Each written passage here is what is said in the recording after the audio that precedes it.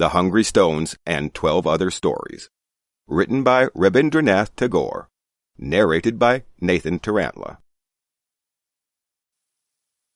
Preface. The stories contained in this volume were translated by several hands. The version of The Victory is the author's own work.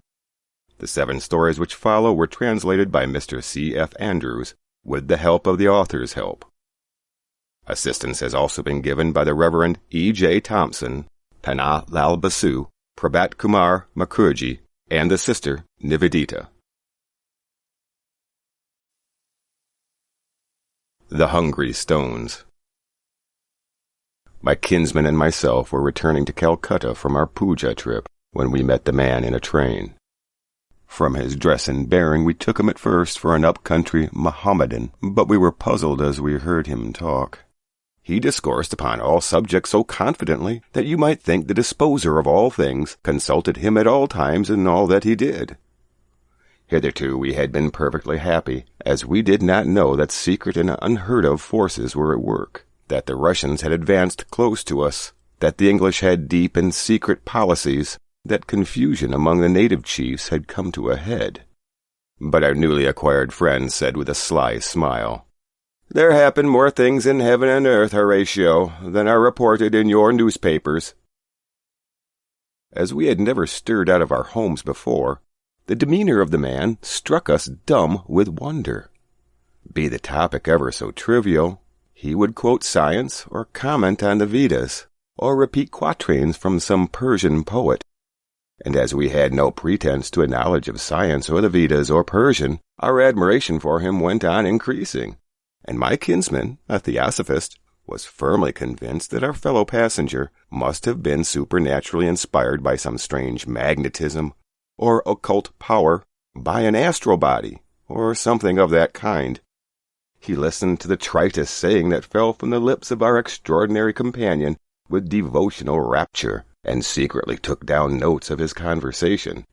I fancy that the extraordinary man saw this, and was a little pleased with it. When the train reached the junction, we assembled in the waiting room for the connection. It was then 10 p.m., and as the train, we heard, was likely to be very late, owing to something wrong in the lines, I spread my bed on the table and was about to lie down for a comfortable doze when the extraordinary person deliberately set about spinning the following yarn. Of course, I could get no sleep that night. When, owing to a disagreement about some questions of administrative policy, I threw up my post at Junagar and entered the service of the Nizam of Hydria, they appointed me at once as a strong young man, collector of cotton duties at Barak. Barak is a lovely place. The Susta chatters over stony ways and babbles on the pebbles, tripping, like a skillful dancing girl, in through the woods below the lonely hills.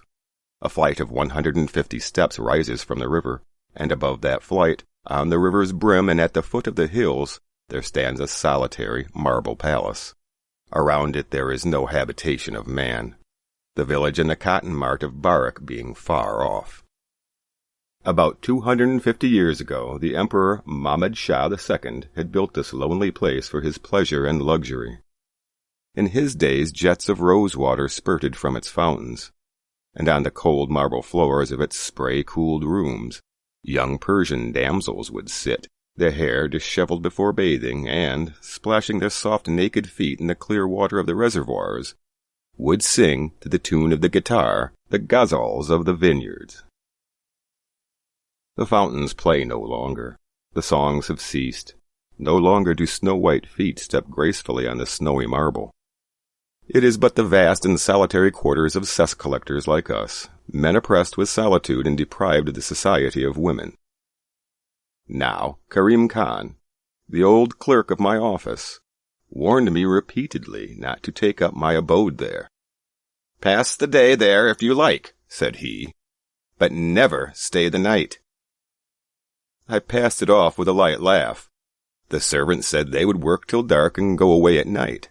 I gave my ready assent. The house had such a bad name that even thieves would not venture near it after dark. At first the solitude of the deserted place weighed upon me like a nightmare. I would stay out and work hard as long as possible, then return home at night, jaded and tired, go to bed and fall asleep. Before a week had passed, the place began to exert a weird fascination upon me. It is difficult to describe or to induce people to believe, but I felt as if the whole house was like a living organism, slowly and imperceptibly digesting me by the action of some stupefying gastric juice. Perhaps the process had begun as soon as I set my foot in the house, but I distinctly remember the day on which I first was conscious of it. It was the beginning of summer, and the market being dull, I had no work to do. A little before sunset, I was sitting in an armchair near the water's edge below the steps. The Susta had shrunk and sunk low. A broad patch of sand on the other side glowed with the hues of evening. On this side, the pebbles at the bottom of the clear, shallow waters were glistening. There was not a breath of wind anywhere, and the still air was laden with an oppressive scent from the spicy shrubs growing on the hills close by. As the sun sank behind the hilltops, a long dark curtain fell upon the stage of day, and the intervening hills cut short the time in which light and shade mingle at sunset. I thought of going out for a ride, and was about to get up when I heard a footfall on the steps behind. I looked back, but there was no one. As I sat down again, thinking it to be an illusion, I heard many footfalls, as if a large number of persons were rushing down the steps. A strange thrill of delight, slightly tinged with fear, passed through my frame, and though there was not a figure before my eyes, methought I saw a bevy of joyous maidens coming down the steps to bathe in the Susta in that summer evening. Not a sound was in the valley, in the river, or in the palace to break the silence, but I distinctly heard the maidens' gay and mirthful laugh, like the gurgle of a spring gushing forth in 100 cascades, as they ran past me in quick playful pursuit of each other towards the river without noticing me at all. As they were invisible to me, so I was, as it were, invisible to them. The river was perfectly calm, but I felt that its still, shallow, and clear waters were stirred suddenly by the splash of many an arm jingling with bracelets, that the girls laughed and dashed and spattered water at one another, that the feet of the fair swimmers tossed the tiny waves up in showers of pearl. I felt a thrill at my heart. I cannot say whether the excitement was due to fear, or delight, or curiosity. I had a strong desire to see them more clearly, but naught was visible before me. I thought I could catch all that they said if I only strained my ears, but however hard I strained them, I heard nothing but the chirping of the cicadas in the woods. It seemed as if a dark curtain of 250 years was hanging before me, and I would fain lift a corner of it tremblingly and peer through, though the assembly on the other side was completely enveloped in darkness. The oppressive silence of the evening was broken by a sudden gust of wind, and the still surface of the Susta rippled and curled like the hair of a nymph, and from the woods wrapped in the evening gloom there came forth a simultaneous murmur, as though they were awakening from a black dream. Call it reality or dream, the momentary glimpse of that invisible mirage reflected from a far-off world, 250 years old, vanished in a flash.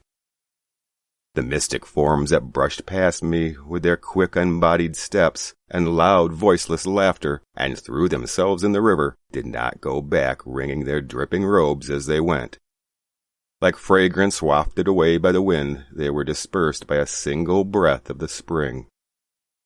Then I was filled with a lively fear that it was the muse that had taken advantage of my solitude and possessed me.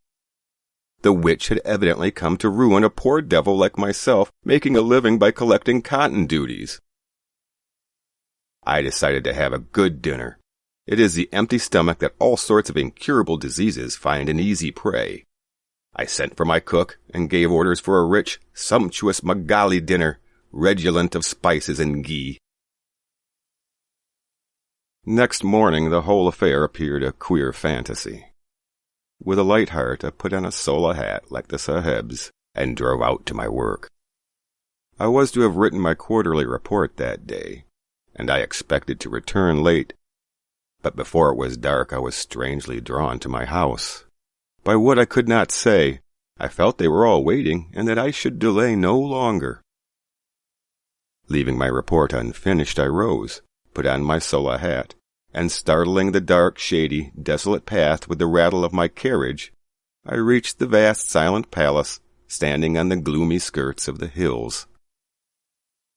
On the first floor, the stairs led to a very spacious hall, its roof stretching wide over ornamental arches, resting on 3 rows of massive pillars, and groaning day and night under the weight of its own intense solitude. The day had just closed, and the lamps had not yet been lighted.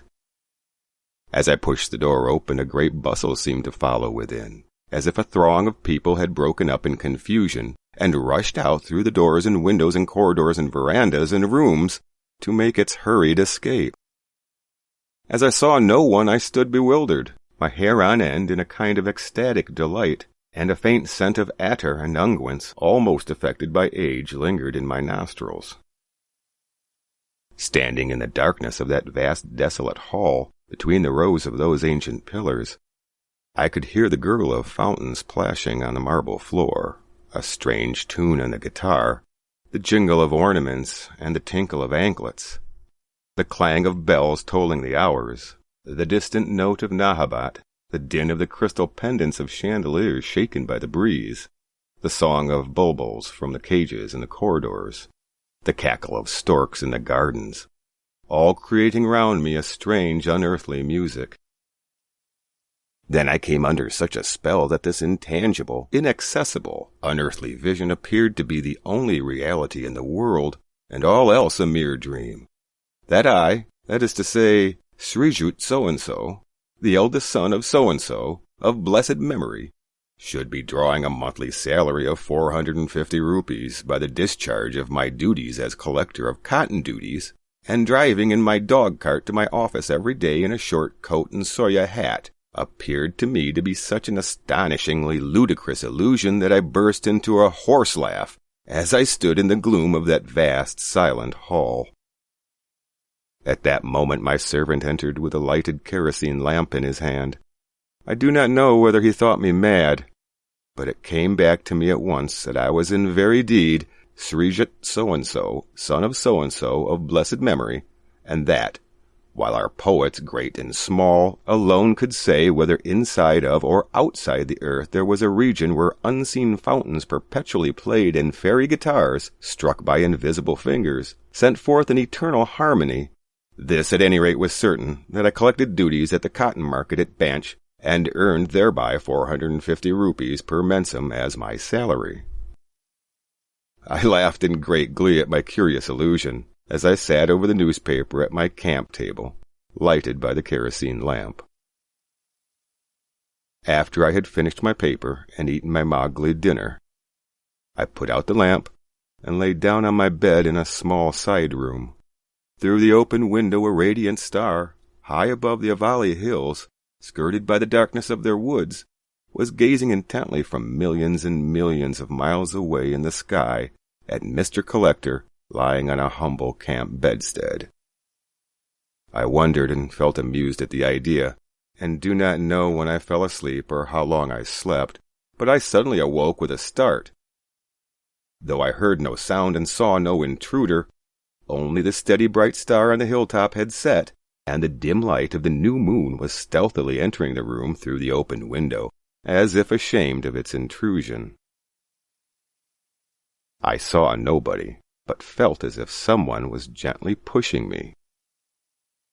As I awoke, she said not a word, but beckoned me with her 5 fingers bedecked with rings to follow her cautiously.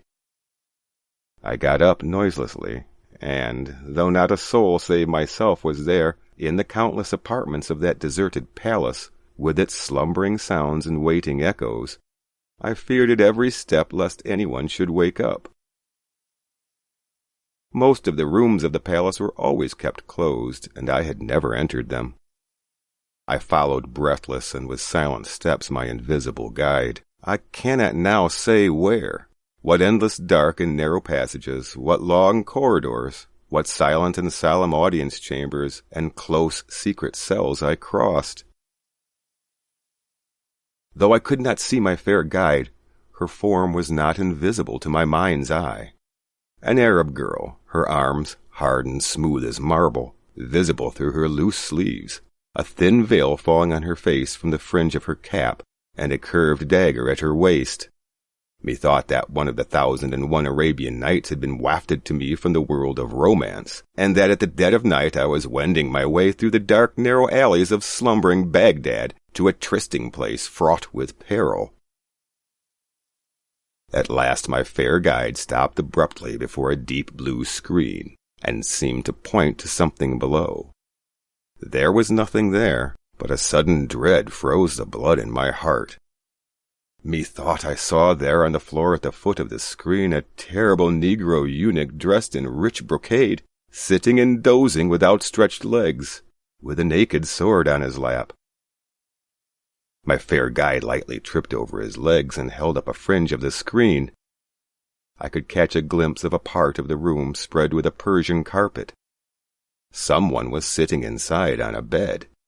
I could not see her, but only caught a glimpse of 2 exquisite feet in gold-embroidered slippers, hanging out from loose saffron-colored pajamas, and placed idly on the orange-colored velvet carpet. On one side there was a bluish crystal tray on which a few apples, pears, oranges, and bunches of grapes in plenty. 2 small cups and a gold-tinted decanter were evidently waiting the guest. A fragrant, intoxicating vapor, issuing from a strange sort of incense that burned within, almost overpowered my senses. As with trembling heart I made an attempt to step across the outstretched legs of the eunuch, he woke up suddenly with a start, and the sword fell from his lap with a sharp clang on the marble floor. A terrific scream made me jump, and I saw I was sitting on that camp bedstead of mine, sweating heavily. And the crescent moon looked pale in the morning light, like a weary, sleepless patient at dawn. And our crazy Meher Ali was crying out, as is his daily custom, stand back, while he went along the lonely road. Such was the abrupt close of one of my Arabian Nights, but there were yet 1,000 nights left. Then followed a great discord between my days and nights. During the day I would go to my work worn and tired, cursing the bewitching night and her empty dreams. But as night came, my daily life with its bonds and shackles of work would appear a petty, false, ludicrous vanity. After nightfall I was caught and overwhelmed in the snare of a strange intoxication. I would then be transformed into some unknown personage of a bygone age, playing my part in unwritten history, and my short English coat and tight breeches did not suit me in the least. With a red velvet cap on my head, loose pajamas, an embroidered vest, a long flowing silk gown, and colored handkerchiefs scented with attar, I would complete my elaborate toilet, sit on a high-cushioned chair, and replace my cigarette with a many-coiled nargileh filled with rose-water, as if in eager expectation of a strange meeting with the beloved one. I have no power to describe the marvelous incidents that unfolded themselves as the gloom of the night deepened. I felt as if in the curious apartments of that vast edifice the fragments of a beautiful story, which I could follow for some distance, but of which I could never see the end, flew about in a sudden gust of the vernal breeze. And all the same I would wander from room to room in pursuit of them the whole night long. Amid the eddy of these dream fragments, amid the smell of henna and the twanging of the guitar, amid the waves of air charged with fragrant spray, I would catch like a flash of lightning the momentary glimpse of a fair damsel. She it was who had saffron-colored pajamas, white, ruddy, soft feet in gold-embroidered slippers with curved toes, a close-fitting bodice wrought with gold, a red cap from which a golden frill fell on her snowy brow and cheeks. She had maddened me.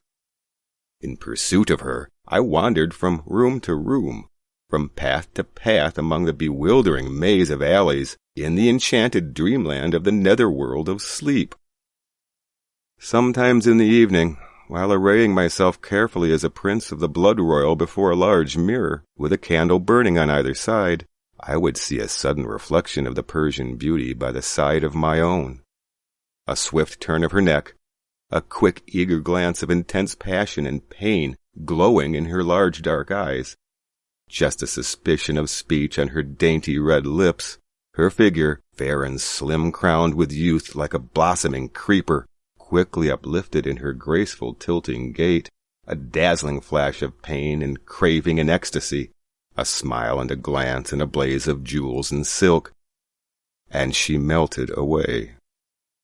A wild glist of wind, laden with all the fragrance of hills and woods, would put out my light, and I would fling aside my dress and lie down on my bed, my eyes closed and my body thrilling with delight.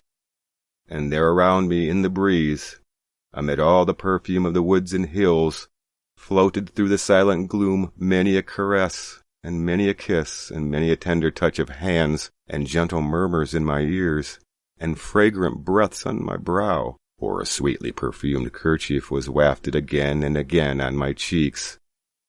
Then slowly a mysterious serpent would twist her stupefying coils about me, and heaving a heavy sigh, I would lapse into insensibility, and then into a profound slumber. One evening I decided to go out on my horse. I do not know who implored me to stay, but I would listen to no entreaties that day. My English hat and coat were resting on a rack, and I was about to take them down when a sudden whirlwind, crested with the sands of the Susta and the dead leaves of the Avali hills, caught them up and whirled them round and round, while a loud peal of merry laughter rose higher and higher, striking all the chords of mirth till it died away in the land of sunset. I could not go out for my ride, and the next day I gave up my queer English coat and hat for good. That day again, at dead of night, I heard the stifled, heartbreaking sobs of someone, as if below the bed, below the floor, below the stony foundation of that gigantic palace, from the depths of a dark, damp grave, a voice piteously cried and implored me. "Oh, rescue me! Break through these doors of hard illusion, death-like slumber and fruitless dreams. Place by your side on the saddle, press me to your heart, and riding through hills and woods and across a river, take me to the warm radiance of your sunny rooms above." Who am I? Oh, how can I rescue thee? What drowning beauty, what incarnate passion shall I drag to the shore from this wild eddy of dreams? O lovely ethereal apparition, where didst thou flourish and when? By what cool spring, under the shade of what date groves, wast thou born, in the lap of what homeless wanderer in the desert? What Bedouin snatched thee from thy mother's arms, an opening bud plucked from a wild creeper, placed thee on a horse swift as lightning, crossed the burning sands, and took thee to the slave market of what royal city? And there, what officer of the Badshah, seeing the glory of thy bashful blossoming youth, paid for thee in gold, placed thee in a golden palanquin, and offered thee as a present for the seraglio of his master? And oh, the history of that place! The music of the sarang, the jingle of anklets, the occasional flash of daggers, and the glowing wine of Shiraz poison, and the piercing, flashing glance. What infinite grandeur! What endless servitude! The slave girls to thy right and left waved the shamar as diamonds flashed from their bracelets. The Badshah, the king of kings, fell on his knees at thy snowy feet in bejeweled shoes, and outside the terrible Abyssinian eunuch, looking like a messenger of death, but clothed like an angel, stood with a naked sword in his hand. Then, oh, thou flower of the desert, swept away by the blood-stained, dazzling ocean of grandeur, with its foam of jealousy, its rocks and shoals of intrigue, on what shore of cruel death wast thou cast, or in what other land more splendid and more cruel? Suddenly at this moment, that crazy Meher Ali screamed out, "Stand back! Stand back! All is false! All is false!" I opened my eyes and saw that it was already light. My Sheprazzi came and handed me my letters, and the cook waited with a salam for my orders.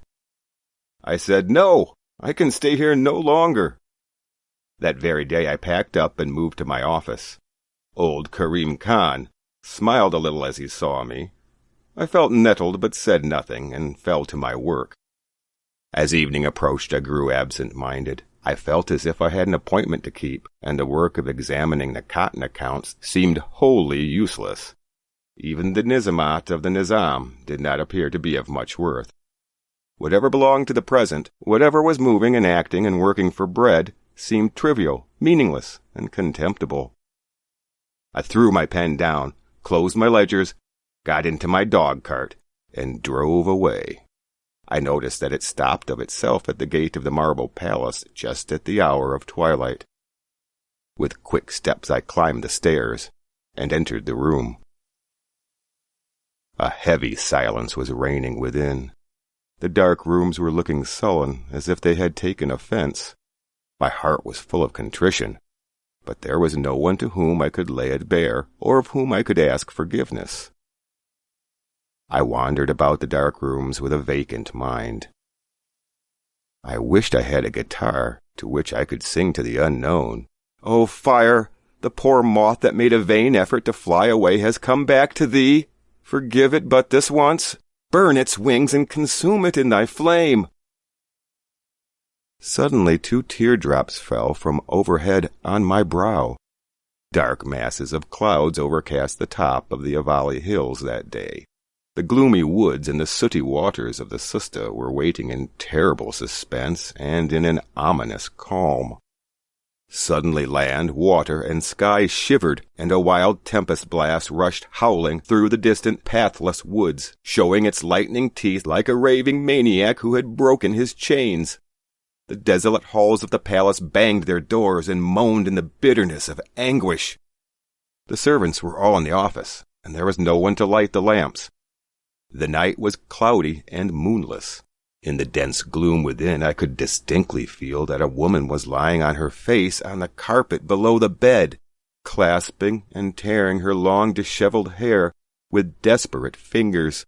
Blood was trickling down her fair brow, and she was now laughing a hard, harsh, mirthless laugh, now bursting into violent ringing sobs, now rending her bodice and striking at her bare bosom, as the wind roared in through the open window, and the rain poured in torrents and soaked her through and through.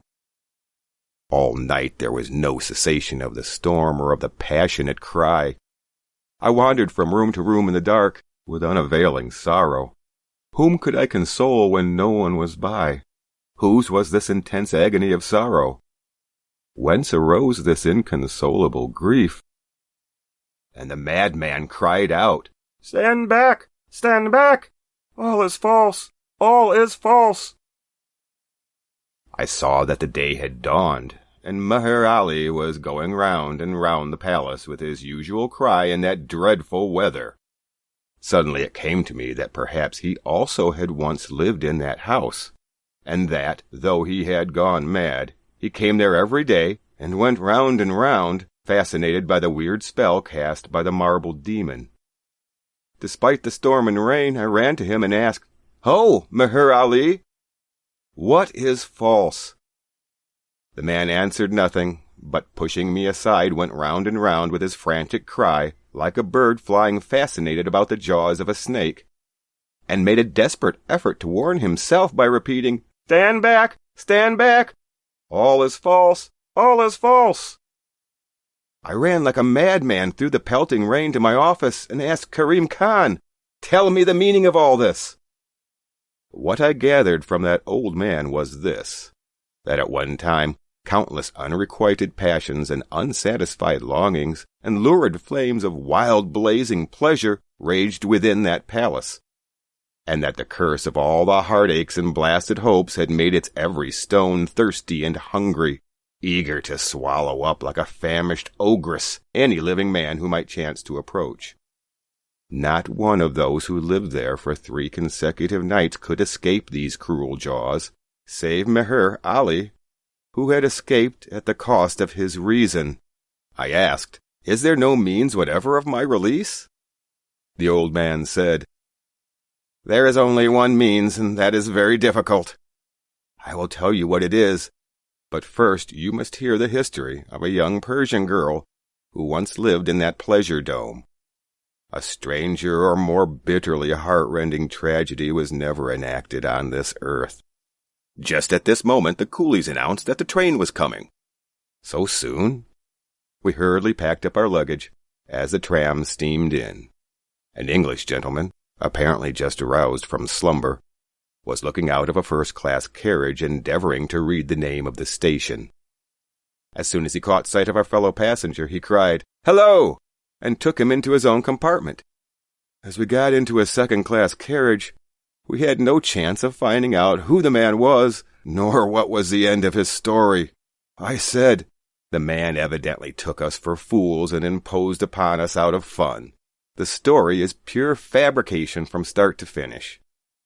The discussion that followed ended in a lifelong rupture between my theosophist kinsman and myself.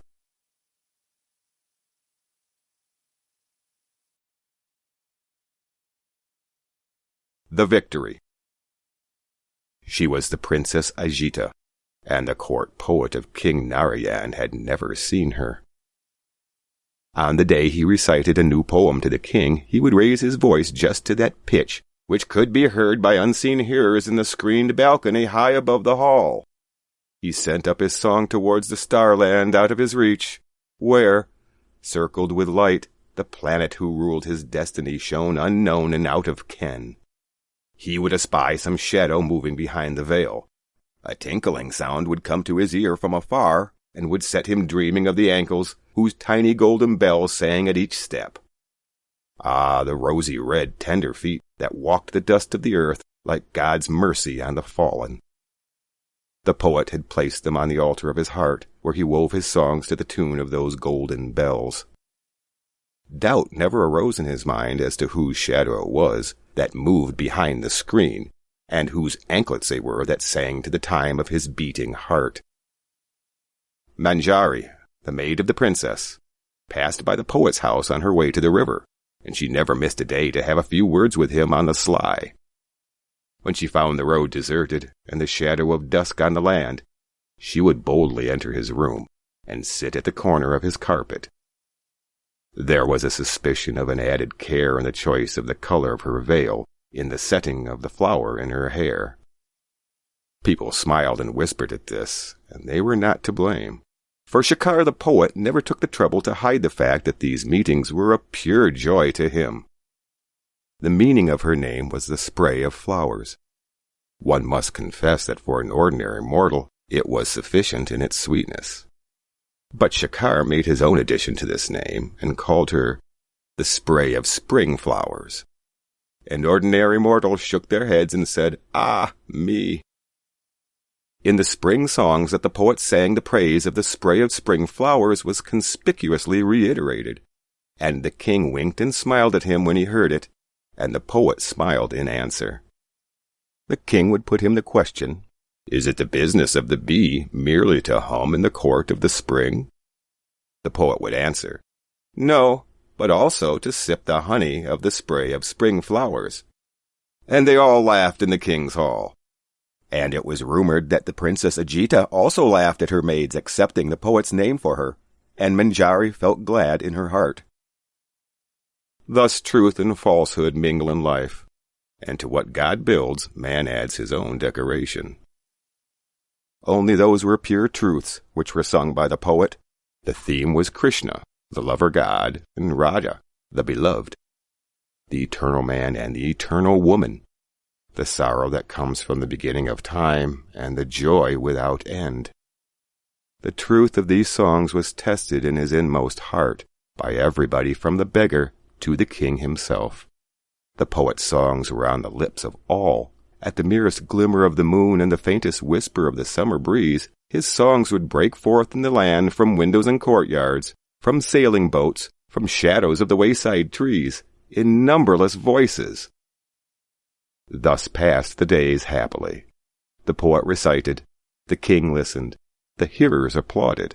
Manjari passed and repassed by the poet's room on her way to the river. The shadow flitted behind the screened balcony, and the tiny golden bells tinkled from afar. Just then set forth from his home in the south a poet on his path of conquest. He came to King Narayan in the kingdom of Amarapur. He stood before the throne and uttered a verse in praise of the king. He had challenged all the court poets on his way, and his career of victory had been unbroken. The king received him with honor and said, "Poet, I offer you welcome." Pundarik, the poet, proudly replied, "Sire, I ask for war." Shekhar, the court poet of the king, did not know how the battle of the muse was to be waged. He had no sleep at night. The mighty figure of the famous Pundarik, his sharp nose curved like a scimitar, and his proud head tilted on one side, haunted the poet's vision in the dark. With a trembling heart, Shekhar entered the arena in the morning. The theater was filled with the crowd. The poet greeted his rival with a smile and a bow. Pundarik returned it with a slight toss of his head and turned his face towards his circle of adoring followers with a meaning smile. Shekhar cast his glance towards the screened balcony high above and saluted his lady in his mind, saying, "If I am the winner at the combat today, my lady, thy victorious name shall be glorified." The trumpet sounded. The great crowd stood up, shouting victory to the king. The king, dressed in an ample robe of white, slowly came into the hall like a floating cloud of autumn and sat on his throne. Pundarik stood up, and the vast hall became still. With his head raised high and chest expanded, he began in his thundering voice to recite the praise of King Narayan. His words burst upon the walls of the hall like breakers of the sea, and seemed to rattle against the ribs of the listening crowd. The skill with which he gave varied meanings to the name Narayan, and wove each letter of it through the web of his verses in all manner of combinations, took away the breath of his amazed hearers. For some minutes after he took his seat, his voice continued to vibrate among the numberless pillars of the king's court and in thousands of speechless hearts. The learned professors who had come from distant lands raised their right hands and cried, "Bravo!" The king threw a glance on Shekhar's face, and Shekhar, in answer, raised for a moment his eyes full of pain towards his master, and then stood up like a stricken deer at bay. His face was pale, his bashfulness was almost that of a woman. His slight youthful figure, delicate in its outline, seemed like a tensely strung vina ready to break out in music at the least touch. His head was bent, his voice was low, when he began. The first few verses were almost inaudible. Then he slowly raised his head, and his clear, sweet voice rose into the sky like a quivering flame of fire. He began with the ancient legend of the kingly line lost in the haze of the past, and brought it down through its long course of heroism and matchless generosity to the present age. He fixed his gaze on the king's face, and all the vast and unexpressed love of the people for the royal house rose like incense in his song, and enwreathed the throne on all sides. These were his last words when, trembling, he took his seat. "My master, I may be beaten in play of words, but not in my love for thee." Tears filled the eyes of the hearers, and the stone walls shook with cries of victory. Mocking this popular outburst of feeling, with an august shake of his head and a contemptuous sneer, Pundarik stood up and flung this question to the assembly. "What is there superior to words?" In a moment the hall lapsed into silence again. Then, with a marvelous display of learning, he proved that the Word was in the beginning, that the Word was God. He piled up quotations from scriptures, and built a high altar for the Word to be seated above all that there is in heaven and in earth. He repeated that question in his mighty voice. "What is there superior to words?" Proudly he looked around him. None dared to accept his challenge, and he slowly took his seat like a lion who had just made a full meal of its victim. The pandit shouted, "Bravo!" The king remained silent with wonder, and the poet Shakar felt himself of no account by the side of this stupendous learning. The assembly broke up for that day. Next day Shakar began his song. It was of that day when the pipings of love's flute startled for the first time the hushed air of the Vrinda forest. The shepherd women did not know who was the player, or hence came the music. Sometimes it seemed to come from the heart of the south wind, and sometimes from the straying clouds of the hilltops. It came with a message of tryst from the land of the sunrise, and it floated from the verge of sunset with its sigh of sorrow. The stars seemed to be the stops of the instrument that flooded the dreams of the night with melody. The music seemed to burst all at once from all sides, from fields and groves, from the shady lanes and lonely roads, from the melting blue of the sky, from the shimmering green of the grass. They neither knew its meaning, nor could they find words to give utterance to the desire of their hearts. Tears filled their eyes, and their life seemed to long for a death that would be its consummation. Shakar forgot his audience, forgot the trial of his strength with a rival. He stood alone amid his thoughts that rustled and quivered round him like leaves in a summer breeze, and sang the song of the flute. He had in his mind the vision of an image that had taken its shape from a shadow, and the echo of a faint tinkling sound of a distant footstep. He took his seat. His hearers trembled with the sadness of an indefinable delight, immense and vague, and they forgot to applaud him. As this feeling died away, Pundarik stood up before the throne and challenged his rival to define who was this lover and who was the beloved. He arrogantly looked around him. He smiled at his followers and then put the question again. Who is Krishna, the lover, and who is Radha, the beloved? Then he began to analyze the roots of those names, and various interpretations of their meanings. He brought before the bewildered audience all the intricacies of the different schools of metaphysics with consummate skill. Each letter of those names he divided from its fellow, and then pursued them with a relentless logic till they fell to the dust in confusion, to be caught up again and restored to a meaning never before imagined by the subtlest of word-mongers. The pandits were in ecstasy. They applauded vociferously, and the crowd followed them, deluded into the certainty that they had witnessed, that day, the last shred of the curtains of truth torn to pieces before their eyes by a prodigy of intellect. The performance of his tremendous feat so delighted them that they forgot to ask themselves if there was any truth behind it after all.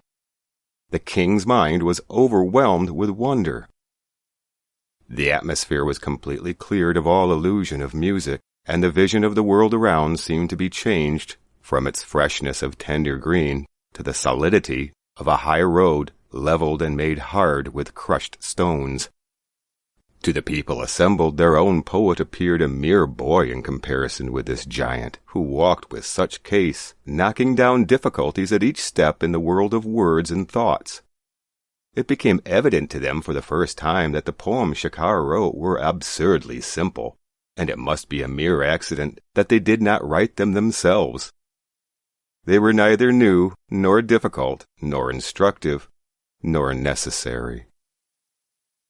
The king tried to goad his poet with keen glances, silently inciting him to make a final effort. But Shakar took no notice, and remained fixed to his seat.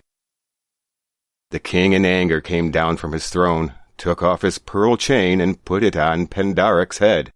Everybody in the hall cheered. From the upper balcony came a slight sound of the movements of rustling robes, and waist chains hung with golden bells. Shakar rose from his seat and left the hall. It was a dark night of waning moon. The poet Shakar took down his manuscripts from his shelves and heaped them on the floor. Some of them contained his earliest writings, which he had almost forgotten. He turned over the pages, reading passages here and there. They all seemed to him poor and trivial, mere words and childish rhymes. One by one he tore his books to fragments, and threw them into a vessel containing fire, and said, to thee, O my beauty, my fire, thou hast been burning in my heart all these futile years. If my life were a piece of gold, it would come out of its trial brighter, but it is a trodden turf of grass, and nothing remains of it but this handful of ashes. The night wore on. Shakar opened wide his windows. He spread upon his bed the white flowers that he loved, the jasmines, tuberoses, and chrysanthemums, and brought into his bedroom all the lamps he had in his house and lighted them. Then, mixing with honey the juice of some poisonous root, he drank it and lay down on his bed. Golden anklets tinkled in the passage outside the door, and a subtle perfume came into the room with the breeze. The poet, with his eyes shut, said, My lady, have you taken pity upon your servant at last and come to see him? The answer came in a sweet voice, My poet, I have come. Shakar opened his eyes, and saw before his bed the figure of a woman. His sight was dim and blurred, and it seemed to him that the image made of a shadow that he had ever kept throned in the secret shrine of his heart had come into the outer world in his last moment to gaze upon his face. The woman said, I am the Princess Ajita. The poet, with a great effort, sat up on his bed. The princess whispered into his ear, The king has not done you justice. It was you who won at the combat, my poet, and I have come to crown you with the crown of victory. She took the garland of flowers from her own neck and put it on his hair, and the poet fell down upon his bed, stricken by death.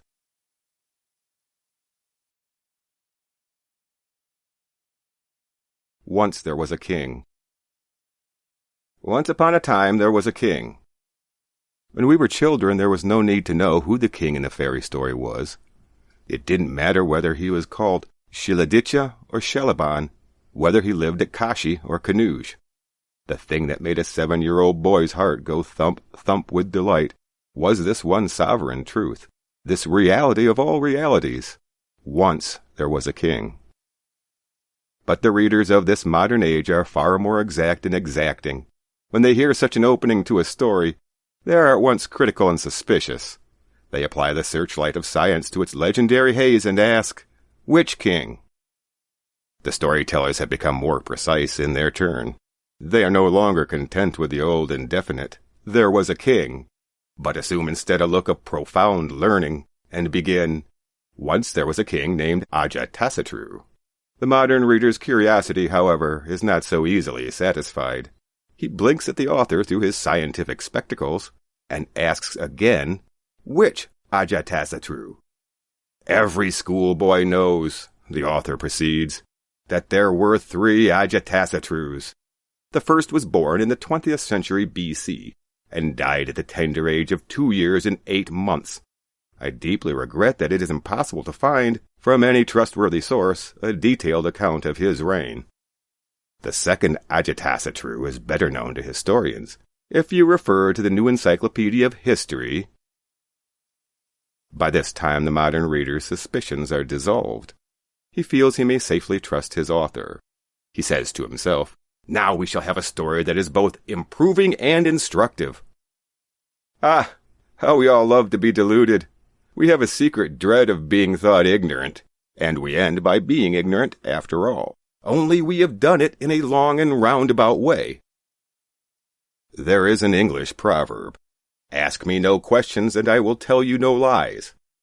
The boy of 7 who is listening to a fairy story understands that perfectly well.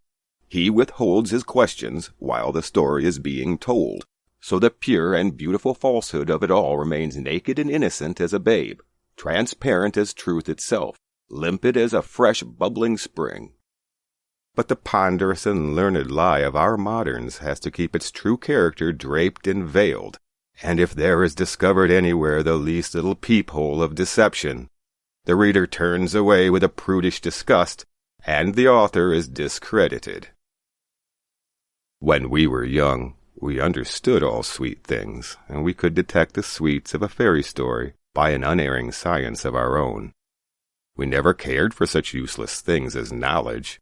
We only cared for truth, and our unsophisticated little hearts knew well where the crystal palace of truth lay and how to reach it. But today we are expected to write pages of facts, while the truth is simply this: there was a king. I remember vividly that evening in Calcutta when the fairy story began. The rain and the storm had been incessant. The whole of the city was flooded. The water was knee-deep in our lane. I had a straining hope, which was almost a certainty, that my tutor would be prevented from coming that evening. I sat on the stool in the far corner of the veranda, looking down the lane, with a heart beating faster and faster. Every minute I kept my eye on the rain, and when it began to grow less, I prayed with all my might, "Please, God, send some more rain till 7:30 is over." For I was quite ready to believe that there was no other need for rain, except to protect one helpless boy, one evening, in one corner of Calcutta, from the deadly clutches of his tutor. If not in answer to my prayer, at any rate according to some grosser law of physical nature, the rain did not give up. But alas, nor did my teacher. Exactly to the minute, in the bend of the lane, I saw his approaching umbrella. The great bubble of hope burst in my breast, and my heart collapsed. Truly, if there is a punishment to fit the crime after death, then my tutor will be born again as me, and I shall be born as my tutor. As soon as I saw his umbrella, I ran as hard as I could to my mother's room. My mother and my grandmother were sitting opposite one another playing cards by the light of a lamp. I ran into the room and flung myself on the bed beside my mother and said, "Mother dear, the tutor has come, and I have such a bad headache. Couldn't I have no lessons today?" I hope no child of immature age will be allowed to read this story, and I sincerely trust it will not be used in textbooks or primers for schools. For what I did was dreadfully bad, and I received no punishment whatever. On the contrary, my wickedness was crowned with success. My mother said to me, "All right," and turning to the servant added, "Tell the tutor that he can go back home." It was perfectly plain that she didn't think my illness very serious, as she went on with her game as before, and took no further notice. And I also, burying my head in the pillow, laughed to my heart's content. We perfectly understood one another, my mother and I. But everyone must know how hard it is for a boy of 7 years old to keep up the illusion of illness for a long time. After about a minute, I got hold of grandmother and said, "Granny, do tell me a story." I had to ask this many times. Granny and mother went on playing cards and took no notice. At last mother said to me, "Child, don't bother. Wait till we've finished our game." But I persisted. "Granny, do tell me a story." I told mother she could finish her game tomorrow, but she must let Granny tell me a story there and then. At last mother threw down the cards and said, "You had better do what he wants. I can't manage him." Perhaps she had it in her mind that she would have no tiresome tutor on the morrow, while I should be obliged to be back to those stupid lessons. As soon as ever mother had given way, I rushed at Granny. I got hold of her hand and, dancing with delight, dragged her inside my mosquito curtain onto the bed. I clutched hold of the bolster with both hands in my excitement, and jumped up and down with joy, and when I had got a little quieter, said, "Now, Granny, let's have the story." Granny went on, "And the king had a queen. That was good to begin with. He had only one. It is usual for kings in fairy stories to be extravagant in queens, and whenever we hear that there are 2 queens, our hearts begin to sink. One is sure to be unhappy. But in Granny's story that danger was past. He had only one queen. We next hear that the king had not got any son. At the age of 7, I didn't think there was any need to bother if a man had had no son. He might only have been in the way. Nor are we greatly excited when we hear that the king has gone away into the forest to practice austerities in order to get a son. There was only one thing that would have made me go into the forest, and that was to get away from my tutor. But the king left behind with his queen a small girl, who grew up into a beautiful princess. 12 years pass away, and the king goes on practicing austerities and never thinks all this while of his beautiful daughter. The princess has reached the full bloom of her youth. The age of marriage has passed, but the king does not return, and the queen pines away with grief and cries, "Is my golden daughter destined to die unmarried? Ah me, what a fate is mine!" Then the queen sent men to the king to entreat him earnestly to come back for a single night and take one meal in the palace. And the king consented. The queen cooked with her own hand and with the greatest care 64 dishes, and made a seat for him of sandalwood, and arranged the food in plates of gold and cups of silver. The princess stood behind with a peacock-tail fan in her hand. The king, after 12 years' absence, came into the house, and the princess waved the fan, lighting up all the room with her beauty. The king looked in his daughter's face and forgot to take his food. At last he asked his queen, "Pray, who is this girl whose beauty shines as the gold image of the goddess? Whose daughter is she?" The queen beat her forehead and cried, "Ah, how evil is my fate! Do you not know your own daughter?" The king was struck with amazement. He said at last, "My tiny daughter has grown to be a woman." "What else?" the queen said with a sigh. "Do you not know that 12 years have passed by?" "But why did you not give her in marriage?" asked the king. "You were away," the queen said, "and how could I find her a suitable husband?" The king became vehement with excitement. "The first man I see tomorrow," he said, "when I come out of the palace, shall marry her." The princess went on waving her fan of peacock feathers, and the king finished his meal. The next morning, as the king came out of his palace, he saw the son of a Brahmin gathering sticks in the forest outside the palace gates. His age was about 7 or 8. The king said, "I will marry my daughter to him." Who can interfere with a king's command? At once the boy was called, and the marriage garlands were exchanged between him and the princess. At this point I came up close to my wise granny and asked her eagerly, "What then?" In the bottom of my heart there was a devout wish to substitute myself for that fortunate wood-gatherer of 7 years old. The night was resonant with the patter of rain. The earthen lamp by my bedside was burning low. My grandmother's voice droned on as she told the story, and all these things served to create in a corner of my credulous heart the belief that I had been gathering sticks in the dawn of some indefinite time in the kingdom of some unknown king, and in a moment garlands had been exchanged between me and the princess, beautiful as the goddess of grace. She had a gold band on her hair and gold earrings in her ears. She bade a necklace and bracelets of gold, and a golden waist chain round her waist, and a pair of golden anklets tinkled above her feet. If my grandmother were an author, how many explanations she would have to offer for this little story. First of all, everyone would ask why the king remained 12 years in the forest. Secondly, why should the king's daughter remain unmarried all that while? This would be regarded as absurd. Even if she could have got so far without a quarrel, still there would have been a great hue and cry about the marriage itself. First, it never happened. Secondly, how could there be a marriage between a princess of the warrior caste and a boy of the priestly Brahmin caste? Her readers would have imagined at once that the writer was preaching against our social customs in an underhand way, and they would write letters to the papers. So I pray with all my heart that my grandmother may be born a grandmother again, and not through some cursed fate take birth as her luckless grandson. So with a throb of joy and delight, I asked Granny, "What then?"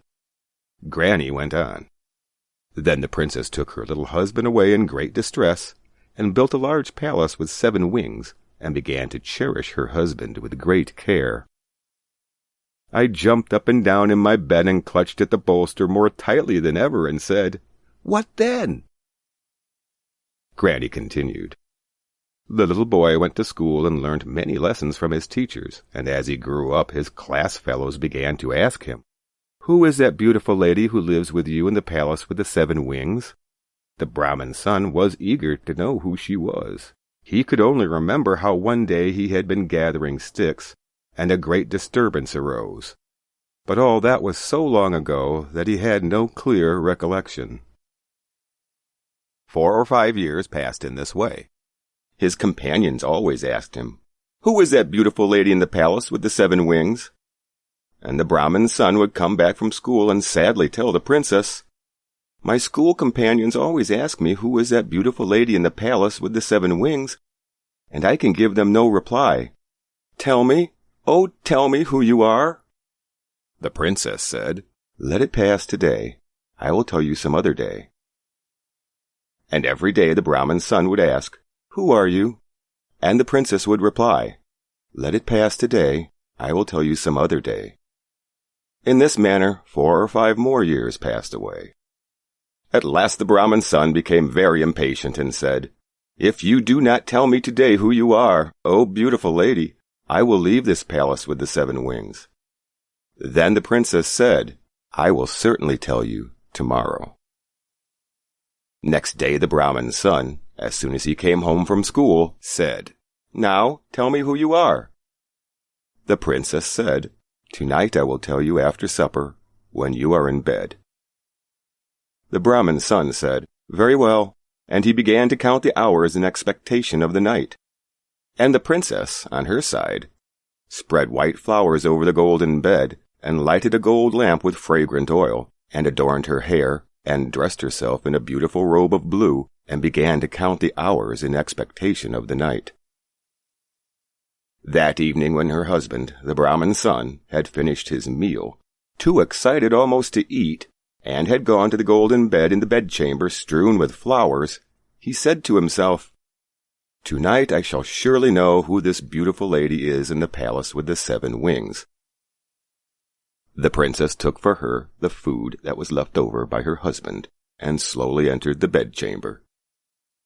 She had to answer that night the question, which was the beautiful lady who lived in the palace with the 7 wings?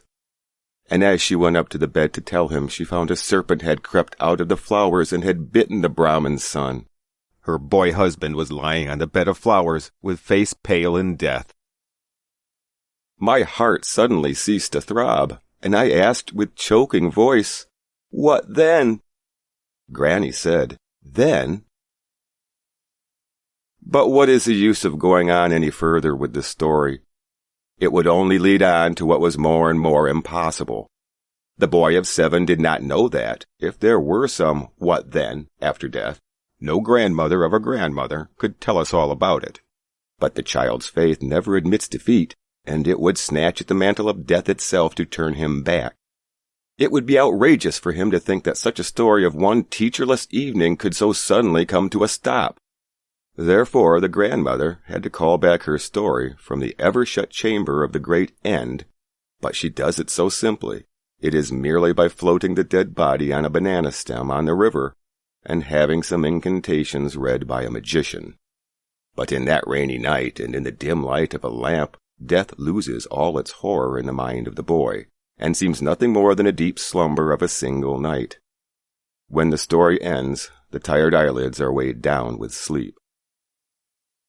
Thus it is that we send the little body of the child floating on the back of sleep over the still water of time, and then in the morning read a few verses of incantation to restore him to the world of life and light.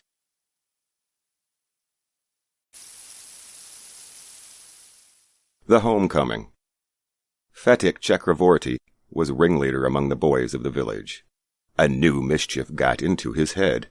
There was a heavy log lying on the mud flat of the river, waiting to be shaped into a mast for a boat. He decided that they should all work together to shift the log by main force from its place and roll it away. The owner of the log would be angry and surprised, and they would all enjoy the fun. Everyone seconded the proposal, and it was carried unanimously.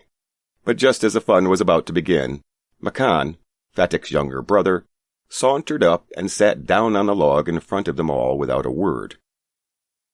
The boys were puzzled for a moment. He was pushed, rather timidly, by one of the boys and told to get up. But he remained quite unconcerned. He appeared like a young philosopher meditating on the futility of games. Fetic was furious. "Makan!" he cried. "If you don't get down this minute, I'll thrash you." Makan only moved to a more comfortable position. Now, if Fetic was to keep his regal dignity before the public, it was clear he ought to carry out his threat. But his courage failed him at the crisis.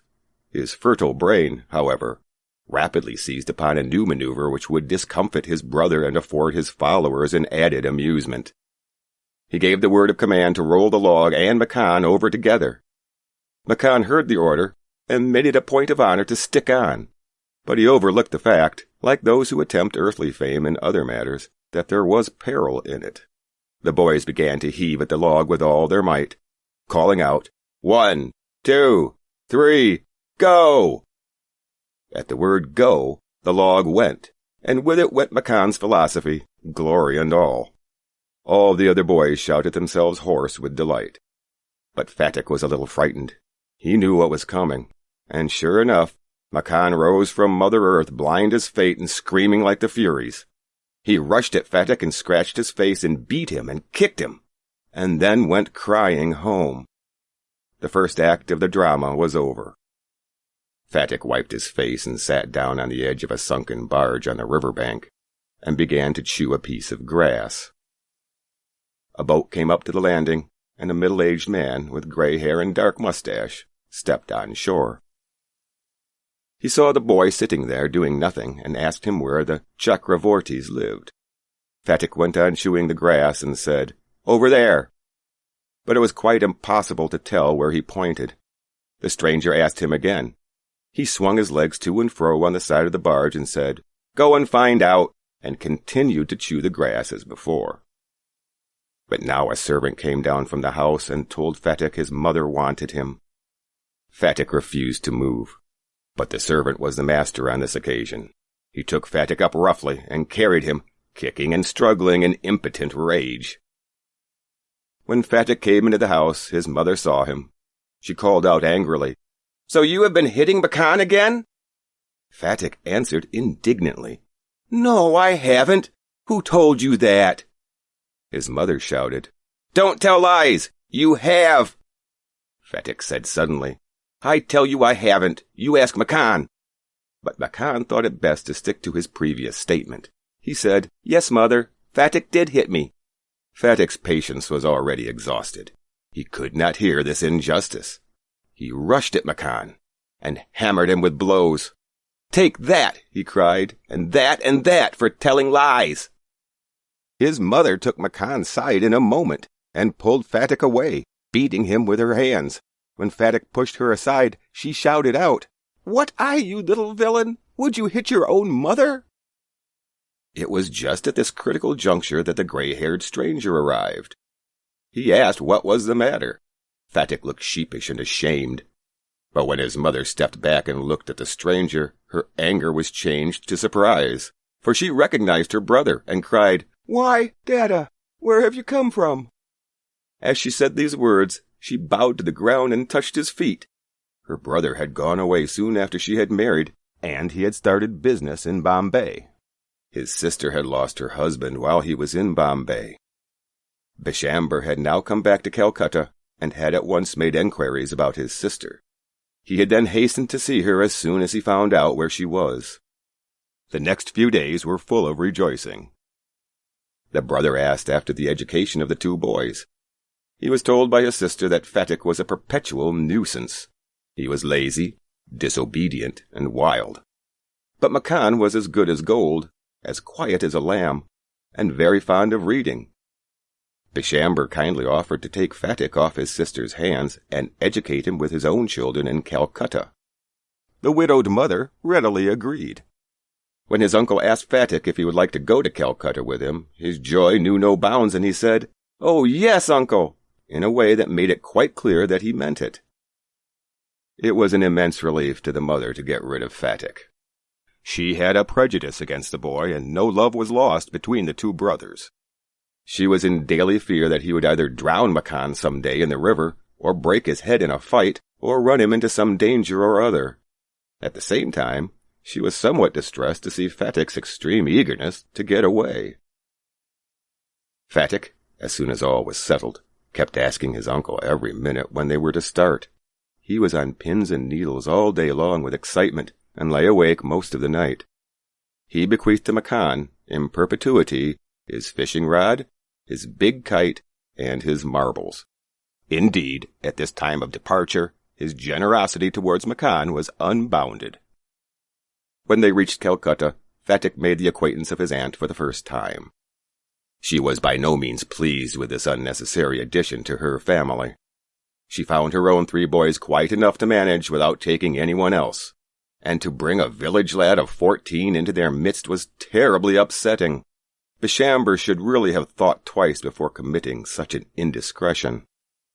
In this world of human affairs there is no worse nuisance than a boy at the age of 14. He is neither ornamental nor useful. It is impossible to shower affection on him as on a little boy, and he is always getting in the way. If he talks with a childish lisp, he is called a baby, and if he answers in a grown-up way, he is called impertinent. In fact, any talk at all from him is resented. Then he is at the unattractive, growing age. He grows out of his clothes with indecent haste. His voice grows hoarse and breaks and quavers. His face grows suddenly angular and unsightly. It is easy to excuse the shortcomings of early childhood, but it is hard to tolerate even unavoidable lapses in a boy of 14. The lad himself becomes painfully self-conscious.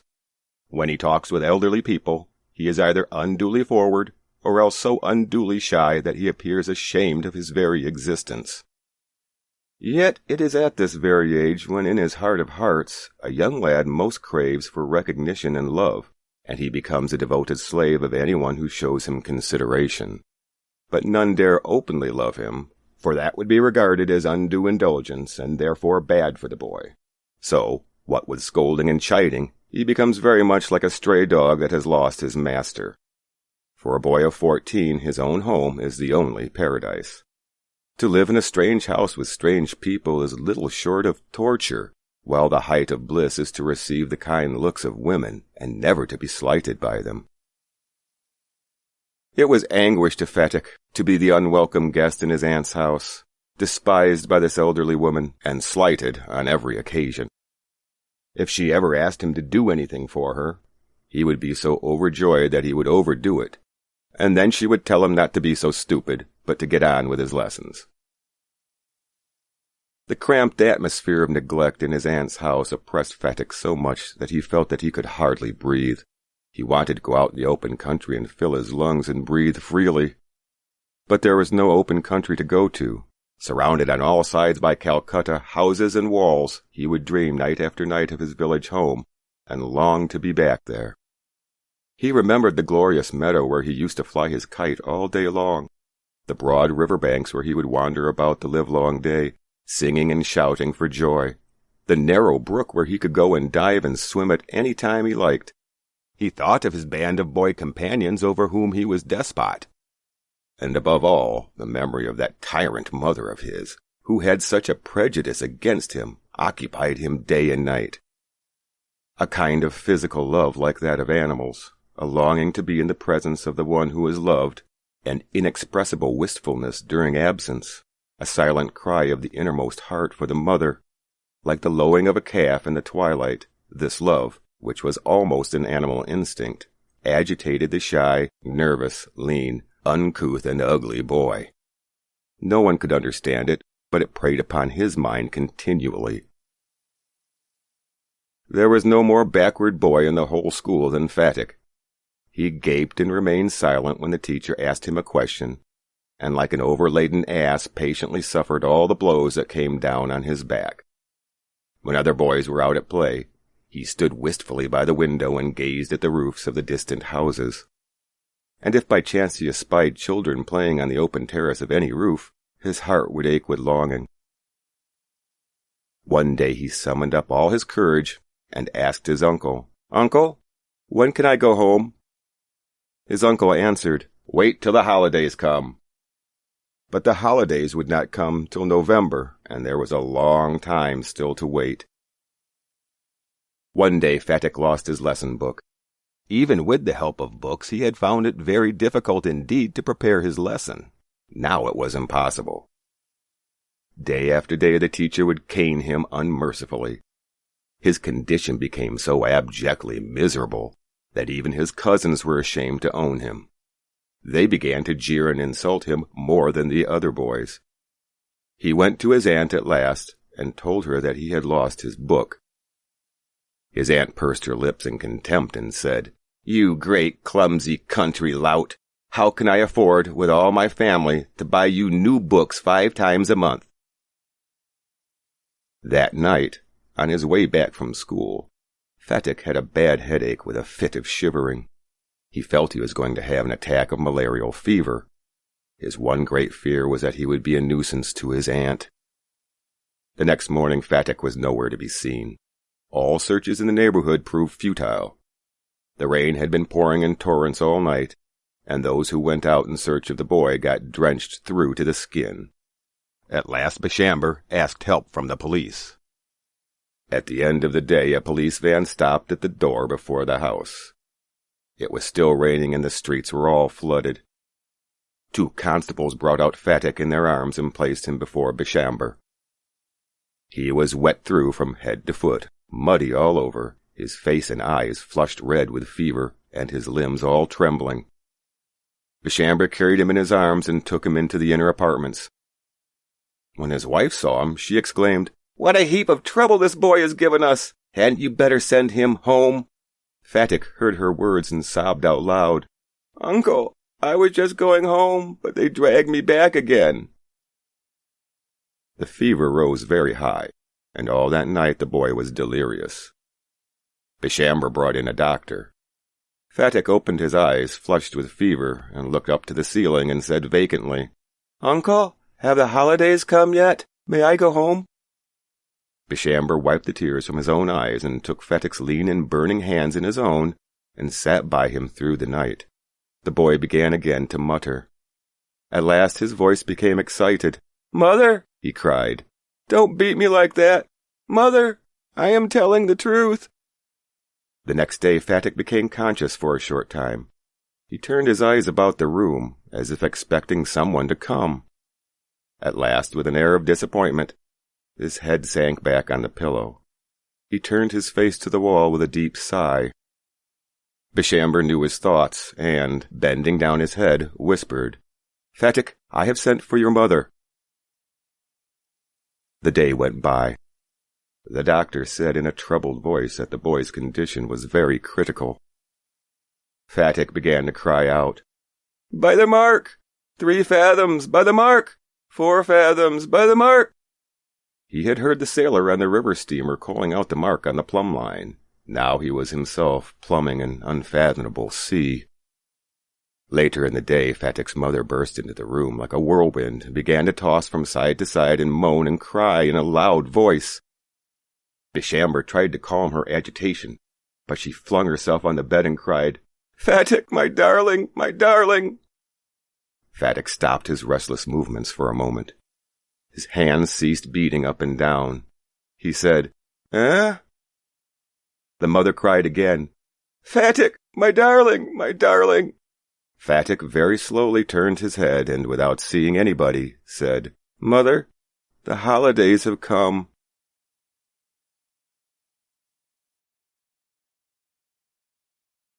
My Lord, the Baby. 1. Raicharan was 12 years old when he came as a servant to his master's house. He belonged to the same caste as his master, and was given his master's little son to nurse. As time went on, the boy left Raicharan's arms to go to school. From school he went on to college, and after college he entered the judicial service. Always, until he married, Raicharan was his sole attendant. But when a mistress came into the house, Raicharan found 2 masters instead of 1.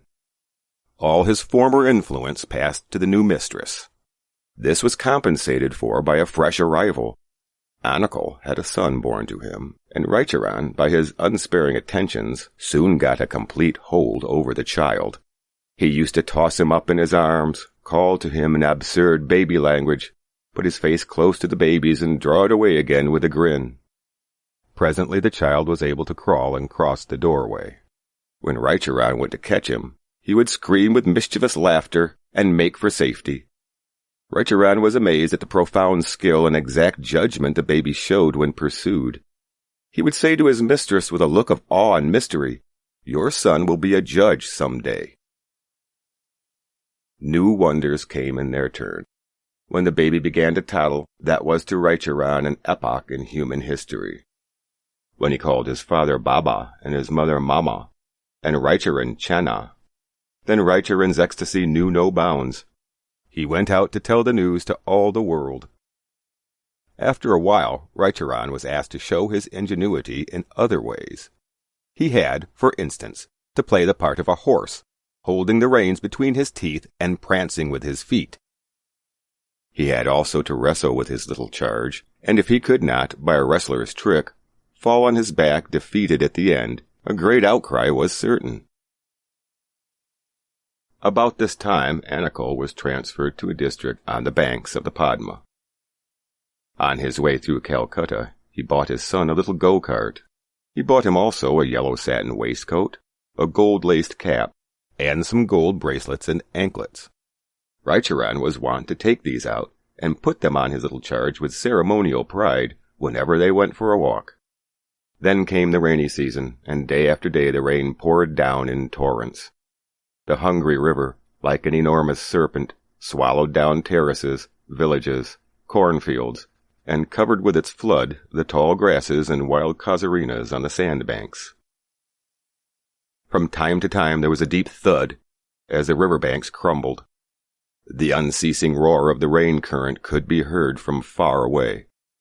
Masses of foam, carried swiftly past, proved to the eye the swiftness of the stream. One afternoon the rain cleared. It was cloudy, but cool and bright. Raicharan's little despot did not want to stay in on such a fine afternoon. His lordship climbed into the go-cart. Raicharan, between the shafts, dragged him slowly along till he reached the rice fields on the banks of the river. There was no one in the fields, and no boat on the stream. Across the water, on the farther side, the clouds were rifted in the west.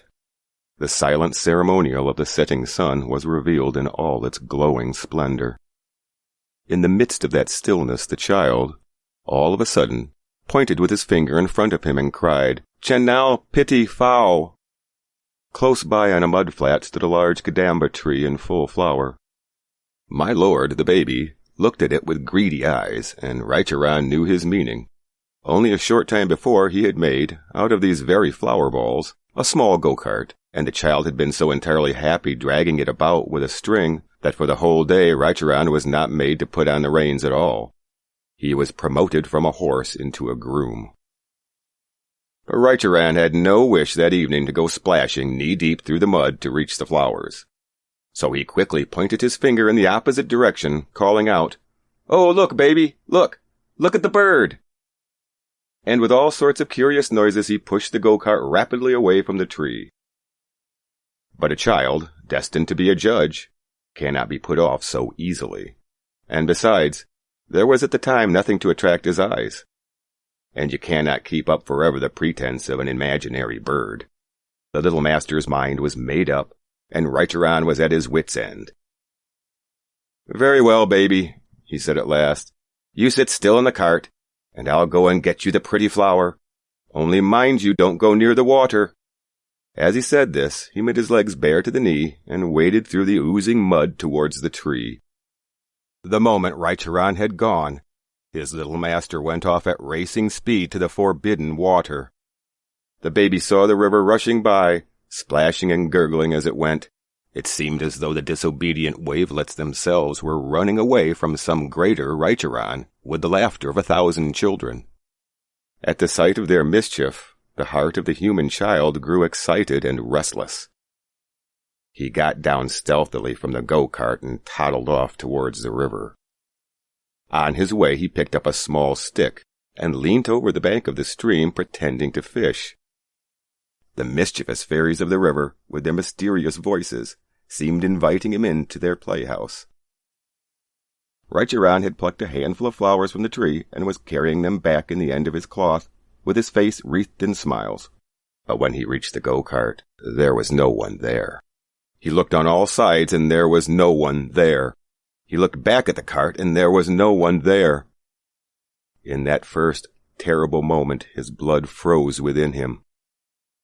Before his eyes, the whole universe swam round like a dark mist. From the depth of his broken heart, he gave one piercing cry, "Master! Master! Little master!" But no voice answered, "Chana!" No child laughed mischievously back. No scream of baby delight welcomed his return. Only the river ran on, with its splashing, gurgling noise as before, as though it knew nothing at all, and had no time to attend to such a tiny human event as the death of a child. As the evening passed by, Raicharan's mistress became very anxious. She sent men out on all sides to search. They went with lanterns in their hands, and reached at last the banks of the Padma. There they found Raicharan rushing up and down the fields, like a stormy wind, shouting the cry of despair, "Master! Master! Little master!" When they got Raicharan home at last, he fell prostrate at his mistress's feet. They shook him and questioned him and asked him repeatedly where he had left the child, but all he could say was that he knew nothing. Though everyone held the opinion that the Padma had swallowed the child, there was a lurking doubt left in the mind, for a band of gypsies had been noticed outside the village that afternoon, and some suspicion rested on them. The mother went so far in her wild grief as to think it possible that Raicharan himself had stolen the child. She called him aside with piteous entreaty and said, "Raicharan, give me back my baby. Oh, give me back my child. Take from me any money you ask, but give me back my child." Raicharan only beat his forehead in reply. His mistress ordered him out of the house. Anikel tried to reason his wife out of this wholly unjust suspicion. Why on earth, he said, should he commit such a crime as that? The mother only replied, "The baby had gold ornaments on his body. Who knows?" It was impossible to reason with her after that. 2. Raicharan went back to his own village. Up to this time he had had no son, and there was no hope that any child would now be born to him. But it came about before the end of a year that his wife gave birth to a son and died. All-overwhelming resentment at first grew up in Raicharan's heart at the sight of this new baby. At the back of his mind was resentful suspicion that it had come as a usurper in place of the little master. He also thought it would be a grave offense to be happy with a son of his own after what had happened to his master's little child. Indeed, if it had not been for a widowed sister, who mothered the new baby, it would not have lived long. But a change gradually came over Raicharan's mind. A wonderful thing happened. This new baby in turn began to crawl about and cross the doorway with mischief in its face. It also showed an amusing cleverness in making its escape to safety. Its voice, its sounds of laughter and tears, its gestures, were those of the little master. On some days, when Raicharan listened to its crying, his heart suddenly began thumping wildly against his ribs, and it seemed to him that his former little master was crying somewhere in the unknown land of death because he had lost his Chana. Phailna, for that was the name Raicharan's sister gave to the new baby, soon began to talk. It learned to say Baba and Mama with a baby accent. When Raicharan heard these familiar sounds, the mystery suddenly became clear. The little master could not cast off the spell of his Chana, and therefore he had been reborn in his own house. The arguments in favor of this were, to Raicharan, altogether beyond dispute. 1. The new baby was born soon after his little master's death. 2. His wife could never have accumulated such merit as to give birth to a son in middle age. 3. The new baby walked with a toddle and called out Baba and Mama.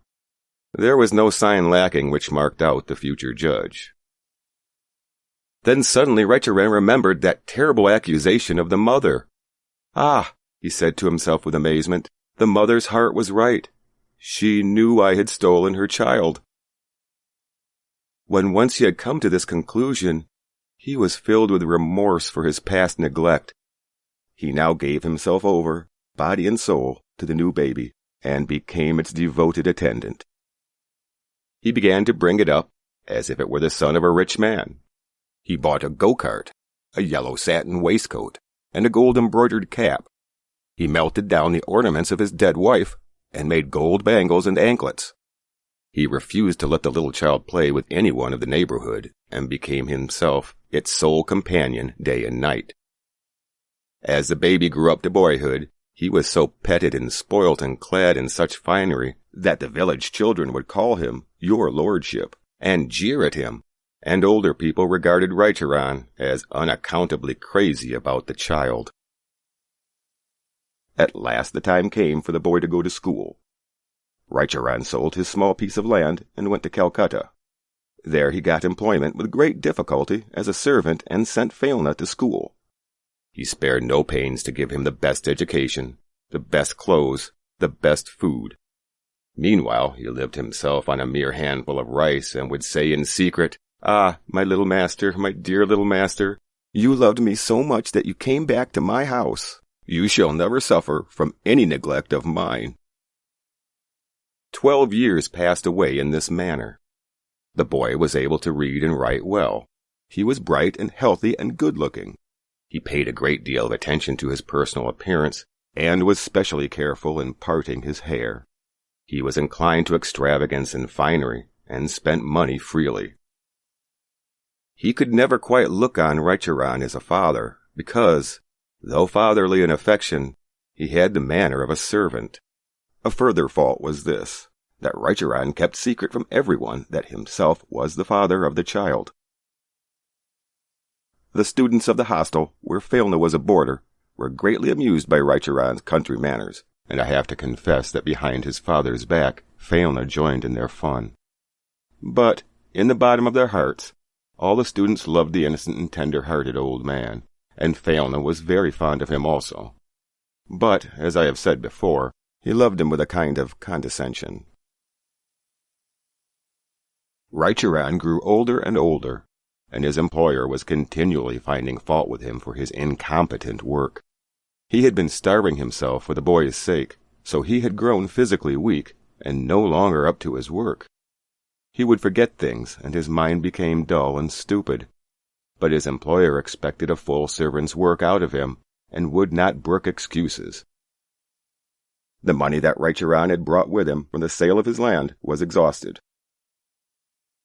The boy was continually grumbling about his clothes and asking for more money. Raicharan made up his mind. He gave up the situation where he was working as a servant and left some money with Phalna and said, "I have some business to do at home in my village and shall be back soon." He went off at once to Baraset, where Anakul was magistrate. Anakul's wife was still broken down with grief. She had had no other child. One day Anakul was resting after a long and weary day in court. His wife was buying, at an exorbitant price, a herb from a mendicant quack, which was said to ensure the birth of a child. A voice of greeting was heard in the courtyard. Anakul went out to see who was there. It was Raicharan. Anakul's heart was softened when he saw his old servant. He asked him many questions and offered to take him back into service. Raicharan smiled faintly and said in reply, "I want to make obeisance to my mistress." Anakul went with Raicharan into the house, where the mistress did not receive him as warmly as his old master. Raicharan took no notice of this, but folded his hands and said, "It was not the Padma that stole your baby, it was I." Anakul exclaimed, "Great God! What? Where is he?" Raicharan replied, "He is with me. I will bring him the day after tomorrow." It was Sunday. There was no magistrate's court sitting. Both husband and wife were looking expectantly along the road, waiting from early morning for Raicharan's appearance. At 10 o'clock he came, leading Phalna by the hand. Anacle's wife, without a question, took the boy into her lap and was wild with excitement, sometimes laughing, sometimes weeping, touching him, kissing his hair and his forehead, and gazing into his face with hungry, eager eyes. The boy was very good-looking and dressed like a gentleman's son. The heart of Anacle brimmed over with a sudden rush of affection. Nevertheless, the magistrate in him asked, "Have you any proofs?" Reicheran said, "How could there be any proof of such a deed? God alone knows that I stole your boy, and no one else in the world." When Anacle saw how eagerly his wife was clinging to the boy, he realized the futility of asking for proofs. It would be wiser to believe. And then, where could an old man like Reicheran get such a boy from? And why should his faithful servant deceive him for nothing? But, he added severely, "Reicheran, you must not stay here." "Where shall I go, master?" said Reicheran in a choking voice, folding his hands. "I am old. Who will take in an old man as a servant?" The mistress said, "Let him stay. My child will be pleased. I forgive him." But Anacle's magisterial conscience would not allow him. "No," he said, "he cannot be forgiven for what he has done." Reicheran bowed to the ground and clasped Anacle's feet. "Master," he cried, "let me stay. It was not I who did it. It was God." Anacle's conscience was worse stricken than ever when Reicheran tried to put the blame on God's shoulders. "No," he said, "I could not allow it. I cannot trust you any more. You have done an act of treachery." Reicheran rose to his feet and said, "It was not I who did it." "Who was it then?" asked Anacle. Reicheran replied, "It was my fate." But no educated man could take this for an excuse. Anacle remained obdurate. When Failna saw that he was the wealthy magistrate's son, and not Reicheran's, he was angry at first, thinking that he had been cheated all this time of his birthright. But seeing Reicheran in distress, he generously said to his father, "Father, forgive him. Even if you don't let him live with us, let him have a small monthly pension." After hearing this, Reicheran did not utter another word. He looked for the last time on the face of his son. He made obeisance to his old master and mistress. Then he went out and was mingled with the numberless people of the world. At the end of the month, Anacle sent him some money to his village. But the money came back. There was no one there of the name of Reicheran.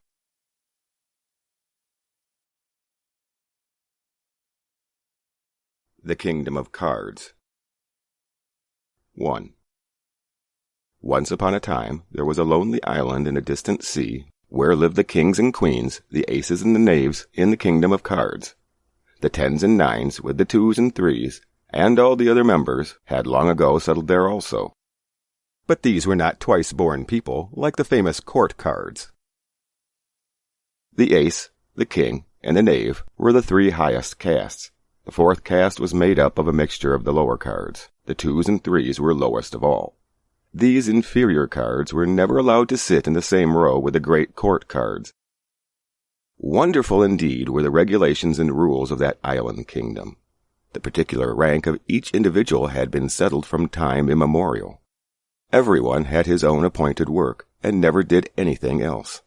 An unseen hand appeared to be directing them wherever they went, according to the rules. No one in the kingdom of cards had any occasion to think. No one had any need to come to any decision. No one was ever required to debate any new subject. The citizens all moved along in a listless groove without speech. When they fell, they made no noise. They lay down on their backs and gazed upward at the sky with each prim feature firmly fixed forever. There was a remarkable stillness in the kingdom of cards. Satisfaction and contentment were complete in all their rounded wholeness. There was never any uproar or violence. There was never any excitement or enthusiasm.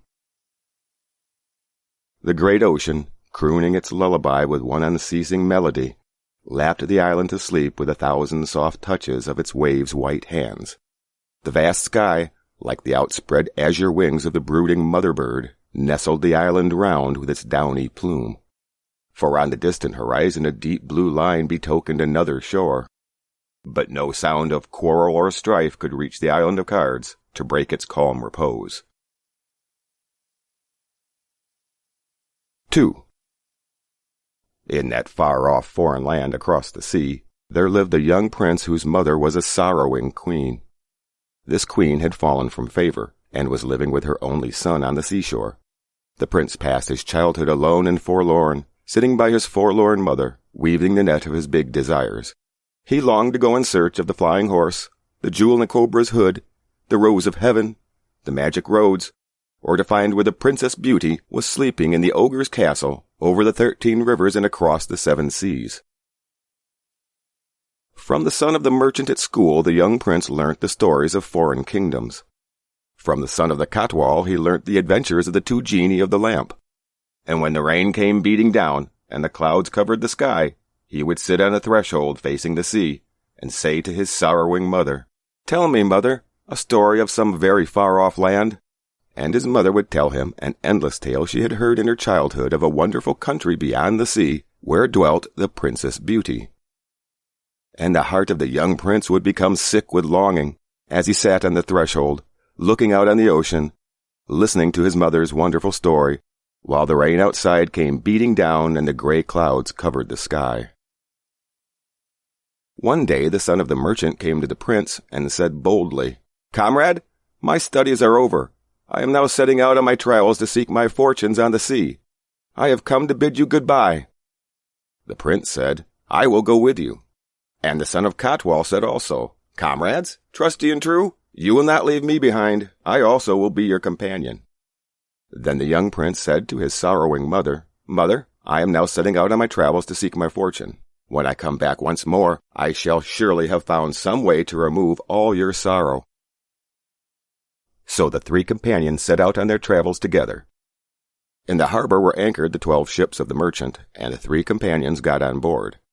The south wind was blowing, and the 12 ships sailed away, as fast as the desires which rose in the prince's breast. At the conch shell island they filled 1 ship with conchs. At the sandalwood island they filled a 2nd ship with sandalwood, and at the coral island they filled a 3rd ship with coral.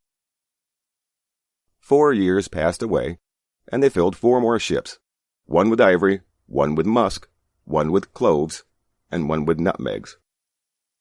But when these ships were all loaded, a terrible tempest arose.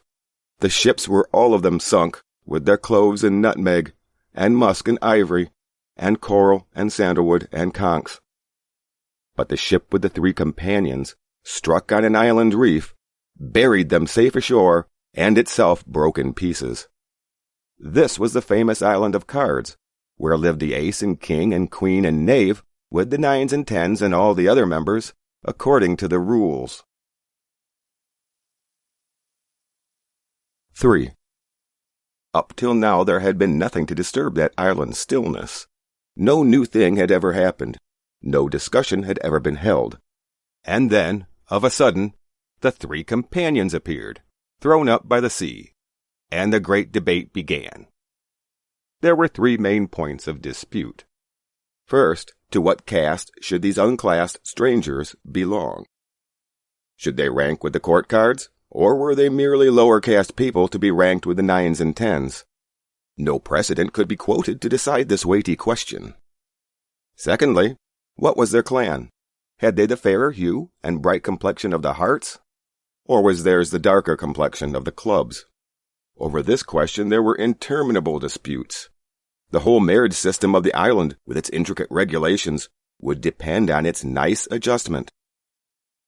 Thirdly, what food should they take? With whom should they live and sleep? And should their heads be placed southwest, northwest, or only northeast? In all the kingdom of cards, a series of problems so vital and critical had never been debated before. But the 3 companions grew desperately hungry. They had to get food in some way or other. So while this debate went on, with its interminable silence and pauses, and while the aces called their own meeting and formed themselves into a committee to find some obsolete dealing with the question, the 3 companions themselves were eating all they could find and drinking out of every vessel and breaking all regulations. Even the twos and threes were shocked at this outrageous behavior. The threes said, "Brother twos, these people are openly shameless." And the twos said, "Brother threes, they are evidently of lower caste than ourselves." After their meal was over, the three companions went for a stroll in the city. When they saw the ponderous people moving in their dismal processions with prim and solemn faces, then the prince turned to the son of the merchant and the son of the Kotwal, and threw back his head and gave one stupendous laugh. Down Royal Street and across A Square and along the Nave embankment ran the quiver of this strange, unheard-of laughter, the laughter that, amazed at itself, expired in the vast vacuum of silence. The son of the Kotwal and the son of the merchant were chilled through to the bone by the ghost-like stillness around them. They turned to the prince and said, "Comrade, let us away. Let us not stop for a moment in this awful land of ghosts." But the prince said, "Comrades, these people resemble men, so I am going to find out, by shaking them upside down and outside in, whether they have a single drop of warm living blood left in their veins." 4. The days passed one by one, and the placid existence of the island went on almost without a ripple. The three companions obeyed no rules nor regulations. They never did anything correctly either in sitting or standing or turning themselves round or lying on their back. On the contrary, wherever they saw these things going on precisely and exactly according to the rules, they gave way to inordinate laughter. They remained unimpressed altogether by the eternal gravity of those eternal regulations. One day the great court cards came to the son of the Kotwal and the son of the merchant and the prince. "Why," they asked slowly, "are you not moving according to the rules?" The three companions answered, "Because that is our Ichcha, wish." The great court cards, with hollow, cavernous voices, as if slowly awakening from an age-long dream, said together, "Ichcha. And pray who is Ichcha?"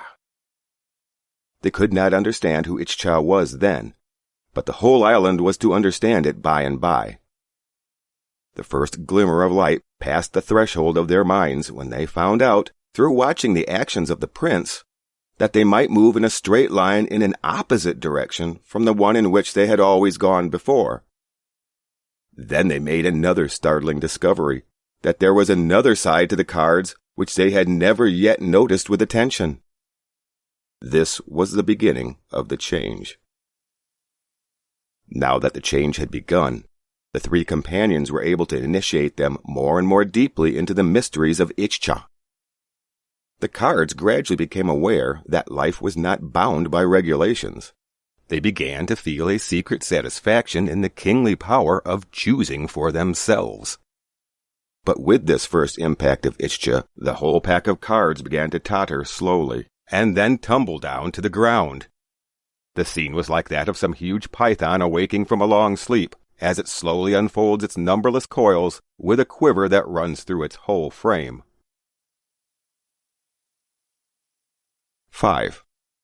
Hitherto the queens of spades and clubs and diamonds and hearts had remained behind curtains with eyes that gazed vacantly into space, or else remained fixed upon the ground. And now, all of a sudden, on an afternoon in spring, the Queen of Hearts from the balcony raised her dark eyebrows for a moment, and cast a single glance upon the prince from the corner of her eye. "Great God!" cried the prince. "I thought they were all painted images, but I am wrong. They are women after all." Then the young prince called to his side his two companions, and said in a meditative voice, "My comrades, there is a charm about these ladies that I never noticed before. When I saw that glance of the queen's dark, luminous eyes, brightening with new emotion, it seemed to me like the first faint streak of dawn in a newly created world." The two companions smiled a knowing smile, and said, "Is that really so, Prince?" And the poor Queen of Hearts from that day went from bad to worse. She began to forget all rules in a truly scandalous manner. If, for instance, her place in the row was beside the knave, she suddenly found herself quite accidentally standing beside the prince instead. At this, the knave, with motionless face and solemn voice, would say, "Queen, you have made a mistake," and the poor Queen of Hearts' red cheeks would get redder than ever.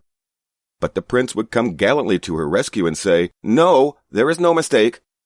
From today I am going to be knave." Now it came to pass that, while everyone was trying to correct the improprieties of the guilty Queen of Hearts, they began to make mistakes themselves. The aces found themselves elbowed out by the kings. The kings got muddled up with the knaves. The nines and tens assumed airs as though they belonged to the great court cards. The twos and threes were found secretly taking the places specially resented for the fours and fives. Confusion had never been so confounded before. Many spring seasons had come and gone in that island of cards. The cockle, the bird of spring, had sung its song year after year, but it had never stirred the blood as it stirred it now. In days gone by the sea had sung its tireless melody, but then it had proclaimed only the inflexible monotony of the rule, and suddenly its waves were telling, through all their flashing light and luminous shade and myriad voices, the deepest yearnings of the heart of love. 6. Where are vanished now their prim, round, regular, complacent features? Here is a face full of love-sick longing. Here is a heart heating wild with regrets. Here is a mind racked sore with doubts. Music and sighing, and smiles and tears are filling the air. Life is throbbing. Hearts are breaking. Passions are kindling. Everyone is now thinking of his own appearance and comparing himself with others. The ace of clubs is musing to himself that the king of spades may be just passably good-looking. "But," says he, "when I walk down the street, you have only to see how people's eyes turn towards me." The king of spades is saying, "Why on earth is that ace of clubs always straining his neck and strutting about like a peacock? He imagines all the queens are dying of love for him, while the real fact is—" Here he pauses and examines his face in the glass. But the queens were the worst of all. They began to spend all their time in dressing themselves up to the nines, and the nines would become their hopeless and abject slaves. But their cutting remarks about one another were more shocking still.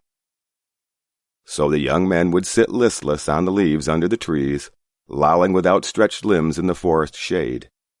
And the young maidens, dressed in pale blue robes, would come walking accidentally to the same shade of the same forest by the same trees, and turn their eyes as though they saw no one there, and look as though they came out to see nothing at all. And then one young man, more forward than the rest, in a fit of madness, would dare to go near to a maiden in blue. But, as he drew near, speech would forsake him. He would stand there tongue-tied and foolish, and the favorable moment would pass. The cocklebirds were singing in the boughs overhead. The mischievous south wind was blowing. It disarrayed the hair, it whispered in the ear, and stirred the music in the blood. The leaves of the trees were murmuring with rustling delight, and the ceaseless sound of the ocean made all the mute longings of the heart of man and maid surge backwards and forwards on the full spring tide of love. The three companions had brought into the dried-up channels of the kingdom of cards the full flood tide of a new life. 7. And, though the tide was full, there was a pause as though the rising waters would not break into foam but remain suspended forever. There were no outspoken words, only a cautious going forward one step and receding two. All seemed busy heaping up their unfulfilled desires like castles in the air or fortresses of sand. They were pale and speechless, their eyes were burning, their lips trembling with unspoken secrets. The prince saw what was wrong. He summoned everyone on the island and said, "Bring hither the flutes and the cymbals, the pipes and drums. Let all be played together, and raise loud shouts of rejoicing, for the Queen of Hearts this very night is going to choose her mate." So the tens and nines began to blow on their flutes and pipes. The eights and sevens played on their sackbuts and viols, and even the twos and threes began to beat madly on their drums. When this tumultuous gust of music came, it swept away at one blast all those sighings and mopings, and then what a torrent of laughter and words poured forth! There were daring proposals and locking refusals, and gossip and chatter, and jests and merriment, It was like the swaying and shaking and rustling and sawing in a summer gale of 1,000,000 leaves and branches in the depth of the primeval forest. But the Queen of Hearts, in a rose-red robe, sat silent in the shadow of her secret bower, and listened to the great uproarious sound of music and mirth that came floating towards her. She shut her eyes, and dreamt her dream of lore. And when she opened them, she found the prince seated on the ground before her, gazing up at her face. And she covered her eyes with both hands, and shrank back quivering with an inward tumult of joy. And the prince passed the whole day alone, walking by the side of the surging sea. He carried in his mind that startled look, that shrinking gesture of the queen, and his heart beat high with hope. That night the serried, gaily dressed ranks of young men and maidens waited with smiling faces at the palace gates. The palace hall was lighted with fairy lamps and festooned with the flowers of spring. Slowly the Queen of Hearts entered, and the whole assembly rose to greet her. With a jasmine garland in her hand, she stood before the prince with downcast eyes. In her lowly bashfulness, she could hardly raise the garland to the neck of the mate she had chosen. But the prince bowed his head, and the garland slipped to its place.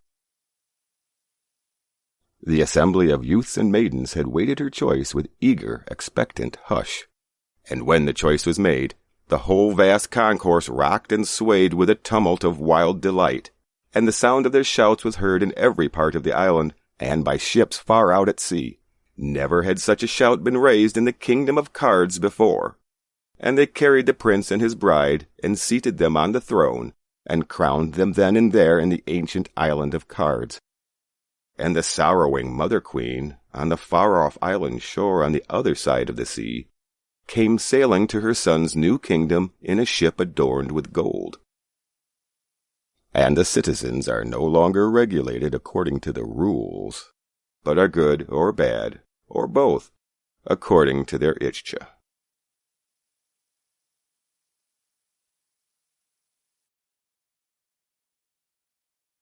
The Devotee. 1. At a time when my unpopularity with a part of my readers had reached the nadir of its glory, and my name had become the central orb of the journals, to be attended through space with a perpetual rotation of revilement, I felt the necessity to retire to some quiet place and endeavor to forget my own existence. I have a house in the country some miles away from Calcutta, where I can remain unknown and unmolested. The villagers there have not, as yet, come to any conclusion about me. They know I am no mere holiday-maker or pleasure-seeker, for I never outrage the silence of the village nights with the riotous noises of the city. Nor do they regard me as ascetic, because the little acquaintance they have of me carries a savor of comfort about it. I am not, to them, a traveler, for, though I am a vagabond by nature, my wandering through the village fields is aimless.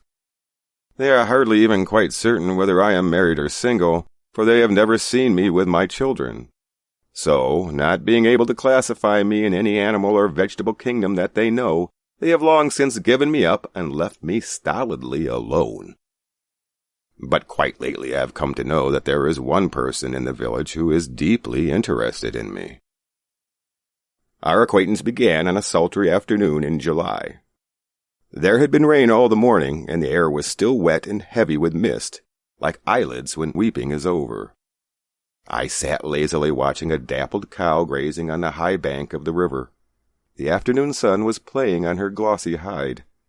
The simple beauty of this dress of light made me wonder idly at man's deliberate waste of money in setting up tailors' shops to deprive his own skin of its natural clothing. While I was thus watching and lazily musing, a woman of middle age came and prostrated herself before me, touching the ground with her forehead. She carried in her robe some bunches of flowers, one of which she offered to me with folded hands. She said to me, as she offered it, "This is an offering to my God." She went away. I was so taken aback as she uttered these words that I could hardly catch a glimpse of her before she was gone. The whole incident was entirely simple, but it left a deep impression on my mind, and as I turned back once more to look at the cattle in the field, The zest of life in the cow, who was munching the lush grass with deep breaths while she whisked off the flies, appeared to me fraught with mystery. My readers may laugh at my foolishness, but my heart was full of adoration. I offered my worship to the pure joy of living, which is God's own life. Then, plucking a tender shoot from the mango tree, I fed the cow with it from my own hand, and as I did this I had the satisfaction of having pleased my God. The next year, when I returned to the village, it was February. The cold season still lingered on. The morning sun came into my room, and I was grateful for its warmth. I was writing when the servant came to tell me that a devotee of the Vishnu cult wanted to see me. I told him, in an absent way, to bring her upstairs, and went on with my writing. The devotee came in and bowed to me, touching my feet. I found that she was the same woman whom I had met, for a brief moment, a year ago. I was able now to examine her more closely. She was past that age when one asks the question whether a woman is beautiful or not. Her stature was above the ordinary height, and she was strongly built, but her body was slightly bent owing to her constant attitude of veneration. Her manner had nothing shrinking about it. The most remarkable of her features were her two eyes. They seemed to have a penetrating power which could make distance near. With those two large eyes of hers, she seemed to push me as she entered. "What is this?" she asked. "Why have you brought me here before your throne, my God? I used to see you among the trees, and that was much better. That was the true place to meet you." She must have seen me walking in the garden without my seeing her. For the last few days, however, I had suffered from a cold and had been prevented from going out. I had perforce to stay indoors and pay my homage to the evening sky from my terrace. After a silent pause, the devotee said to me, "Oh, my God, give me some words of good." I was quite unprepared for this abrupt request, and answered her on the spur of the moment. "Good words I neither give nor receive. I simply open my eyes and keep silence, and then I can at once both hear and see, even when no sound is uttered. Now, while I am looking at you, it is as good as listening to your voice." The devotee became quite excited as I spoke, and exclaimed, "God speaks to me, not only with his mouth, but with his whole body." I said to her, "When I am silent, I can listen with my whole body. I have come away from Calcutta here to listen to that sound." The devotee said, "Yes, I know that, and therefore I have come here to sit by you." Before taking her leave, she again bowed to me and touched my feet. I could see that she was distressed because my feet were covered. She wished them to be bare. Early next morning I came out and sat on my terrace on the roof. Beyond the line of trees southward, I could see the open country, chill and desolate. I could watch the sun rising over the sugar cane in the east, beyond the clump of trees at the side of the village. Out of the deep shadow of those dark trees, the village road suddenly appeared. It stretched forward, winding its way to some distant villages on the horizon, till it was lost in the gray of the mist. That morning it was difficult to say whether the sun had risen or not. A white fog was still clinging to the tops of the trees. I saw the devotee walking through the blurred dawn, like a mist wraith of the morning twilight. She was singing her chant to God and sounding her cymbals. The thick haze lifted at last, and the sun, like the kindly grandsire of the village, took his seat amid all the work that was going on in home and field. When I had just settled down at my writing table, to appease the hungry appetite of my editor in Calcutta, there came a sound of footsteps on the stair, and the devotee, humming a tune to herself, entered and bowed before me. I lifted my head from my papers. She said to me, "My God, yesterday I took as sacred food what was left over from your meal." I was startled, and asked her how she could do that. "Oh," she said, "I waited at your door in the evening, while you were at dinner, and took some food from your plate when it was carried out." This was a surprise to me, for everyone in the village knew that I had been to Europe and had eaten with Europeans. I was a vegetarian, no doubt, But the sanctity of my cook would not bear investigation, and the Orthodox regarded my food as polluted. The devotee, noticing my sign of surprise, said, "My God, why should I come to you at all if I could not take your food?" I asked her what her own caste people would say. She told me she had already spread the news far and wide all over the village. The caste people had shaken their heads, but agreed that she must go her own way. I found out that the devotee came from a good family in the country, and that her mother was well-to-do and desired to keep her daughter, but she preferred to be a mendicant. I asked her how she made her living. She told me that her followers had given her a piece of land, and that she begged her food from door to door. She said to me, "The food which I get by begging is divine." After I had thought over what she said, I understood her meaning. When we get our food precariously as alms, we remember God the giver. But when we receive our food regularly at home, as a matter of course, we are apt to regard it as ours by right. I had a great desire to ask her about her husband, but as she never mentioned him even indirectly, I did not question her. I found out very soon that the devotee had no respect at all for that part of the village where the people of the higher castes lived. "They never give," she said, "a single farthing to God's service, and yet they have the largest share of God's glebe. But the poor worship and starve." I asked her why she did not go and live among these godless people and help them towards a better life. That, I said with some unction, would be the highest form of divine worship. I had heard sermons of this kind from time to time, and I am rather fond of copying them myself for the public benefit when the chance comes. But the devotee was not at all impressed. She raised her big round eyes and looked straight into mine and said, "You mean to say that because God is with the sinners, therefore when you do them any service you do it to God? Is that so?" "Yes," I replied, "that is my meaning." "Of course," she answered almost impatiently. "Of course, God is with them. Otherwise how could they go on living at all? But what is that to me?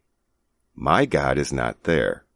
My God cannot be worshipped among them, because I do not find him there. I seek him where I can find him." As she spoke, she made obeisance to me. What she meant to say was really this: a mere doctrine of God's omnipresence does not help us. That God is all-pervading.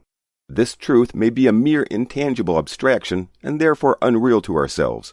Where I can see him, there is his reality in my soul. I need not explain that all the while she showered her devotion on me, she did it to me, not as an individual. I was simply a vehicle of her divine worship. It was not for me either to receive it or to refuse it, for it was not mine, but God's. When the devotee came again, she found me once more engaged with my books and papers. "What have you been doing?" she said with evident vexation, "that my God should make you undertake such drudgery? Whenever I come, I find you reading and writing." "God keeps his useless people busy," I answered. "Otherwise they would be bound to get into mischief. They have to do all the least necessary things in life. It keeps them out of trouble." The devotee told me that she could not bear the encumbrances with which, day by day, I was surrounded. If she wanted to see me, she was not allowed by the servants to come straight upstairs. If she wanted to touch my feet and worship, there were my socks always in the way. And when she wanted to have a simple talk with me, she found my mind lost in a wilderness of letters. This time, before she left me, she folded her hands and said, "My God, I felt your feet in my breast this morning. Oh, how cool! And they were bare, not covered. I held them upon my head for a long time in worship. That filled my very being. Then, after that, pray what was the use of my coming to you yourself? Why did I come? My Lord, tell me truly, wasn't it a mere infatuation?" There were some flowers in my vase on the table. While she was there, the gardener brought some new flowers to put in their place. The devotee saw him changing them. "Is that all?" she exclaimed. "Have you done with the flowers? Then give them to me." She held the flowers tenderly in the cup of her hands, and began to gaze at them with bent head. After a few moments' silence, she raised her head again and said to me, "You never look at these flowers. Therefore they become stale to you. If you would only look into them, then your reading and writing would go to the winds." She tied the flowers together in the end of her robe, and placed them, in an attitude of worship, on the top of her head, saying reverently, "Let me carry my God with me." While she did this, I felt that flowers in our rooms do not receive their due meed of loving care at our hands. When we stick them in vases, they are more like a row of naughty schoolboys standing on a form to be punished. The devotee came again the same evening, and sat by my feet on the terrace of the roof. "I gave away those flowers," she said, "as I went from house to house this morning, singing God's name. Benny, the head man of our village, laughed at me for my devotion and said, 'Why do you waste all this devotion on him? Don't you know he is reviled up and down the countryside?' Is that true, my God? Is it true that they are hard upon you?" For a moment I shrank into myself. It was a shock to find that the stains of printer's ink could reach so far. The devotee went on. "Benny imagined that he could blow out the flame of my devotion at one breath. But this is no mere tiny flame. It is a burning fire. Why do they abuse you, my God?" I said, "Because I deserved it. I suppose in my greed I was loitering about to steal people's hearts in secret." The devotee said, "Now you see for yourself how little their hearts are worth. They are full of poison, and this will cure you of your greed." "When a man," I answered, "has greed in his heart, he is always on the verge of being beaten. The greed itself supplies his enemies with poison." "Our merciful God," she replied, "beats us with his own hand and drives away all the poison. He who endures God's beating to the end is saved." 2. That evening the devotee told me the story of her life. The stars of evening rose and set behind the trees as she went on to the end of her tale. "My husband is very simple. Some people think that he is a simpleton, but I know that those who understand simply understand truly. In business and household management he was able to hold his own. Because his needs were small and his wants few, he could manage carefully on what we had. He would never meddle in other matters, nor try to understand them. Both my husband's parents died before we had been married long, and we were left alone. But my husband always needed someone to be over him. I am ashamed to confess that he had a sort of reverence for me, and looked upon me as his superior. But I am sure that he could understand things better than I, though I had greater powers of talking. Of all the people in the world he held his guru, Thakur, spiritual master, in the highest veneration. Indeed, it was not veneration merely, but love, and such love as his is rare. Guru Thakur was younger than my husband. Oh, how beautiful he was! My husband had played games with him when he was a boy, and from that time forward he had dedicated his heart and soul to his friend of his early days. Thakur knew how simple my husband was, and used to tease him mercilessly. He and his comrades would play jokes upon him for their own amusement, but he would bear them all with long suffering. When I married into this family, Guru Thakur was studying at Benares. My husband used to pay all his expenses. I was 18 years old when he returned home to our village. At the age of 15 I had my child. I was so young I did not know how to take care of him. I was fond of gossip, and liked to be with my village friends for hours together. I used to get quite cross with my boy when I was compelled to stay at home and nurse him. Alas! My child God came into my life, but his playthings were not ready for him. He came to the mother's heart, but the mother's heart lagged behind. He left me in anger, and ever since I have been searching for him up and down the world. The boy was the joy of his father's life. My careless neglect used to pain my husband, but his was a mute soul. He has never been able to give expression to his pain. The wonderful thing was this, that in spite of my neglect, the child used to love me more than anyone else. He seemed to have the dread that I would one day go away and leave him. So even when I was with him, he would watch me with a restless look in his eyes. He had me very little to himself, and therefore his desire to be with me was always painfully eager. When I went each day to the river, he used to fret and stretch out his little arms to be taken with me. But the bathing gall was my place for meeting my friends, and I did not care to burden myself with the child. It was an early morning in August. Fold after fold of gray clouds had wrapped the midday round with a wet, clinging robe. I asked the maid to take care of the boy while I went down to the river. The child cried after me as I went away. There was no one there at the bathing ghat when I arrived. As a swimmer, I was the best among all the village women. The river was quite full with the rains. I swam out into the middle of the stream some distance from the shore. Then I heard a cry from the bank. "Mother!" I turned my head and saw my boy coming down the steps, calling me as he came. I shouted to him to stop, but he went on, laughing and calling. My feet and hands became cramped with fear. I shut my eyes, afraid to see. When I opened them, there at the slippery stairs, my boy's ripple of laughter had disappeared forever. I got back to the shore. I raised him from the water. I took him in my arms, my boy, my darling, who had begged so often in vain for me to take him. I took him now, but he no more looked in my eyes and called, "Mother." My child God had come. I had ever neglected him. I had ever made him cry. And now all that neglect began to beat against my own heart. Blow upon blow, blow upon blow.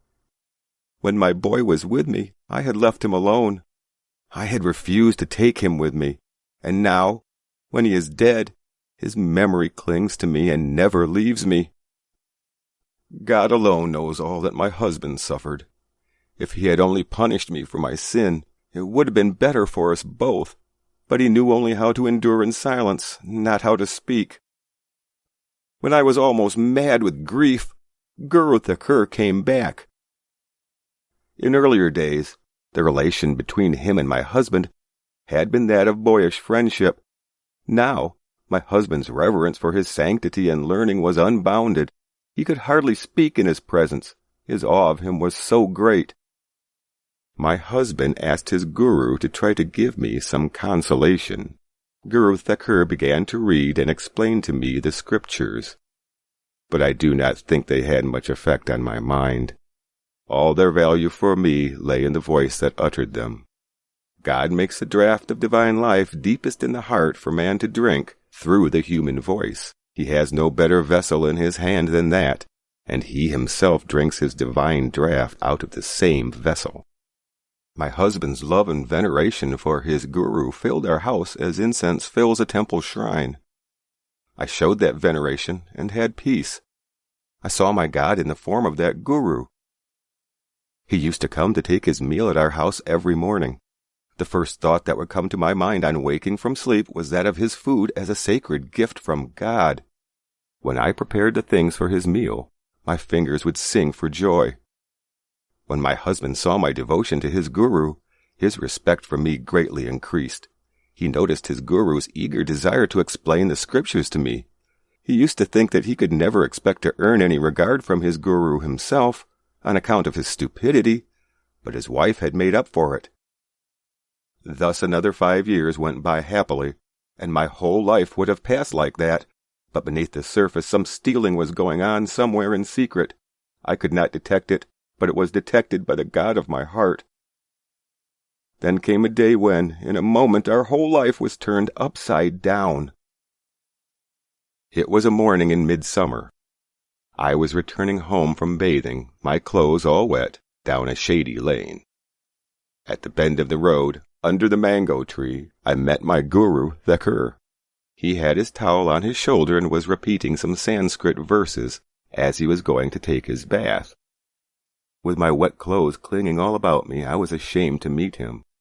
I tried to pass by quickly and avoid being seen. He called me by my name. I stopped, lowering my eyes, shrinking into myself. He fixed his gaze upon me and said, "How beautiful is your body!" All the universe of birds seemed to break into song in the branches overhead. All the bushes in the lane seemed ablaze with flowers. It was as though the earth and sky and everything had become a riot of intoxicating joy. I cannot tell how I got home. I only remember that I rushed into the room where we worship God. But the room seemed empty. Only before my eyes those same gold spangles of light were dancing which had quivered in front of me in that shady lane on my way back from the river. Guru Thakur came to take his food that day, and asked my husband where I had gone. He searched for me, but could not find me anywhere. Ah, I have not the same earth now any longer. The same sunlight is not mine. I called on my God in my dismay, and he kept his face turned away from me. The day passed, I know not how. That night I had to meet my husband. But the night is dark and silent.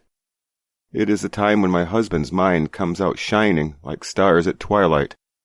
I had heard him speak things in the dark, and I had been surprised to find how deeply he understood.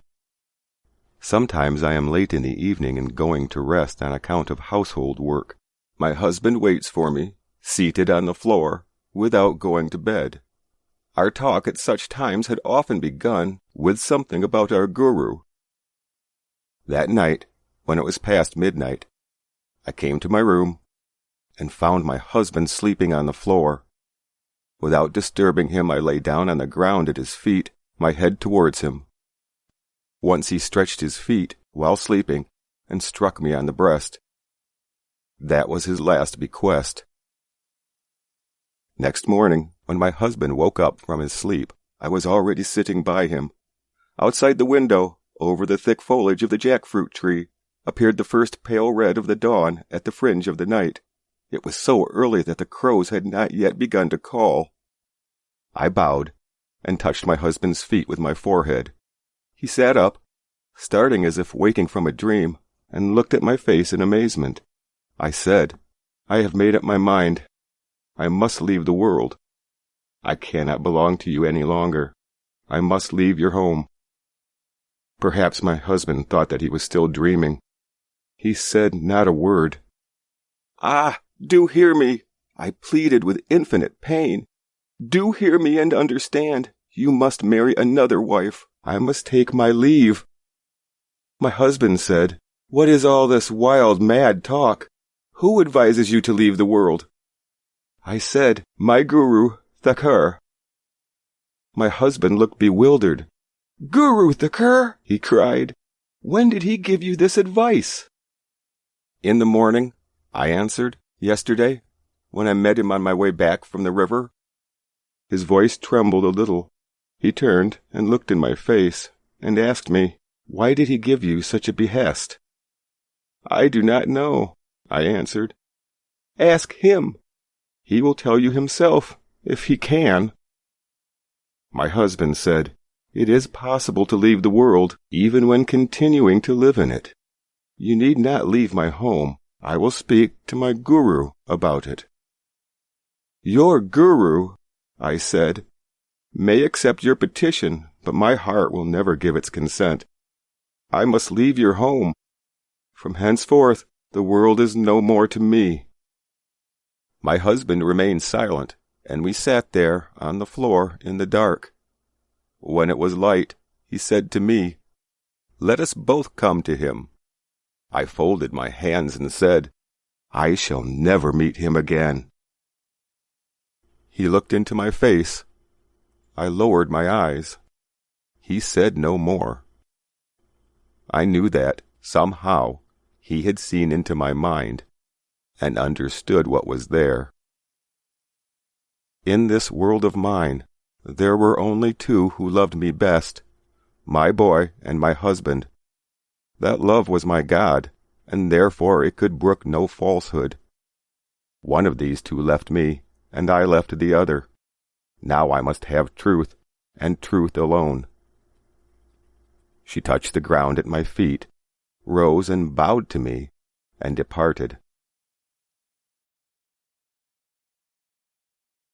Vision 1. When I was a very young wife, I gave birth to a dead child, and came near to death myself. I recovered strength very slowly, and my eyesight became weaker and weaker. My husband at this time was studying medicine. He was not altogether sorry to have a chance of testing his medical knowledge on me, so he began to treat my eyes himself.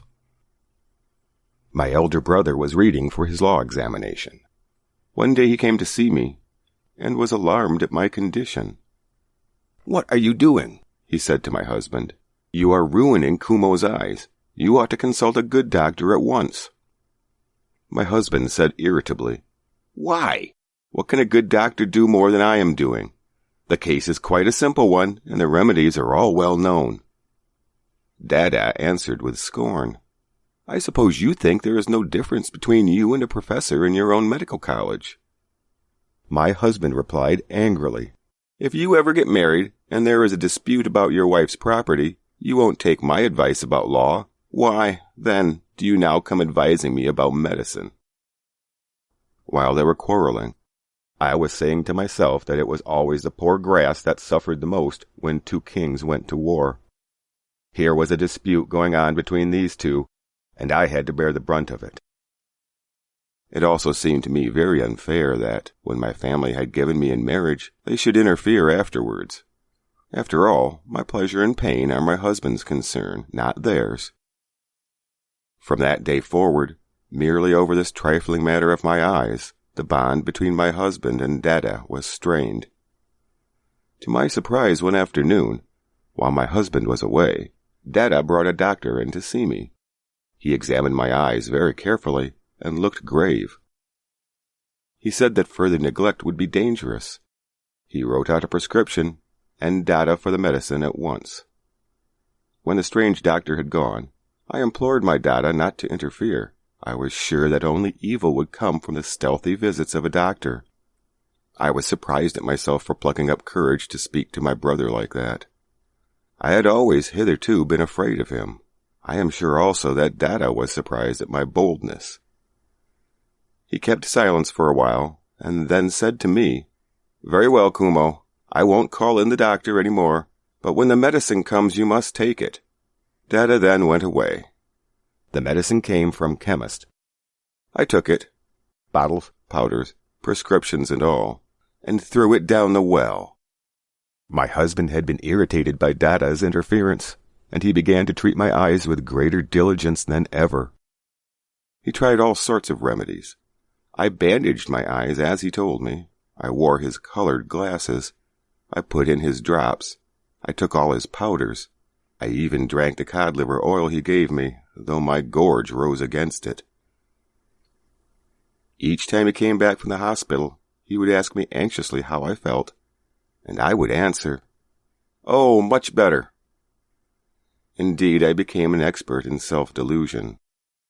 When I found that the water in my eyes was still increasing, I would console myself with the thought that it was a good thing to get rid of so much bad fluid. And when the flow of water in my eyes decreased, I was elated at my husband's skill. But after a while the agony became unbearable.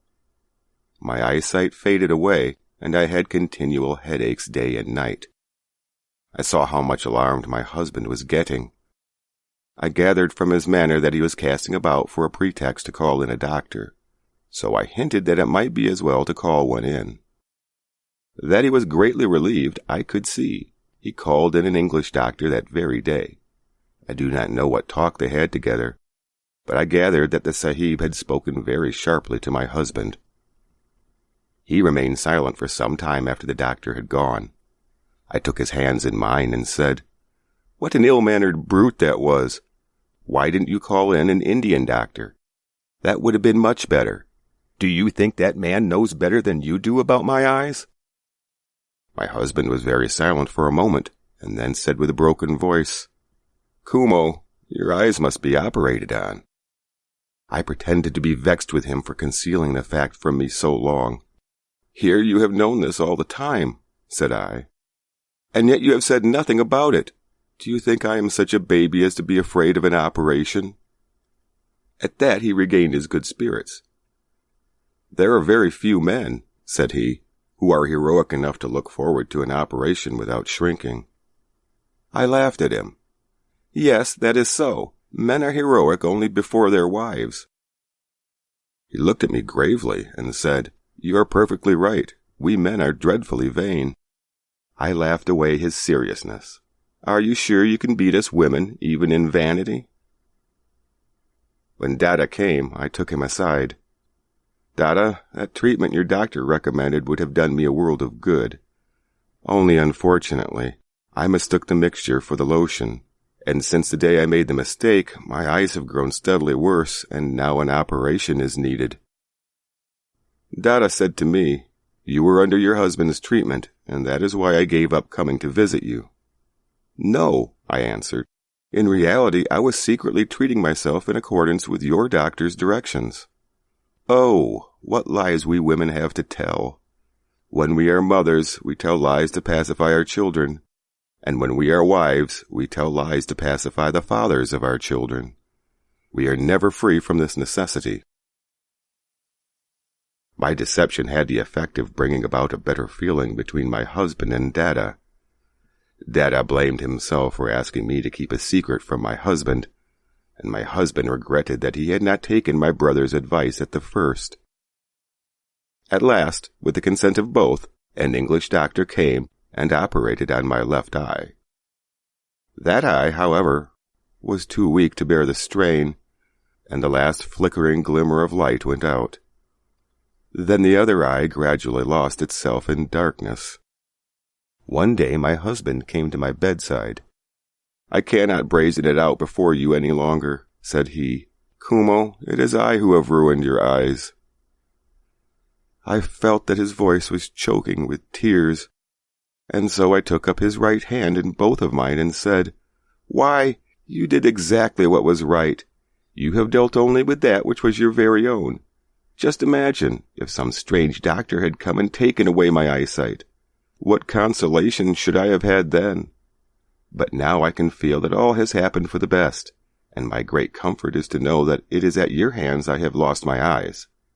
When Ramchandra found one lotus too few with which to worship God, he offered both his eyes in place of the lotus, and I have dedicated my eyes to my God. From now, whenever you see something that is a joy to you, then you must describe it to me, and I will feed upon your words as a sacred gift left over from your vision. I do not mean, of course, that I said all this there and then, for it is impossible to speak these things on the spur of the moment. But I used to think over words like these for days and days together, and when I was very depressed, or if at any time the light of my devotion became dim, and I pitied my evil fate, then I made my mind utter these sentences, one by one, as a child repeats a story that is told, and so I could breathe once more the serener air of peace and love. At the very time of our talk together, I said enough to show my husband what was in my heart. Kumo, he said to me, the mischief I have done by my folly can never be made good. But I can do one thing. I can ever remain by your side, and try to make up for your want of vision as much as is in my power. No, said I. That will never do. I shall not ask you to turn your house into an hospital for the blind. There is only one thing to be done. You must marry again. As I tried to explain to him that this was necessary, my voice broke a little.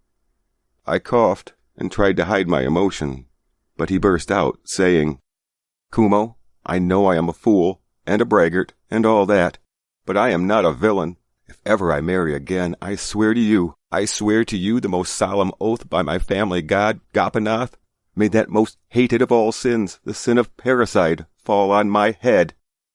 Ah, I should never have allowed him to swear that dreadful oath. But tears were choking my voice, and I could not say a word for insufferable joy. I hid my blind face in my pillows, and sobbed again. At last, when the first flood of my tears was over, I drew his head down to my breast. Ah, said I, Why did you take such a terrible oath? Do you think I asked you to marry again for your own sordid pleasure? No, I was thinking of myself, for she could perform those services which are mine to give you when I had my sight. Services, said he. Services! Those can be done by servants. Do you think I am mad enough to bring a slave into my house and bid her share the throne with this my goddess? As he said the word goddess, he held up my face in his hands and placed a kiss between my brows. At that moment the third eye of divine wisdom was opened, where he kissed me, and verily I had a consecration. I said in my own mind, "It is well.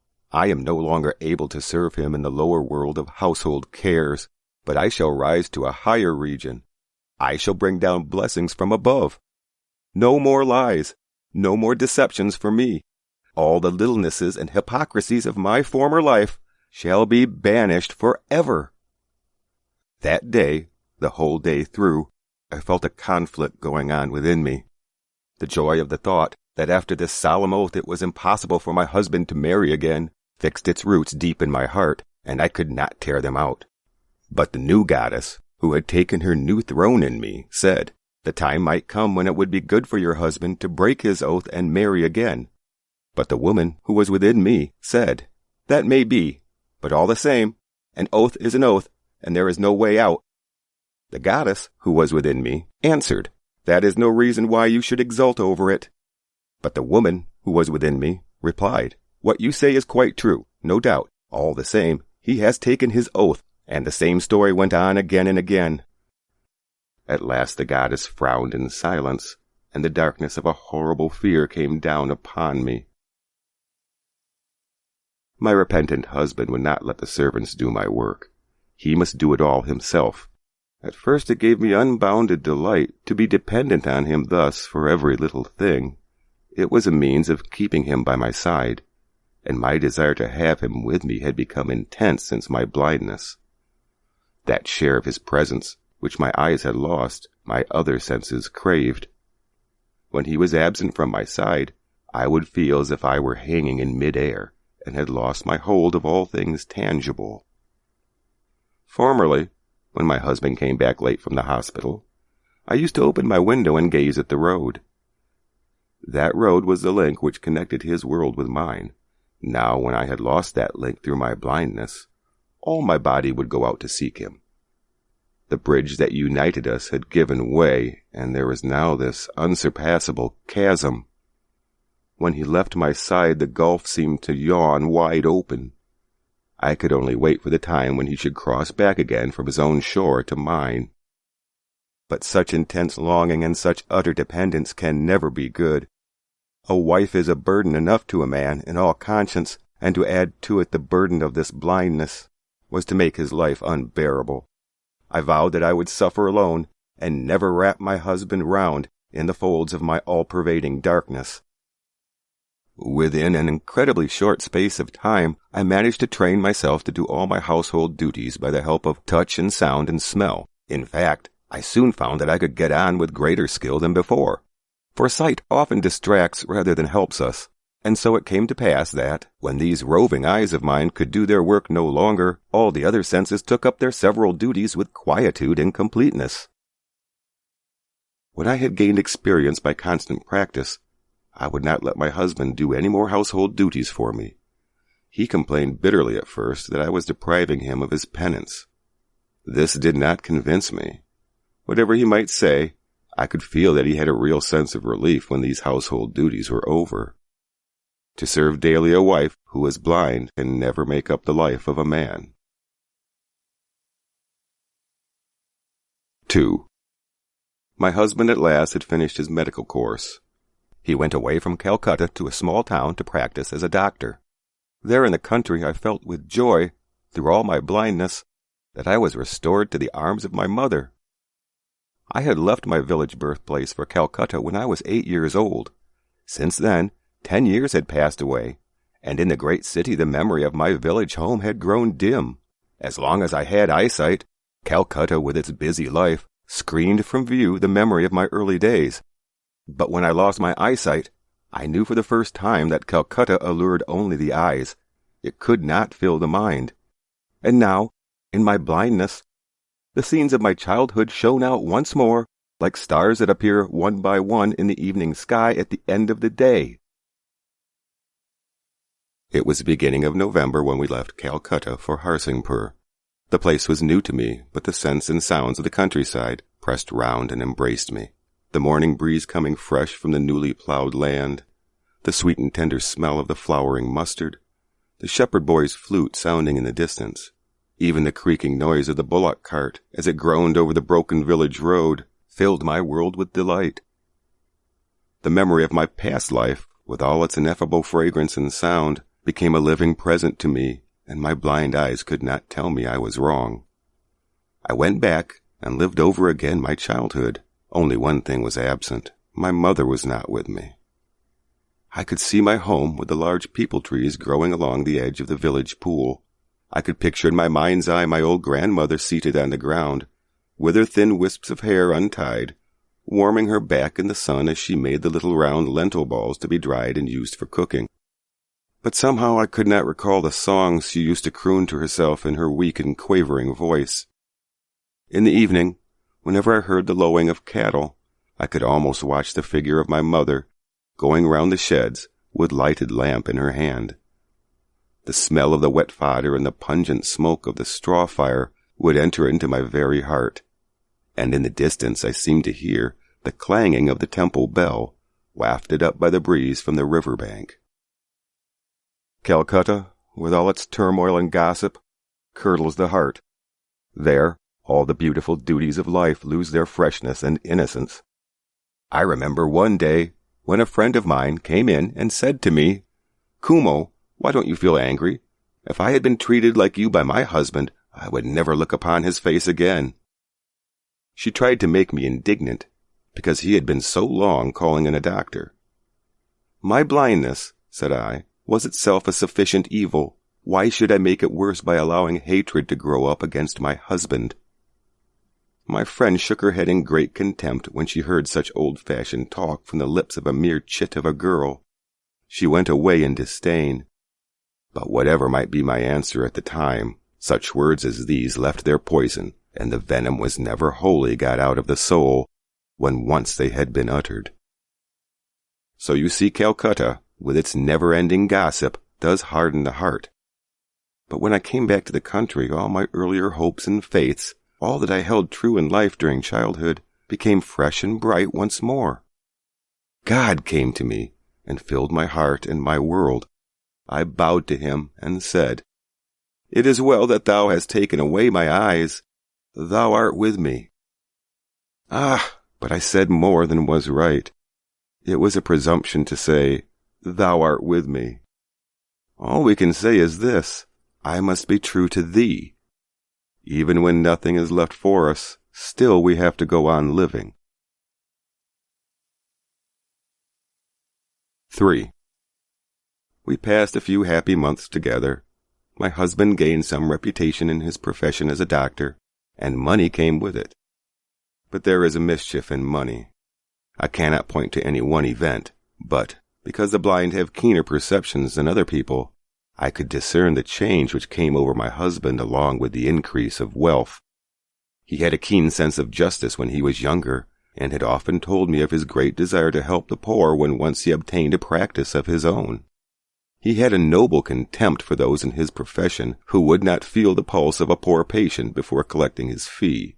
But now I noticed a difference. He had become strangely hard. Once when a poor woman came and begged him, out of charity, to save the life of her only child, he bluntly refused, and when I implored him myself to help her, he did his work perfunctorily.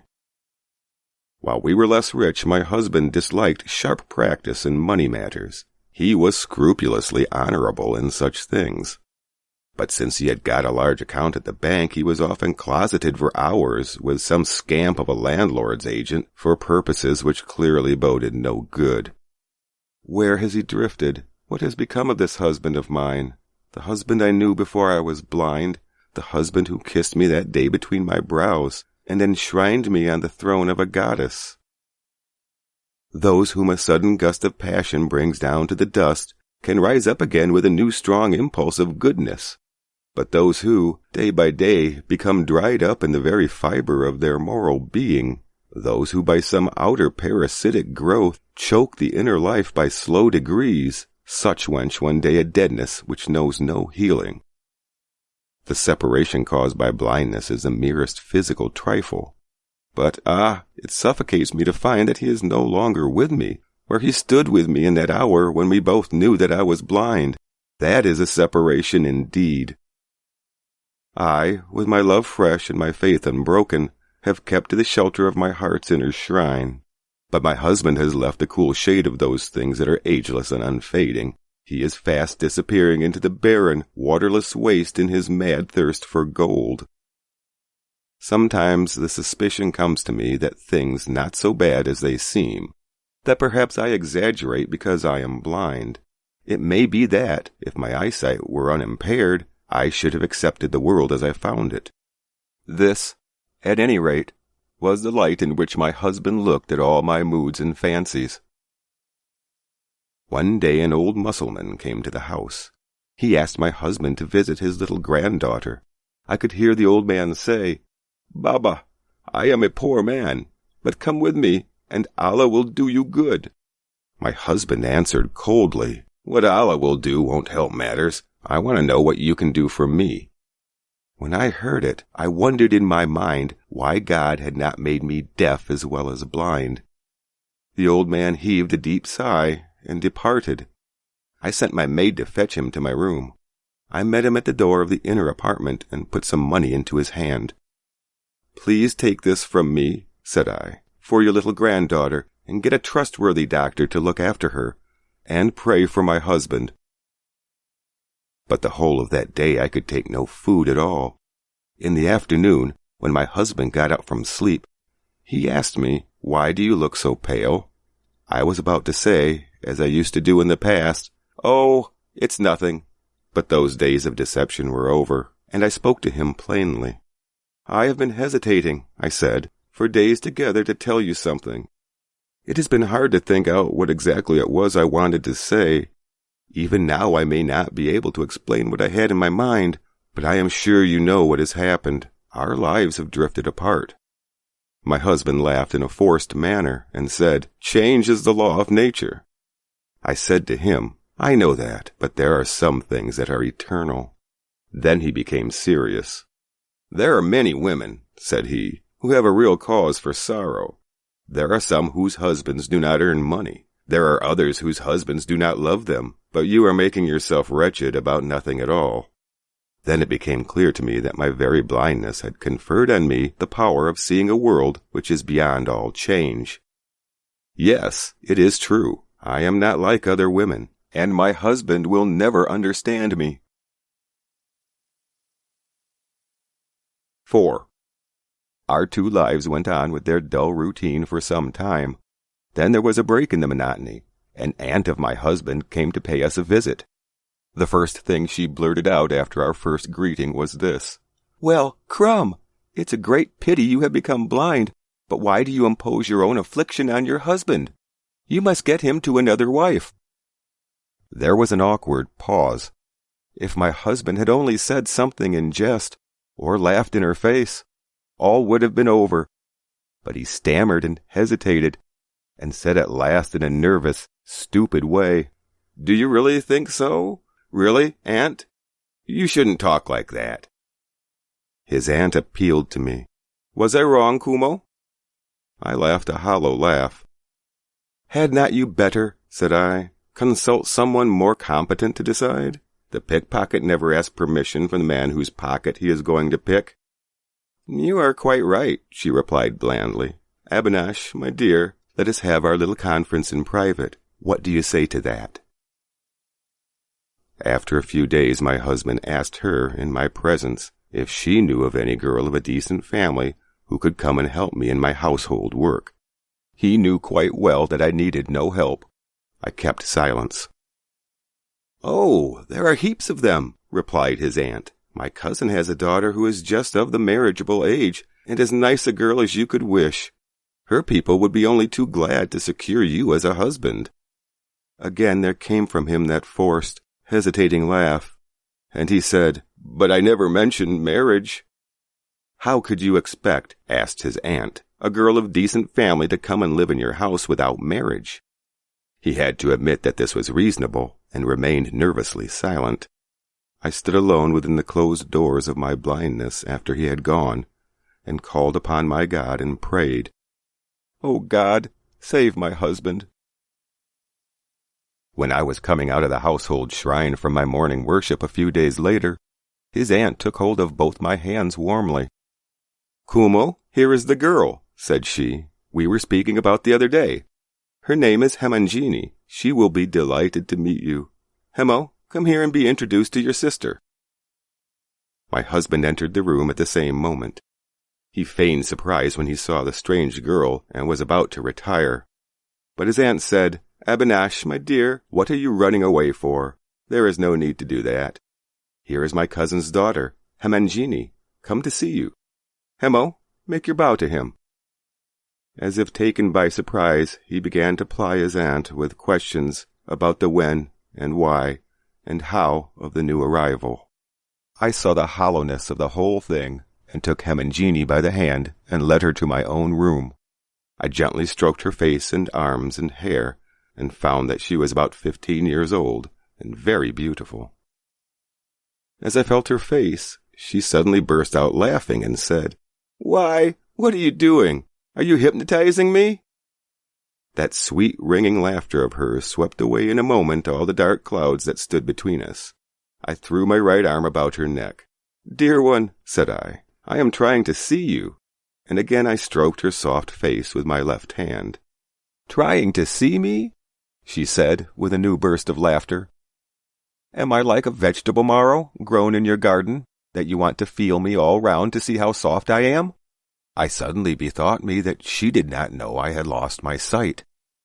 "Sister, I am blind," said I. She was silent. I could feel her big young eyes, full of curiosity, peering into my face.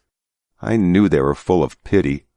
Then she grew thoughtful and puzzled, and said, after a short pause, "Oh, I see now. That was the reason your husband invited his aunt to come and stay here." "No," I replied, "you are quite mistaken. He did not ask her to come. She came of her own accord." Hemangini went off into a peal of laughter. "That's just like my aunt," said she. "Oh, wasn't it nice of her to come without any invitation? But now she's come. You won't get her to move for some time, I can assure you." Then she paused and looked puzzled. "But why did father send me?" she asked. "Can you tell me that?" The aunt had come into the room while we were talking. Hemangini said to her, "When are you thinking of going back, aunt?" The aunt looked very much upset. "What a question to ask," said she. "I've never seen such a restless body as you. We've only just come, and you ask when we're going back." "It is all very well for you," Hemangini said, "for this house belongs to your near relations. But what about me? I tell you plainly, I can't stop here." And then she held my hand and said, "What do you think, dear?" I drew her to my heart, but said nothing. The aunt was in a great difficulty. She felt the situation was getting beyond her control, so she proposed that she and her niece should go out together to bathe. "No, we two will go together," said Hemangini, clinging to me. The aunt gave in, fearing opposition if she tried to drag her away. Going down to the river, Hemangini asked me, "Why don't you have children?" I was startled by her question, and answered, "How can I tell? My God has not given me any. That is the reason." "No, that's not the reason," said Hemangini quickly. "You must have committed some sin. Look at my aunt. She is childless. It must be because her heart has some wickedness. But what wickedness is in your heart?" The words hurt me. I have no solution to offer for the problem of evil. I sighed deeply and said in the silence of my soul, "My God, thou knowest the reason." "Gracious goodness," cried Hemangini, "what are you sighing for? No one ever takes me seriously." And her laughter pealed across the river. 5. I found out after this that there were constant interruptions in my husband's professional duties. He refused all calls from a distance, and would hurry away from his patients, even when they were close at hand. Formerly it was only during the midday meals and at night time that he could come into the inner apartment. But now, with unnecessary anxiety for his aunt's comfort, he began to visit her at all hours of the day. I knew at once that he had come to her room, when I heard her shouting for Hemangini to bring in a glass of water. At first the girl would do what she was told, but later on she refused altogether. Then the aunt would call, in an endearing voice, "Hemo, Hemo, Hemangini." But the girl would cling to me with an impulse of pity. A sense of dread and sadness would keep her silent. Sometimes she would shrink towards me like a hunted thing who scarcely knew what was coming. About this time my brother came down from Calcutta to visit me. I knew how keen his powers of observation were, and what a hard judge he was. I feared my husband would be put on his defense and have to stand his trial before him. So I endeavored to hide the true situation behind a mask of noisy cheerfulness. But I am afraid I overdid the part. It was unnatural for me. My husband began to fidget openly, and asked how long my brother was going to stay. At last his impatience became little short of insulting, and my brother had no help for it but to leave. Before going, he placed his hand on my head, and kept it there for some time. I noticed that his hand shook, and a tear fell from his eyes, as he silently gave me his blessing. I well remember that it was an evening in April and a market day.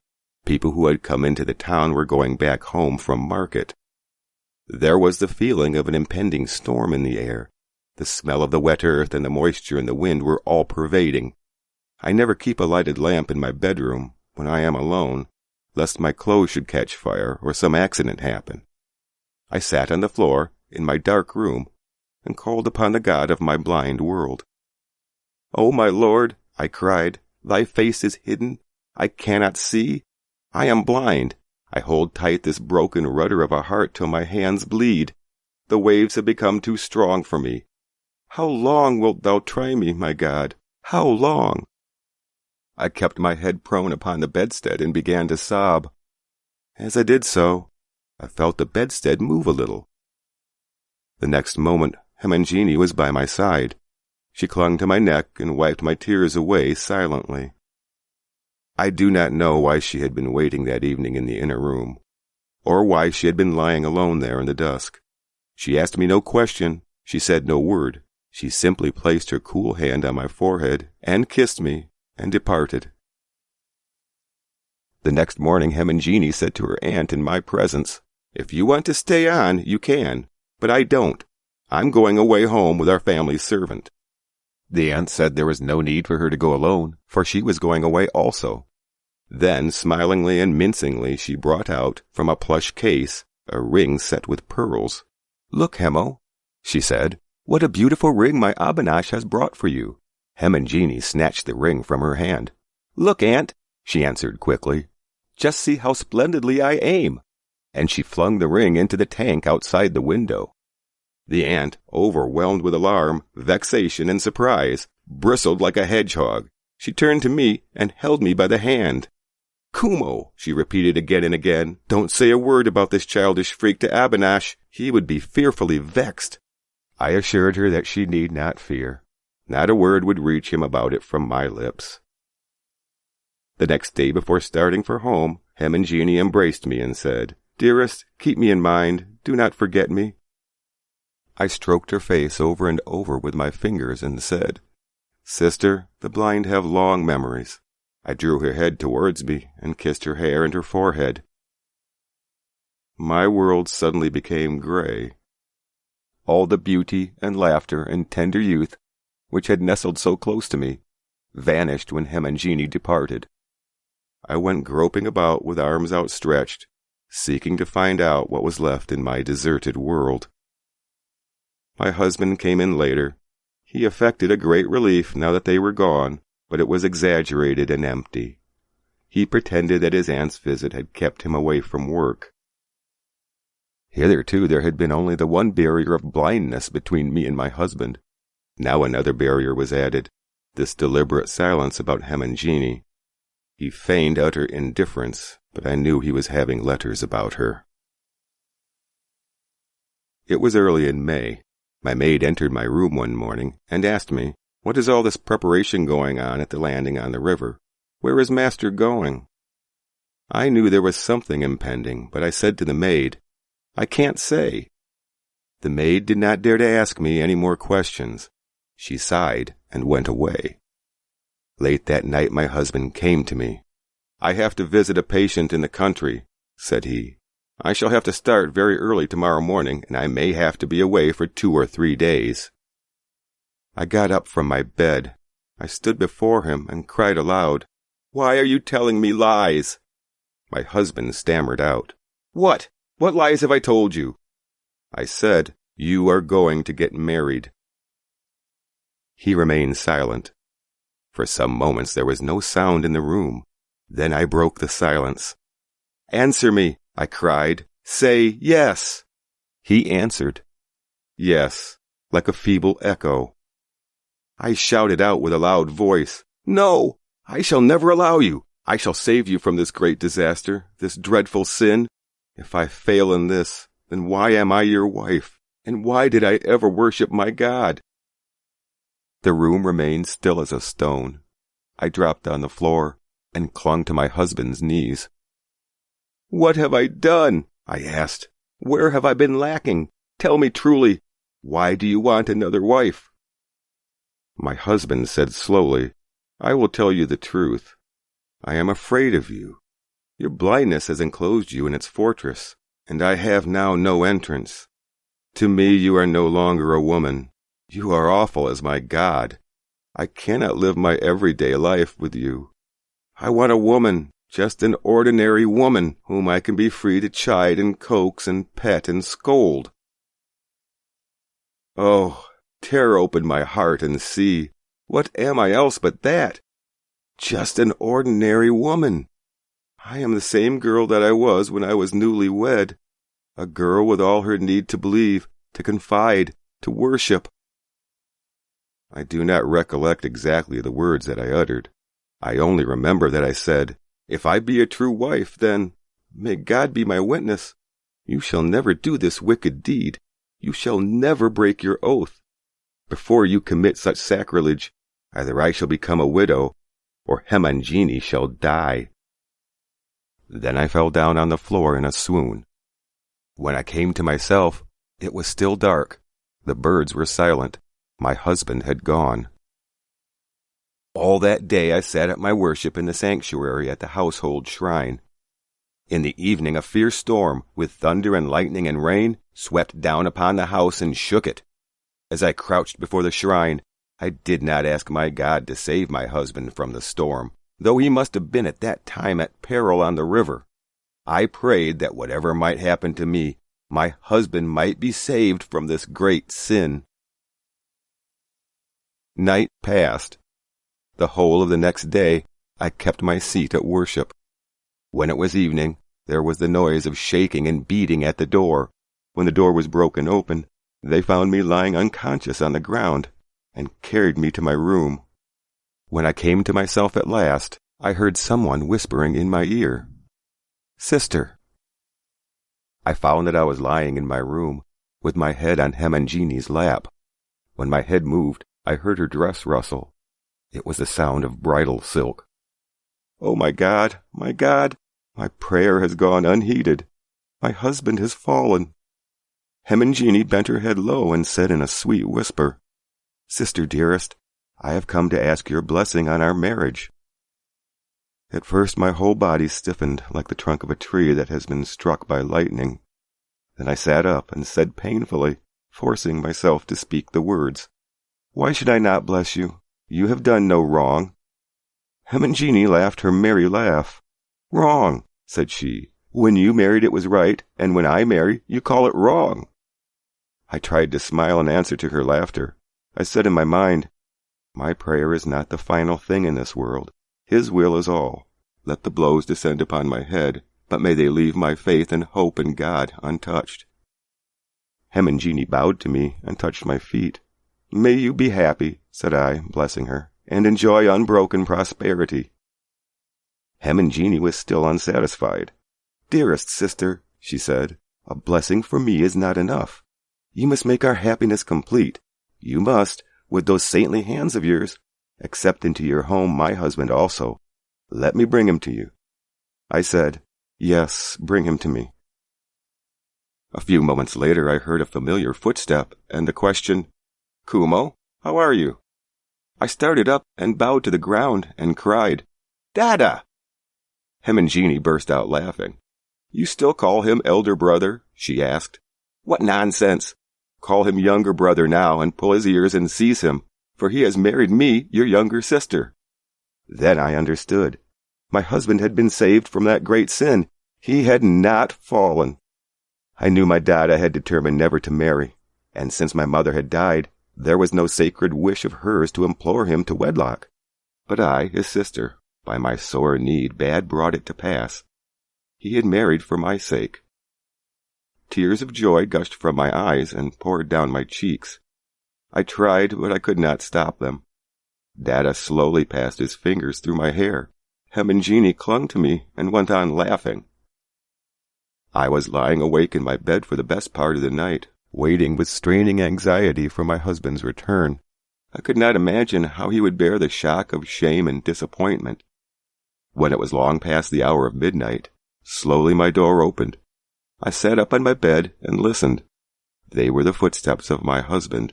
My heart began to beat wildly. He came up to my bed, held my hand in his. "Your Dada," said he, "has saved me from destruction. I was being dragged down and down by a moment's madness. An infatuation had seized me, from which I seemed unable to escape. God alone knows what a load I was carrying on that day when I entered the boat. The storm came down on river and covered the sky. In the midst of all fears, I had a secret wish in my heart to be drowned, and so disentangle my life from the knot which I had tied it. I reached Matherganj. There I heard the news which set me free. Your brother had married Hemangini. I cannot tell you with what joy and shame I heard it. I hastened on board the boat again. In that moment of self-revelation I knew that I could have no happiness except with you. You are a goddess." I laughed and cried at the same time and said, "No, no, no. I am not going to be a goddess any longer. I am simply your own little wife. I am an ordinary woman." "Dearest," he replied, "I have also something I want to say to you. Never again put me to shame by calling me your god." On the next day the little town became joyous with sound of conch shells, but nobody made any reference to that night of madness when all was so nearly lost. The Babus of Nyanjore. 1. Once upon a time the Babus of Nyanjore were famous landholders. They were noted for their princely extravagance. They would tear off the rough border of their Dhaka muslin because it rubbed against their skin. They could spend many thousands of rupees over the wedding of a kitten. On a certain grand occasion it is alleged that in order to turn night into day, they lighted numberless lamps and showered silver threads from the sky to imitate sunlight. Those were the days before the flood. The flood came.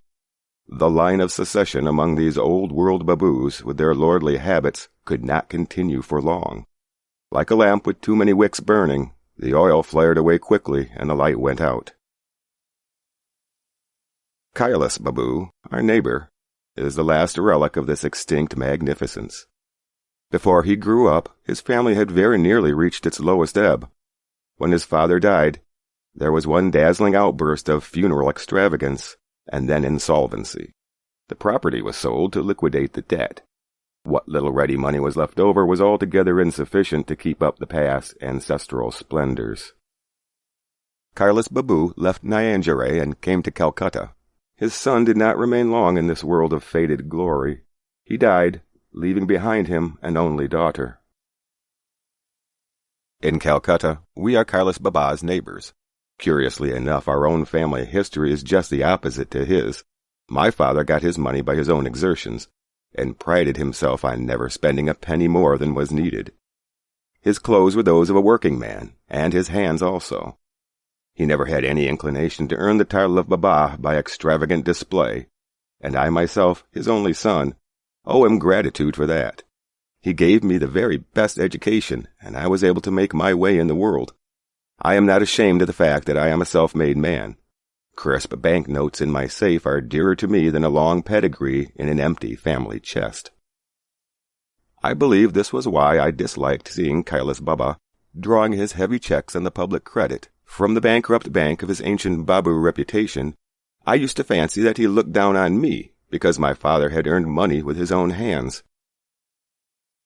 I ought to have noticed that no one showed any vexation towards Kailas Babu except myself. Indeed, it would have been difficult to find an old man who did less harm than he. He was always ready with his kindly little acts of courtesy in times of sorrow and joy. He would join in all the ceremonies and religious observances of his neighbors. His familiar smile would greet young and old alike.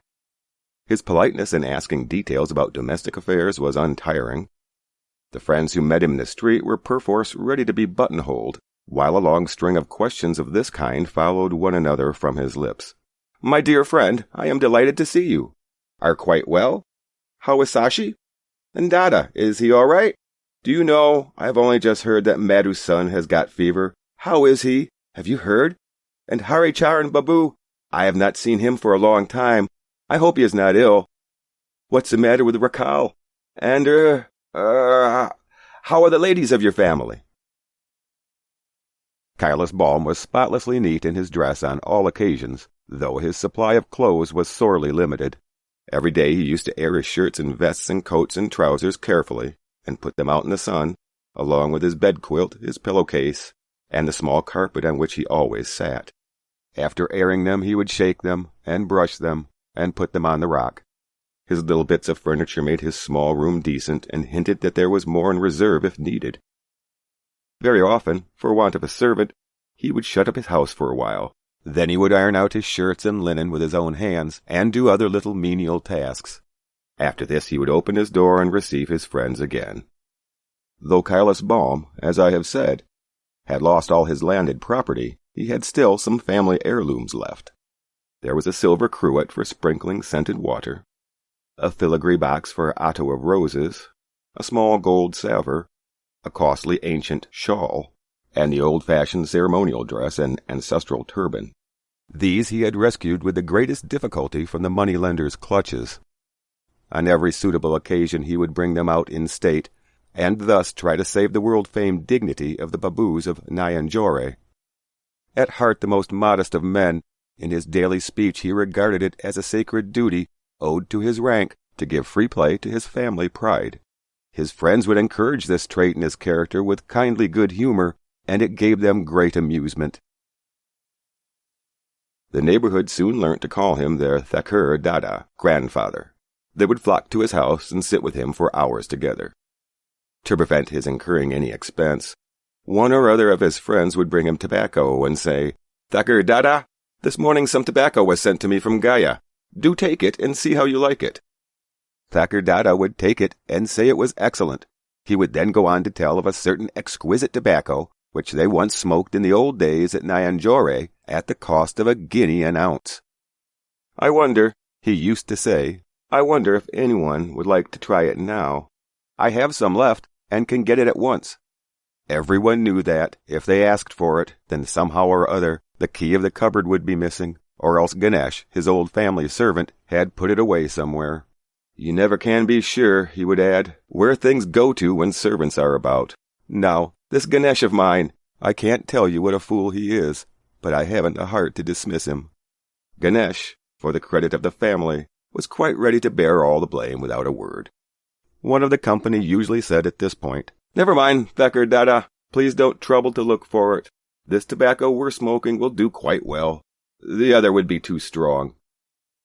Then Thakur Dada would be relieved and settle down again, and the talk would go on. When his guests got up to go away, Thakur Dada would accompany them to the door and say to them on the doorstep, "Oh, by the way, when are you all coming to dine with me?"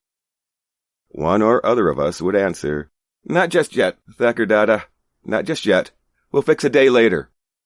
"Quite right," he would answer, "quite right. We had much better wait till the rains come. It's too hot now. And a grand rich dinner such as I should want to give you would upset us in weather like this." But when the rains did come, everyone careful not to remind him of his promise. If the subject was brought up, some friend would suggest gently that it was very inconvenient to get about when the rains were so severe that it would be much better to wait till they were over. And so the game went on. His poor lodging was much too small for his position, and we used to condole with him about it. His friends would assure him they quite understood his difficulties. It was next to impossible to get a decent house in Calcutta. Indeed, they had all been looking out for years for a house to suit him, but, I need hardly add, no friend had been foolish enough to find one. Thakur Dada used to say, after a long sigh of resignation, "Well, well, I suppose I shall have to put up with this house after all." Then he would add with a genial smile, "But, you know, I could never bear to be away from my friends. I must be near you. That really compensates for everything." Somehow I felt all this very deeply indeed. I suppose the real reason was that when a man is young, stupidity appears to him the worst of crimes. Kailas Babu was not really stupid. In ordinary business matters, everyone was ready to consult him. But with regard to Nayanjore, his utterances were certainly void of common sense. Because, out of amused affection for him, no one contradicted his impossible statements, he refused to keep them in bounds. When people recounted in his hearing the glorious history of Nayanjore with absurd exaggerations, he would accept all they said with the utmost gravity, and never doubted, even in his dreams, that anyone could disbelieve it. 2. When I sit down and try to analyze the thoughts and feelings that I had towards Kailas Babu, I see that there was a still deeper reason for my dislike. I will now explain. Though I am the son of a rich man, and might have wasted time at college, my industry was such that I took my M.A. degree in Calcutta University when quite young. My moral character was flawless. In addition, my outward appearance was so handsome that if I were to call myself beautiful, it might be thought a mark of self-estimation, but could not be considered an untruth. There could be no question that among the young men of Bengal, I was regarded by parents generally as a very eligible match. I was myself quite clear on the point, and had determined to obtain my full value in the marriage market. When I pictured my choice, I had before my mind's eye a wealthy father's only daughter, extremely beautiful and highly educated. Proposals came pouring into me from far and near. Large sums in cash were offered. I weighed these offers with rigid impartiality, in the delicate scales of my own estimation, but there was no one fit to be my partner. I became convinced, with the poet Bhabavuti, that, in this world's endless time and boundless space, one may be born at last to match my sovereign grace. But in this puny modern age, in this contracted space of modern Bengal, it was doubtful if the peerless creature existed as yet. Meanwhile my praises were sung in many tunes and in different meters by designing parents. Whether I was pleased with their daughters or not, this worship which they offered was never unpleasing. I used to regard it as my proper due because I was so good. We are told that when the gods withhold their boons from mortals, they still expect their worshippers to pay them fervent honor, and are angry if it is withheld. I had that divine expectance strongly developed in myself. I have already mentioned that Thakur Dada had an only granddaughter. I had seen her many times, but had never mistaken her for beautiful. No thought had ever entered my mind that she would be a possible partner for myself. All the same, it seemed quite certain to me that some day or other Kailas Babu would offer her, with all due worship, as an oblation at my shrine. Indeed, this was the secret of my dislike. I was thoroughly annoyed that he had not done it already. I heard he had told his friends that the Babus of Nayanjore never craved a boon. Even if the girl remained unmarried, he would not break the family tradition. It was this arrogance of his that made me angry. My indignation smoldered for some time, but I remained perfectly silent, and bore it with the utmost patience, because I was so good. As lightning accompanies thunder, so in my character a flash of humor was mingled with the mutterings of my wrath. It was, of course, impossible for me to punish the old man merely to give vent to my rage, and for a long time I did nothing at all. But suddenly one day such an amusing plan came into my head that I could not resist the temptation of carrying it into effect. I have already said that many of Kailas Babu's friends used to flatter the old man's vanity to the full. One, who was a retired government servant, had told him that whenever he saw the Chota Lord Sahib, he always asked for the latest news about the Babus of Nyanjore, and the Chota Lord had been heard to say that in all Bengal, the only really respectable families were those of the Maharaja of Burdwan and the Babus of Nyanjore. When this monstrous falsehood was told to Kailas Balm, he was extremely gratified, and often repeated the story. And wherever after that he met this government servant in company, he would ask, along with other questions, "Oh, by the way, how is the Chota Lord Sahib? Quite well, did you say? Ah, yes, I am so delighted to hear it. I and the dear Mem Sahib, is she quite well too? Ah, yes. And the little children, are they quite well also? Ah, yes. That's very good news. Be sure and give them my compliments when you see them." Kailas Balm would constantly express his intention of going some day and paying a visit to the Sahib. But it may be taken for granted that many Chota lords and borough lords also would come and go, and much water would pass down the Hooghly before the family coach of Nyanjore would be furnished up to pay a visit to Government House. One day I took Kailas Babu aside and told him in a whisper, "Thakur Dada, I was at the levee yesterday, and the Chota Lord happened to mention the Babus of Nyanjore.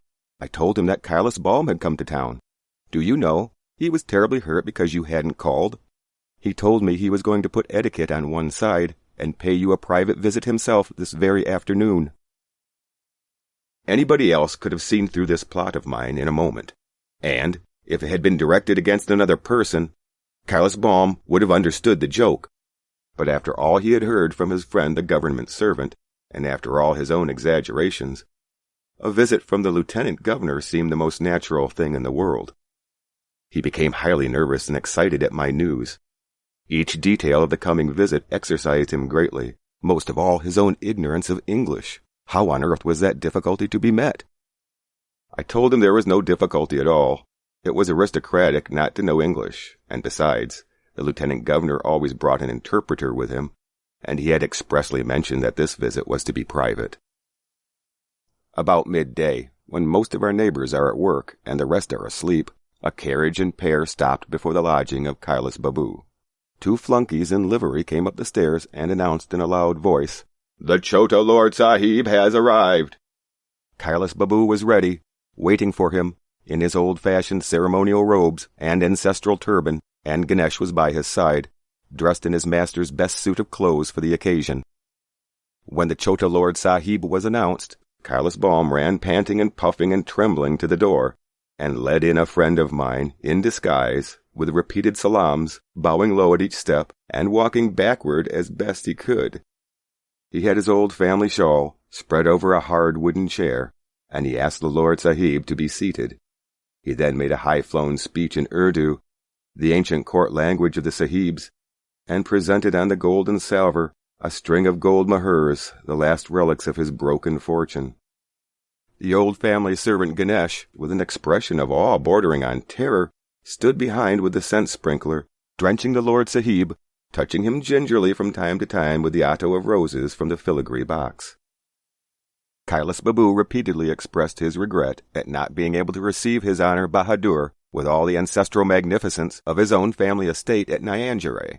There he could have welcomed him properly with due ceremonial. But in Calcutta he was a mere stranger and sojourner, in fact a fish out of water. My friend, with his tall silk hat on, very gravely nodded. I need hardly say that according to English custom, the hat ought to have been removed inside the room, but my friend did not dare to take it off for fear of detection, and Kailas Balm and his old servant Ganesh were sublimely unconscious of the breach of etiquette. After a 10 minutes interview, which consisted chiefly of nodding the head, my friend rose to his feet to depart. The two flunkies in livery, as had been planned beforehand, carried off in state the string of gold mohurs, the gold salver, the old ancestral shawl, the silver scent sprinkler, and the otto of roses filigree box. They placed them ceremoniously in the carriage. Kailas Babu regarded this as the usual habit of Chota Lord Sahibs. I was watching all the while from the next room.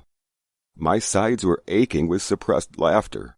When I could hold myself in no longer, I rushed into a further room, suddenly to discover, in a corner, a young girl sobbing as if her heart would break. When she saw my uproarious laughter, she stood upright in passion, flashing the lightning of her big dark eyes in mine, and said with a tear-choked voice, "Tell me, what harm has my grandfather done to you? Why have you come to deceive him? Why have you come here? Why—" She could say no more. She covered her face with her hands and broke into sobs. My laughter vanished in a moment. It had never occurred to me that there was anything but a supremely funny joke in this act of mine, and here I discovered that I had given the cruelest pain to this tenderest little heart. All the ugliness of my cruelty rose up to condemn me. I slunk out of the room in silence, like a kicked dog. Hitherto I had only looked upon Kasum, the granddaughter of Kailas Babu, as a somewhat worthless commodity in the marriage market, waiting in vain to attract a husband. But now I found, with a shock of surprise, that in the corner of that room a human heart was beating. The whole night through I had very little sleep. My mind was in a tumult. On the next day, very early in the morning, I took all those stolen goods back to Kailas Babu's lodgings, wishing to hand them over in secret to the servant Ganesh. I waited outside the door, and, not finding anyone, went upstairs to Kailas Babu's room. I heard from the passage Kasum asking her grandfather in the most winning voice, "Dada, dearest, do tell me all that the Chota Lord Sahib said to you yesterday. Don't leave out a single word. I am dying to hear it all over again." And Dada needed no encouragement. His face beamed over with pride as he related all manner of praises, which the Lord Sahib had been good enough to utter concerning the ancient families of Nyanjore. The girl was seated before him, looking up into his face, and listening with rapt attention. She was determined, out of love for the old man, to play her part to the full. My heart was deeply touched, and tears came to my eyes. I stood there in silence in the passage, while Thakur Dada finished all his embellishments of the Chota Lord Sahib's wonderful visit. When he left the room at last, I took the stolen goods and laid them at the feet of the girl, and came away without a word. Later in the day I called again to see Kailas Balm himself. According to our ugly modern custom, I had been in the habit of making no greeting at all to this old man when I came into the room, but on this day I made a low bow and touched his feet. I am convinced the old man thought that the coming of the Chota Lord Sahib to his house was the cause of my new politeness. He was highly gratified by it, and an air of benign severity shone from his eyes. His friends had flocked in, and he had already begun to tell again at full length the story of the lieutenant governor's visit, with still further adornments of a most fantastic kind. The interview was already becoming an epic, both in quality and in length. When the other visitors had taken their leave, I made my proposal to the old man in a humble manner. I told him that, though I could never for a moment hope to be worthy of marriage connection with such an illustrious family, yet, etc., etc. When I made clear my proposal of marriage, the old man embraced me and broke out in a tumult of joy. "I am a poor man and could never have expected such great good fortune." That was the first and last time in his life that Kailas Babu confessed to being poor. It was also the first and last time in his life that he forgot, if only for a single moment, the ancestral dignity that belongs to the Babus of Nyanjore.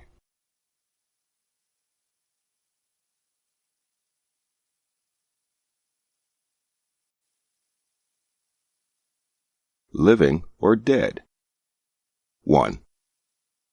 The widow in the house of Sarada Sankar, the Ranahat Zemindar, had no kinsman of her father's family. One after another, all had died. Nor had she in her husband's family anyone she could call her own, neither husband nor son. The child of her brother-in-law, Sarada Sankar, was her darling. For a long time after his birth, his mother had been very ill, and the widow, his Aunt Kadambini, had fostered him. If a woman fosters another's child, her love for him is all the stronger because she has no claim upon him. No claim of kinship, that is, but simply the claim of love. Love cannot prove its claim by any document which society accepts, and does not wish to prove it. It merely worships with double passion its life's uncertain treasure. Thus all the widow's thwarted love went out towards this little child. One night in Sraban, Kadambini died suddenly. For some reason her heart stopped beating.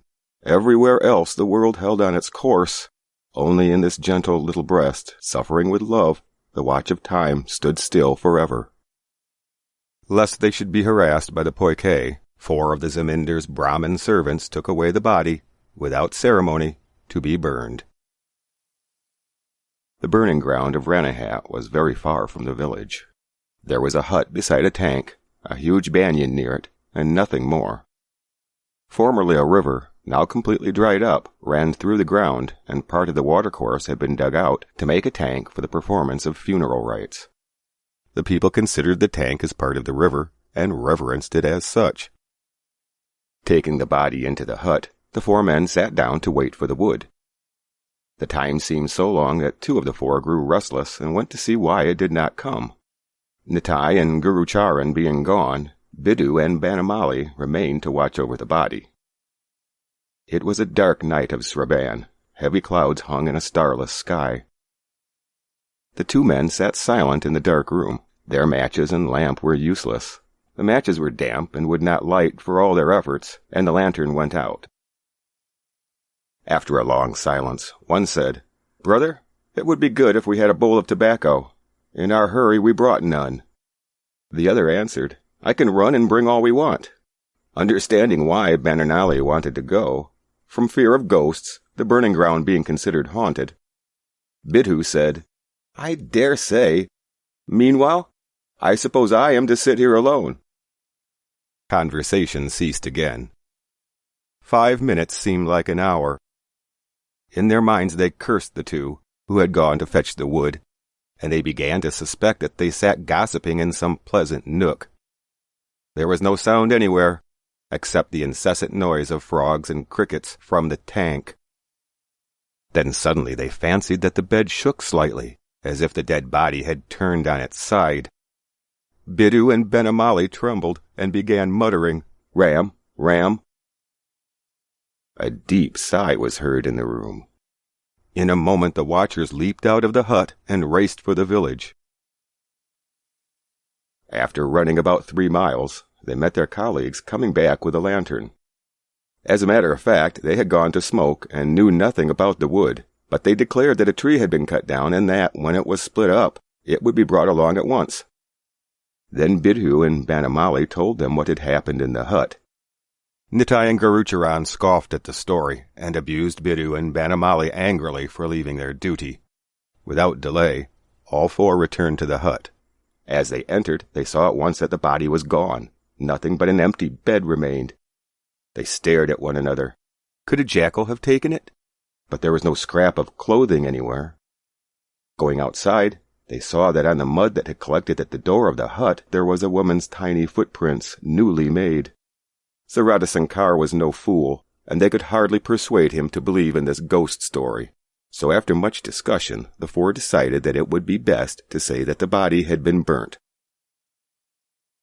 Towards dawn, when the men with the wood arrived, they were told that, owing to their delay, the work had been done without them. There had been some wood in the hut after all. No one was likely to question this, since a dead body is not such a valuable property that anyone would steal it. 2. Everyone knows that, even when there is no sign, life is often secretly present and may begin again in an apparently dead body. Kadambini was not dead, only the machine of her life had for some reason suddenly stopped. When consciousness returned, she saw dense darkness on all sides. It occurred to her that she was not lying in her usual place. She called out, "Sister," but no answer came from the darkness.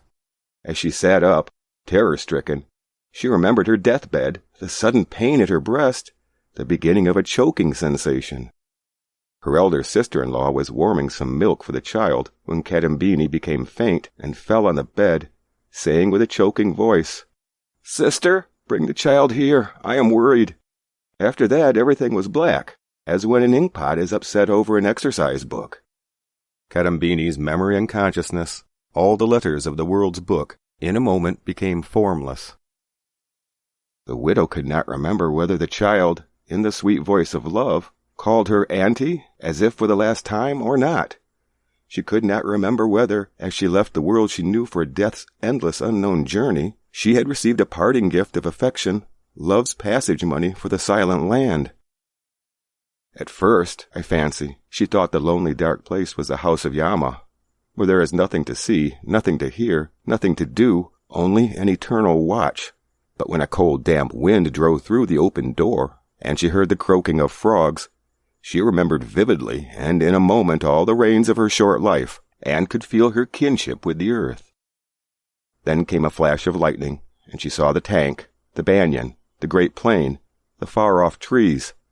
She remembered how at full moon she had sometimes come to bathe in this tank, and how dreadful death had seemed when she saw a corpse on the burning ground. Her first thought was to return home, but then she reflected, "I am dead. How can I return home? That would bring disaster on them. I have left the kingdom of the living. I am my own ghost." If this were not so, she reasoned, how could she have got out of Sarada Sankar's well-guarded zenana and come to this distant burning ground at midnight? Also, if her funeral rites had not been finished, where had the men gone who should burn her? Recalling her death moment in Sarada Sankar's brightly lit house, she now found herself alone in a distant, deserted, dark burning ground. Surely she was no member of earthly society. Surely she was a creature of horror, of ill omen, her own ghost. At this thought, all the bonds were snapped which bound her to the world. She felt that she had marvelous strength, endless freedom. She could do what she liked, go where she pleased. Mad with the inspiration of this new idea, she rushed from the hut like a gust of wind and stood upon the burning ground.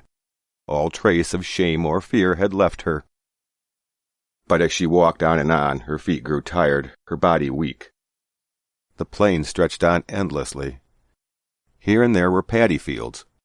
Sometimes she found herself standing knee-deep in water. At the first glimmer of dawn she heard one or two birds cry from the bamboo clumps by the distant houses. Then terror seized her. She could not tell in what new relation she stood to the earth and to living folk. So long as she had been on the plain, on the burning ground, covered by the dark night of Sraban, so long she had been fearless, a denizen of her own kingdom. By daylight the homes of men filled her with fear. Men and ghosts dread each other, for their tribes inhabit different banks of the river of death. 3. Her clothes were clotted in the mud. Strange thoughts and walking by night had given her the aspect of a madwoman. Truly, her apparition was such that folk might have been afraid of her, and children might have stoned her or run away. Luckily, the first to catch sight of her was a traveler.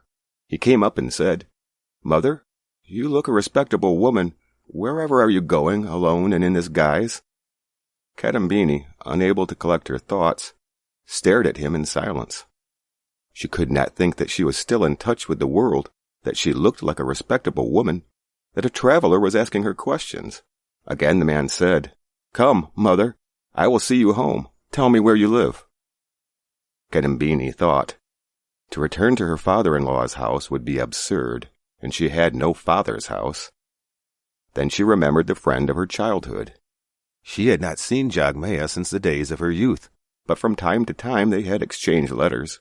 Occasionally there had been quarrels between them, as was only right, since Kadambini wished to make it dear that her love for Jagmaya was unbounded, while her friend complained that Kadambini did not return a love equal to her own.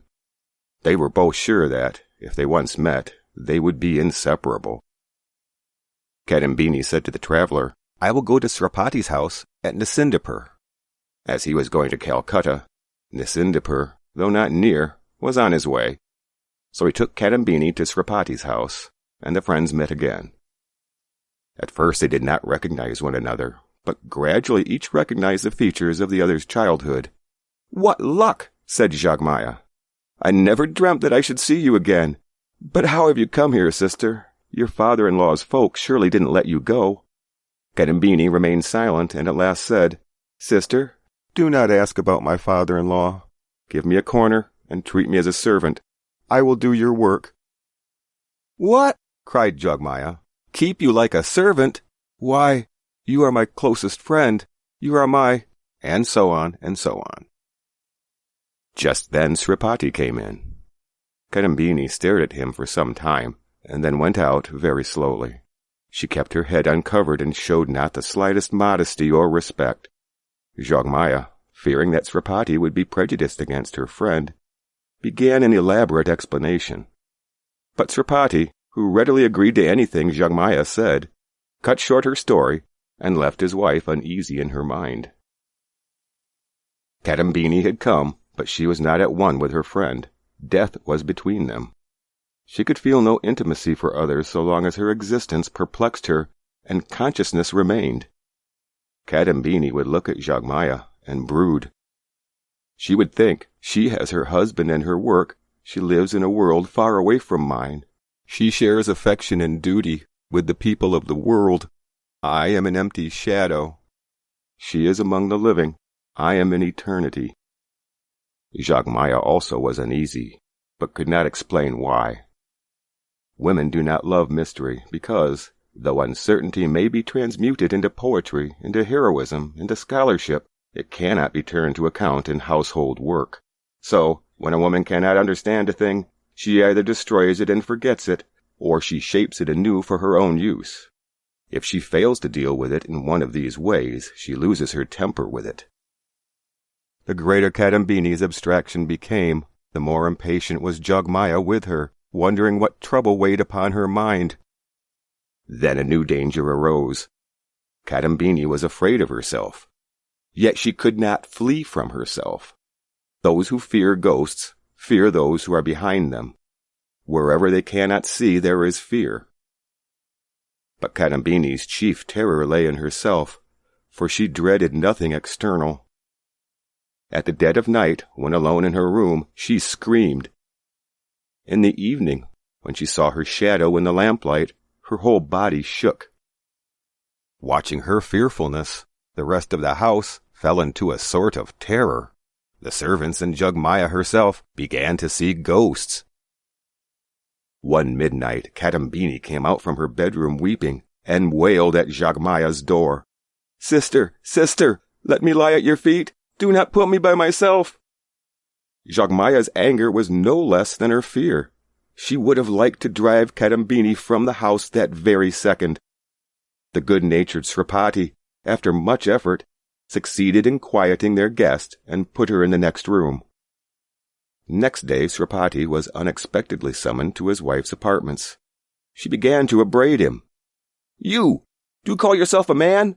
A woman runs from her father-in-law and enters your house. A month passes, and you haven't hinted that she should go away, nor have I heard the slightest protest from you. I should take it as a favor if you would explain yourself. You men are all alike." Men, as a race, have a natural partiality for womankind in general, for which women themselves hold them accountable. Although Sripati was prepared to touch Jogmaya's body and swear that his kind feeling towards the helpless but beautiful Kadambini was no whit greater than it should be, he could not prove it by his behavior. He thought that her father-in-law's people must have treated this forlorn widow abominably, if she could bear it no longer, and was driven to take refuge with him. As she had neither father nor mother, how could he desert her? So saying, he let the matter drop, for he had no mind to distress Kadambini by asking her unpleasant questions. His wife, then, tried other means of her sluggish lord, until at last he saw that for the sake of peace he must send word to Kadambini's father-in-law.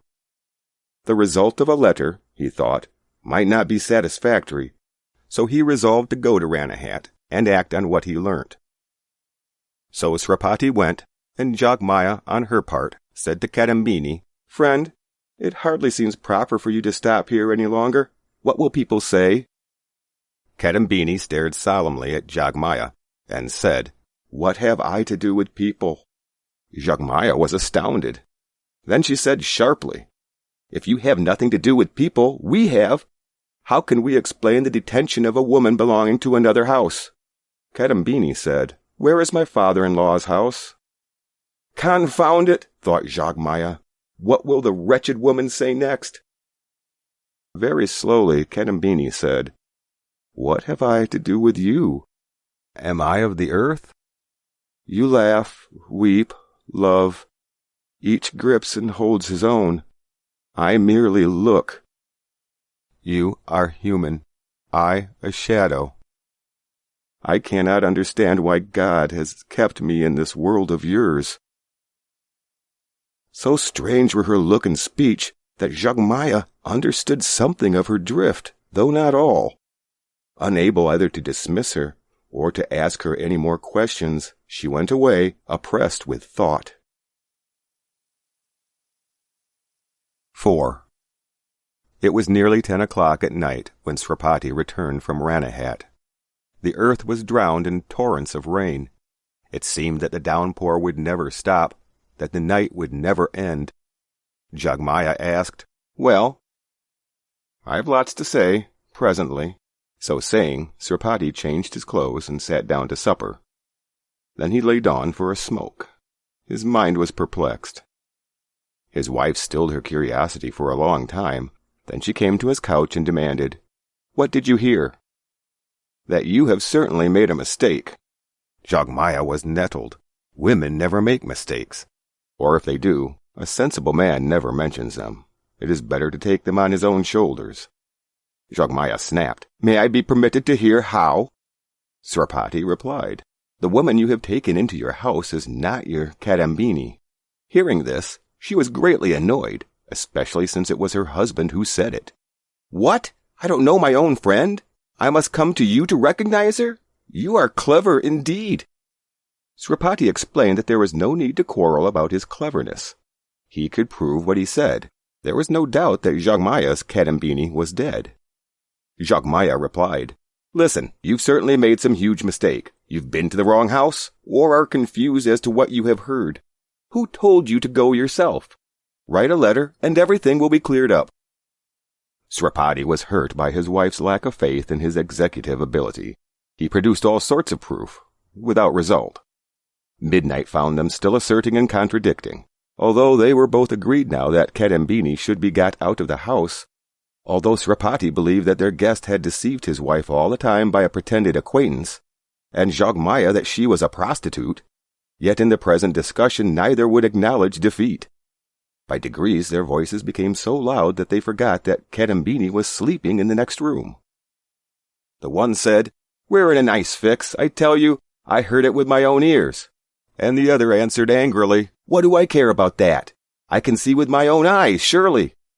At length Jogmaya said, "Very well, tell me when Kadambini died." She thought that if she could find a discrepancy between the day of death and the date of some letter from Kadambini, she could prove that Sripati erred. He told her the date of Kadambini's death, and they both saw that it fell on the very day before she came to their house. Jogmaya's heart trembled. Even Sripati was not unmoved. Just then the door flew open. A damp wind swept in and blew the lamp out. The darkness rushed after it and filled the whole house. Kadambini stood in the room. It was nearly 1 o'clock. The rain was pelting outside. Kadambini spoke. "Friend, I am your Kadambini, but I am no longer living. I am dead." Jogmaya screamed with terror. Sripati could speak. "But, save in being dead, I have done you no wrong. If I have no place among the living, I have none among the dead. Oh, whither shall I go?" Crying as if to wake the sleeping Creator in the dense night of rain, she asked again, "Oh, whither shall I go?" So saying, Kadambini left her friend fainting in the dark house, and went out into the world, seeking her own place. 5. It is hard to say how Kadambini reached Ranaghat. At first she showed herself to no one, but spent the whole day in a ruined temple, starving. When the untimely afternoon of the rains was pitch black, and people huddled into their houses for fear of the impending storm. Then Kadambini came forth. Her heart trembled as she reached her father-in-law's house, and when, drawing a thick veil over her face, she entered, none of the doorkeepers objected, since they took her for a servant.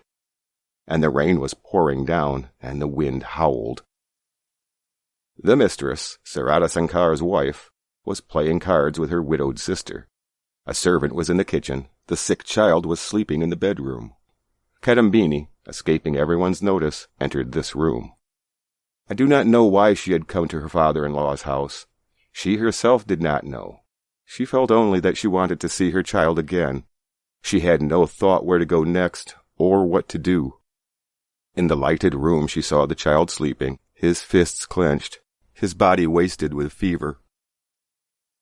At sight of him, her heart became parched and thirsty. If only she could press that tortured body to her breast.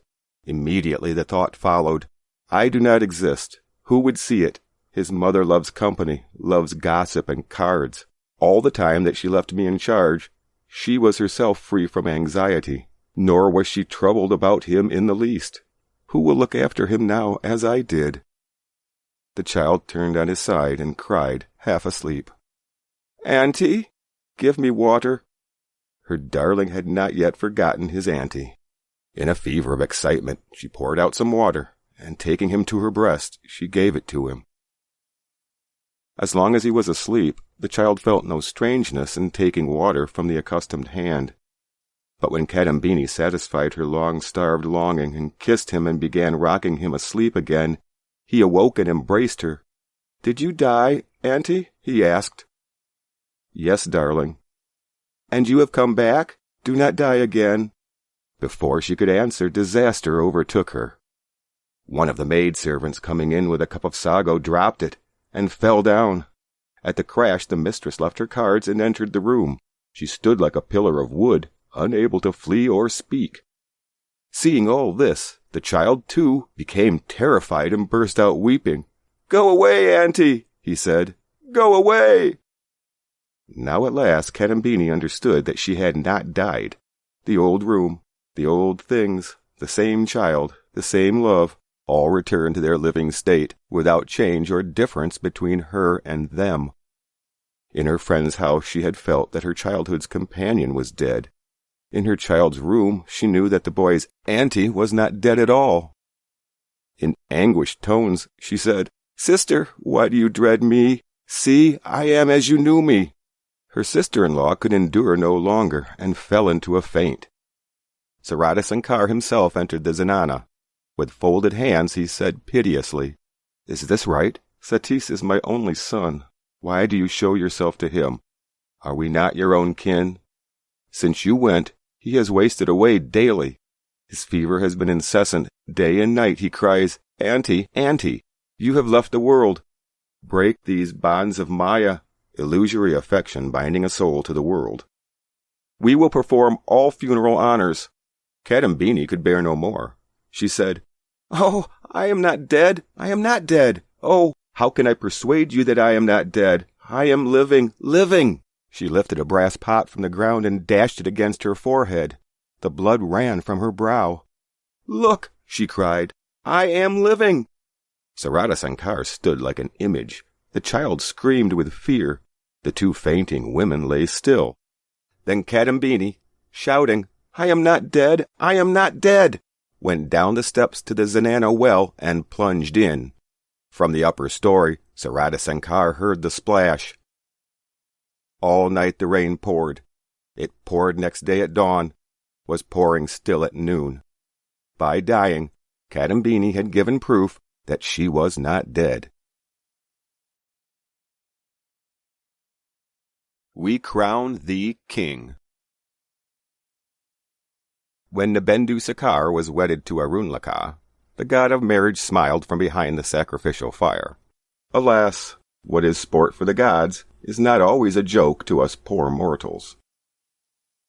Purnendu Sakar, the father of Nabendu, was a man well known amongst the English officials of the government. In the voyage of life he had arrived at the desert shores of Rai Bahadurship by diligently plying his oats of salams. he held in reserve enough for further advancement, but at the age of 55, his tender gaze still fixed on the misty peals of a Rajahood, he suddenly found himself transported to a region where earthly honors and decorations are naught, and his salaam-wearied neck found everlasting repose on the funeral pyre. According to modern science, force is not destroyed, but is merely converted to another form and applied to another point. So Pernendu's Salaam force, constant handmaid of the fickle goddess of fortune, descended from the shoulder of the father to that of his worthy son, and the youthful head of Nabendu Sakar began to move up and down at the doors of high-placed Englishmen, like a pumpkin swayed by the wind. The traditions of the family into which he had married were entirely different. Its eldest son, Pramathanath, had won for himself the love of his kinsfolk and the regard of all who knew him. His kinsmen and his neighbors looked up to him as their ideal in all things.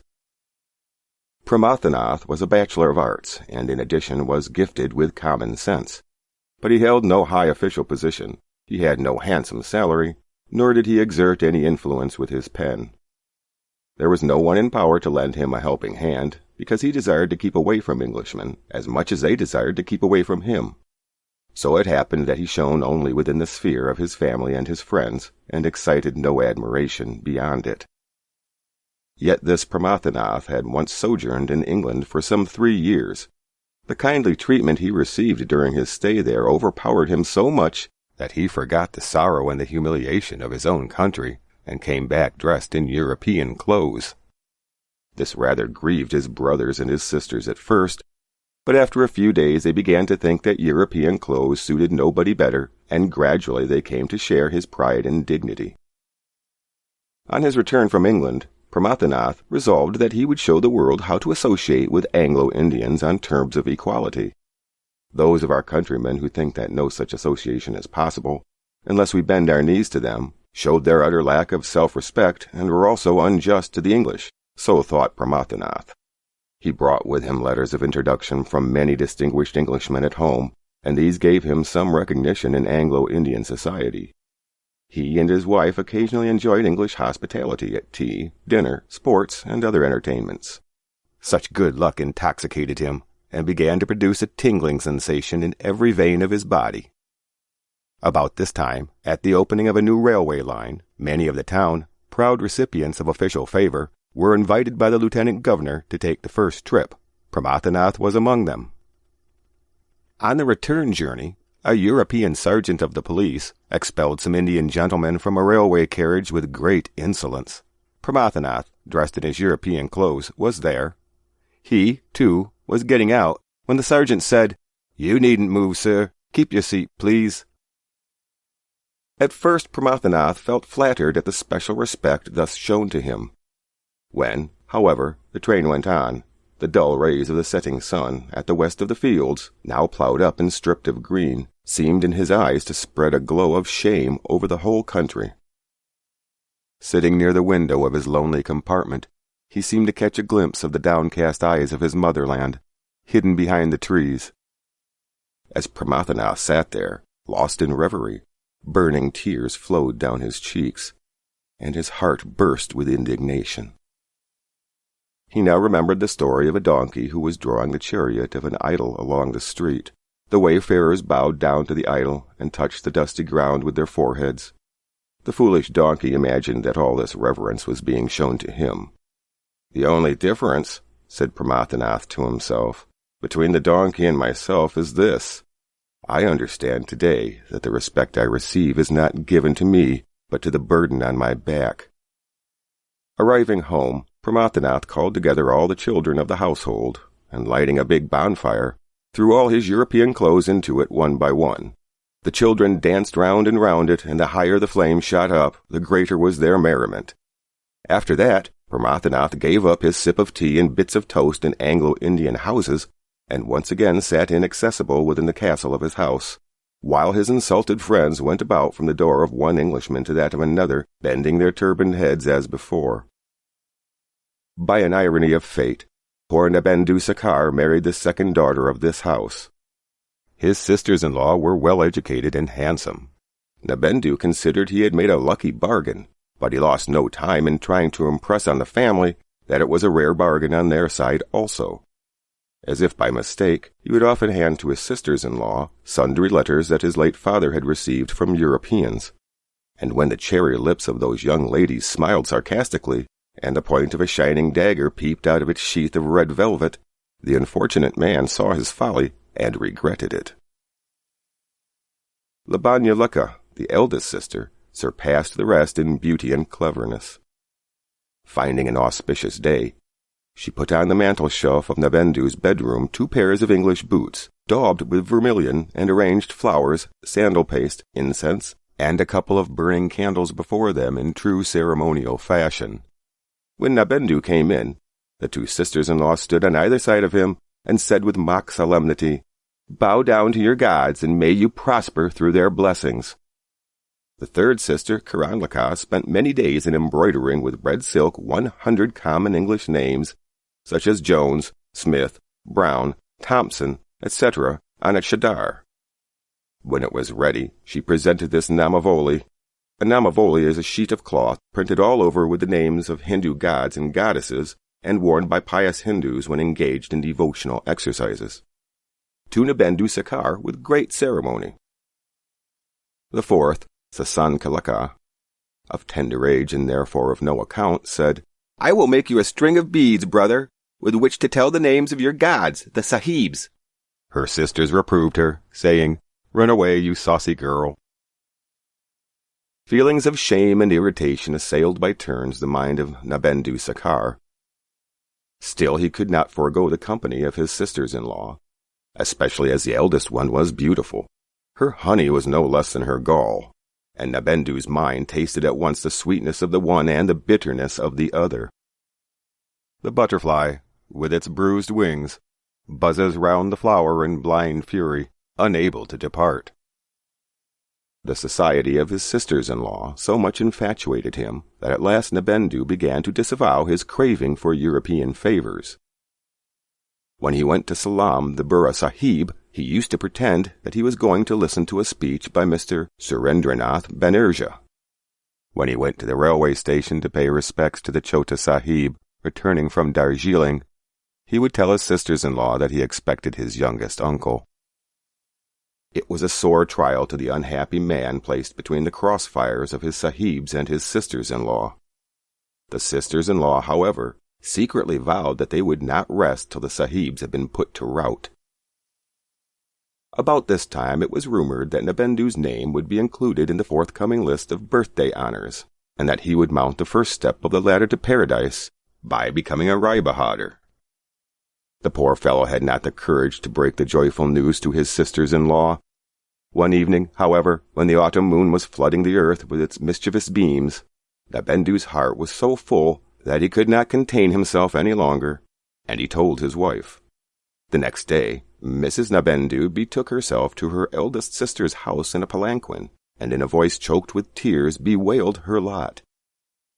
"He isn't going to grow a tail," said Labanya, "by becoming a Rai Bahadur, is he? Why should you feel so very humiliated?" "Oh, no, sister dear," replied Arunlaka. "I am prepared to be anything, but not a Rai Bahadurni." The fact was that in her circle of acquaintances there was one, Bhutnath Babu, who was a Rai Bahadur, and that explained her intense aversion to that title. Labanya said to her sister in soothing tones, "Don't be upset about it, dear. I will see what I can do to prevent it." Babu Nilratan, the husband of Labanya, was a pleader at Buxar. When the autumn was over, Nabendu received an invitation from Labanya to pay them a visit, and he started for Buxar greatly pleased. The early winter of the western province endowed Labanyalika with new health and beauty, and brought a glowing color to her pale cheeks. She looked like the flower-laden casa reeds on a clear autumn day, growing by the lonely bank of a rivulet. To Nabendu's enchanted eyes, she appeared like a malati plant in full blossom, showering dewdrops brilliant with the morning light. Nabendu had never felt better in his life. The exhilaration of his own health and the genial company of his pretty sister-in-law made him think himself light enough to tread on air, The Ganges in front of the garden seemed to him to be flowing ceaselessly to regions unknown, as though it gave shape to his own wild fantasies. As he returned in the early morning from his walk on the bank of the river, the mellow rays of the winter sun gave his whole frame that pleasing sensation of warmth which lovers feel in each other's arms. Coming home, he would now and then find his sister-in-law amusing herself by cooking some dishes. He would offer his help and display his want of skill and ignorance at every step. But Nabendu did not appear to be at all anxious to improve himself by practice and attention. On the contrary, he thoroughly enjoyed the rebukes he received from his sister-in-law. He was at great pains to prove every day that he was inefficient and helpless as a newborn babe in mixing spices, handling the saucepan, and regulating the heat so as to prevent things getting burnt, and he was duly rewarded with pitiful smiles and scoldings. In the middle of the day he ate a great deal of the good food set before him, incited by his keen appetite and the coaxing of his sister-in-law. Later on, he would sit down to a game of cards, at which he betrayed the same lack of ability. He would cheat, pry into his adversary's hand, quarrel, but never did he win a single rubber, and worse still, he would not acknowledge defeat. This brought him abuse every day, and still he remained incorrigible. There was, however, one matter in which his reform was complete. For the time at least, he had forgotten that to win the smiles of sahibs was the final goal of life. He was beginning to understand how happy and worthy we might feel by winning the affection and esteem of those near and dear to us. Besides, Nabendu was now moving in a new atmosphere. Labanya's husband, Babu Nilratan, a leader of the bar, was reproached by many because he refused to pay his respects to European officials. To all such reproaches Nilratan would reply, "No, thank you. If they are not polite enough to return my call, then the politeness I offer them is a loss that can never be made up for. The sands of the desert may be very white and shiny, but I would much rather sow my seeds in black soil, where I can expect a return." And Nabendu began to adopt similar ideas, all regardless of the future. His chance of Rai Bahadurship throve on the soil carefully prepared by his late father and also by himself in days gone by, nor was any fresh watering required. Had he not at great expense laid out a splendid racecourse in a town, which was a fashionable resort of Europeans? When the time of Congress drew near, Nilratan received a request from headquarters to collect subscriptions. Nabendu, free from anxiety, was merrily engaged in a game of cards with his sister-in-law, when Nilratan Babu came upon him with a subscription book in his hand, and said, "Your signature, please." From old habit, Nabendu looked horrified. Labanya, assuming an air of great concern and anxiety, said, "Never do that. It would ruin your racecourse beyond repair." Nabendu blurted out, "Do you suppose I pass sleepless nights through fear of that?" "We won't publish your name in the papers," said Nilratan reassuringly. Labanya, looking grave and anxious, said, "Still, it wouldn't be safe. Things spread so, from mouth to mouth." Nabendu replied with vehemence, "My name wouldn't suffer by appearing in the newspapers." So saying, he snatched the subscription list from Nilratan's hand and signed away 1,000 rupees. Secretly he hoped that the papers would not publish the news. Labanya struck her forehead with her palm and gasped out, "What have you done?" "Nothing wrong," said Nabendu boastfully. But, drawled Labanya, "the guard sahib of Sialda Station, the shop assistant at Whiteways, the Sai Sahib of Hart Brothers, these gentlemen might be angry with you and decline to come to your puja dinner to drink your champagne, you know. Just think, they mightn't pat you on the back when you meet them again." "It wouldn't break my heart," Nabendu snapped out. A few days passed. One morning, Nabendu was sipping his tea and glancing at a newspaper. Suddenly a letter signed X caught his eye. The writer thanked him profusely for his donation and declared that the increase of strength the Congress had acquired by having such a man within its fold was inestimable.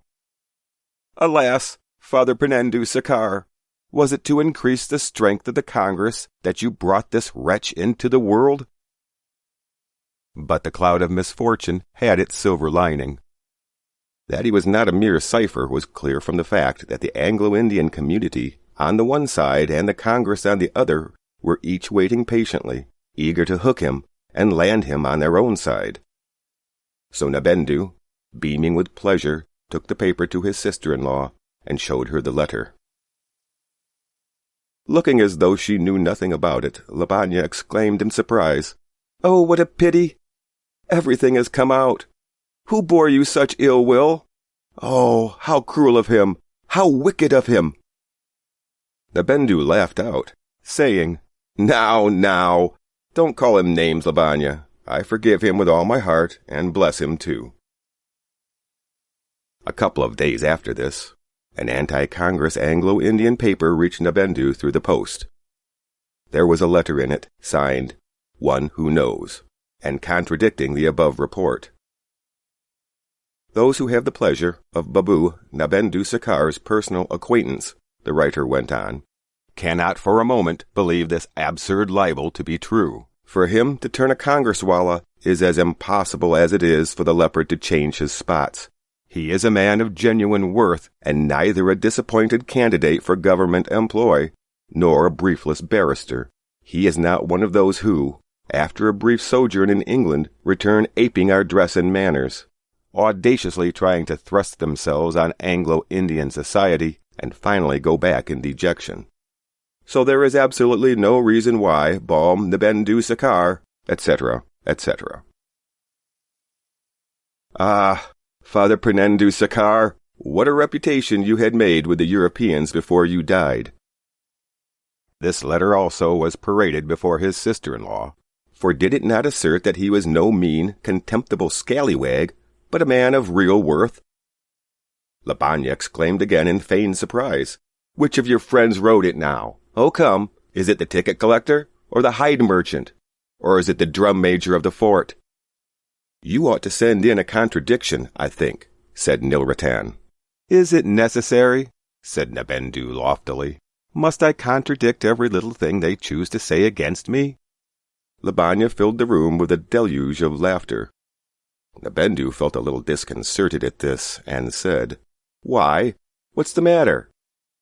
She went on laughing, unable to check herself, and her youthful, slender form waved to and fro. This torrent of merriment had the effect of overthrowing Nabendu completely, and he said in pitiable accents, "Do you imagine that I am afraid to contradict it?" "Oh, dear, no," said Lavinia. "I was thinking that you haven't yet ceased trying to save that racecourse of yours, so full of promise. While there is life, there is hope, you know." "That's what I am afraid of, you think? Do you? Very well, you shall see," said Nabendu desperately, and forthwith sat down to write his contradiction. When he had finished, Lavinia and Nilratan read it through and said, "It isn't strong enough. We must give it them pretty hot, mustn't we?" And they kindly undertook to revise the composition. Thus it ran, "When one connected to us by ties of blood turns our enemy, he becomes far more dangerous than any outsider. To the government of India, the haughty Anglo-Indians are worse enemies than the Russians or the frontier Pathans themselves. They are the impenetrable barrier, forever hindering the growth of any bond of friendship between the government and people of the country. It is the Congress which has opened up the royal road to a better understanding between the rulers and the ruled, and the Anglo-Indian papers have planted themselves like thorns across the whole breadth of that road, etc., etc." Nabendu had an inward fear as to the mischief this letter might do, but at the same time he felt elated at the excellence of its composition, which he fondly imagined to be his own. It was duly published, and for some days comments, replies, and rejoinders went on in various newspapers, and the air was full of trumpet notes, proclaiming the fact that Nabendu had joined the Congress and the amount of his subscription. Nabendu, now grown desperate, talked as though he was a patriot of the fiercest type. Lavinia laughed inwardly and said to herself, Well, you have to pass through the ordeal of fire yet." One morning when Nabendu, before his bath, had finished rubbing oil over his chest, and was trying various devices to reach the inaccessible portions of his back, the bearer brought in a card inscribed with the name of the district magistrate himself. Good heavens! What would he do? He could not possibly go and receive the magistrate sahib, thus oil-besmeared. He shook and twitched like a koi fish, ready dressed for the frying pan. He finished his bath in a great hurry, tugged on his clothes somehow, and ran breathlessly to the outer apartments. The bearer said that the sahib had just left after waiting for a long time. How much of the blame for concocting this drama of invented incidents may be set down to Labanya, and how much to the bearer is a nice problem for ethical mathematics to solve. Nabendu's heart was convulsed with pain within his breast, like the tail of a lizard just cut off. He moped like an owl all day long. Labanya banished all traces of inward merriment from her face, and kept on inquiring in anxious tones. "What has happened to you? You are not ill, I hope?" Nabendu made great efforts to smile and find a humorous reply. "How can there be," he managed to say, "any illness within your jurisdiction, since you yourself are the goddess of health?" But the smile soon flickered out. His thoughts were, I subscribed to the Congress Fund to begin with, published a nasty letter in a newspaper, and on the top of that, when the magistrate sahib himself did me the honor to call on me, I kept him waiting. I wonder what he is thinking of me. Alas, Father Penendu Sakar, by an irony of fate I am made to appear what I am not. The next morning, Nabendu decked himself in his best clothes, wore his watch and chain, and put a big turban on his head. "Where are you off to?" inquired his sister-in-law. "Urgent business," Nabendu replied. Labanya kept quiet. Arriving at the magistrate's gate, he took out his card case. "You cannot see him now," said the orderly peon icily. Nabendu took out a couple of rupees from his pocket. The peon at once salaamed him and said, "There are 5 of us, sir." Immediately Nabendu pulled out a 10-rupee note and handed it to him. He was sent for by the magistrate, who was writing in his dressing gown and bedroom slippers. Nabendu salaamed him. The magistrate pointed to a chair with his finger, and without raising his eyes from the paper before him, said, "What can I do for you, Babu?" Fingering his watch chain nervously, Nabendu said in shaky tones, "Yesterday you were good enough to call at my place, sir." The sahib knitted his brows and, lifting just one eye from his paper, said, "I called at your place. Babu, what nonsense are you talking?" "Beg your pardon, sir," faltered out Nabendu. "There has been a mistake, some confusion." And wet with perspiration, he tumbled out of the room somehow.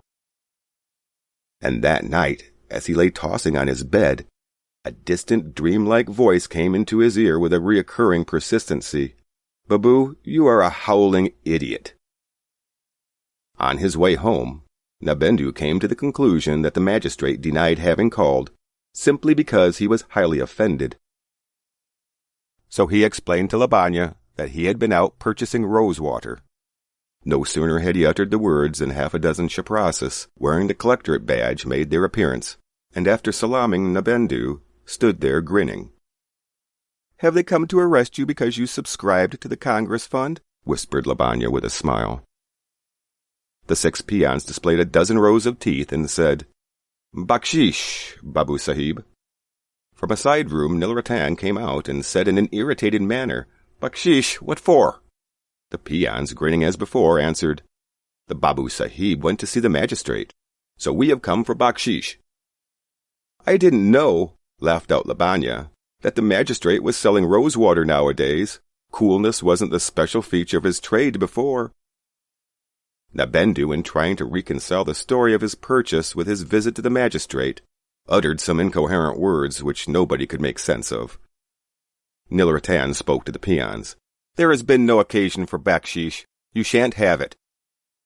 Nabendu said, feeling very small, "Oh, they are poor men. What's the harm of giving them something?" And he took out a currency note. Nilratan snatched it away from Nabendu's hand, remarking, "There are poorer men in the world. I will give it to them for you." Nabendu felt greatly distressed that he was not able to appease these ghostly retainers of the angry Siva. When the peons were leaving, with thunder in their eyes, he looked at them languishingly, as much as to say, "You know everything, gentlemen. It is not my fault." The Congress was to be held at Calcutta this year. Nil Ratan went down thither with his wife to attend the sittings. Nabendu accompanied them. As soon as they arrived at Calcutta, the Congress party surrounded Nabendu, and their delight and enthusiasm knew no bounds. They cheered him, honored him, and extolled him up to the skies. Everybody said that, unless leading men like Nabendu devoted themselves to the cause, there was no hope for the country. Nabendu was disposed to agree with them, and emerged out of the chaos of mistake and confusion as a leader of the country. When he entered the Congress pavilion on the first day, everybody stood up and shouted, "Hip, hip, hurrah!" in a loud, outlandish voice, hearing which our motherland reddened with shame to the root of her ears. In due time the Queen's birthday came, and Nabendu's name was not found in the list of Rai Bahadurs. He received an invitation from Labanya for that evening. When he arrived there, Labanya with great pomp and ceremony presented him with a robe of honor, and with her own hand put a mark of red sandal paste on the middle of his forehead. Each of the other sisters threw round his neck a garland of flowers woven by herself. Decked in a pink sari and dazzling jewels, his wife Arunlaka was waiting in a side room, her face lit up with smiles and blushes. Her sisters rushed to her, and, placing another garland in her hand, insisted that she also should come and do her part in the ceremony. But she would not listen to it, and that principal garland, cherishing a desire for Nabendu's neck, waited patiently for the still secrecy of midnight. The sisters said to Nabendu, "Today we crown thee king. Such honor will not be done to anybody else in Hindustan." Whether Nabendu derived any consolation from this, he alone can tell, but we greatly doubt it. We believe, in fact, that he will become a Rai Bahadur before he has done, and the Englishman and the pioneer will write heart-rending articles, lamenting his demise at the proper time. So, in the meanwhile, 3 cheers for Babu Purnendu Sakar. Hip hip hurrah! Hip hip hurrah! Hip hip hurrah!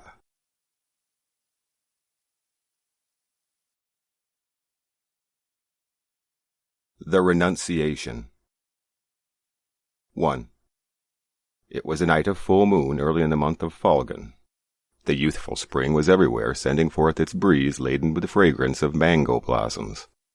The melodious notes of the untiring papia, one of the sweetest songsters in Bengal. Anglo-Indian writers have nicknamed it the brain fever bird, which is a sheer libel. Concealed within the thick foliage of an old lychee tree by the side of a tank, penetrated a sleepless bedroom of the Mukherjee family. There Hemanta now restlessly twisted a lock of his wife's hair round his finger, now beat her churl against her wristlet until it tinkled, now pulled at the chaplet of flowers about her head, and left it hanging over Heck's face. His mood was that of as evening breeze which played about a favorite flowering shrub, gently shaking her now this side, now that, in the hope of rousing her to animation. But Kasum sat motionless, looking out of the open window, with eyes immersed in the moonlit depth of never-ending space beyond. Her husband's caresses were lost on her. At last Hemanta clasped both the hands of his wife, and shaking them gently said, "Kasum, where are you? A patient search through a big telescope would reveal you only as a small speck. You seem to have receded so far away. Oh, do come closer to me, dear. See how beautiful the night is."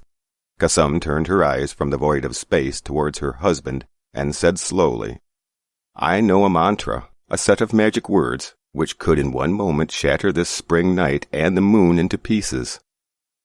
"If you do," laughed Hemanta, "pray don't utter it.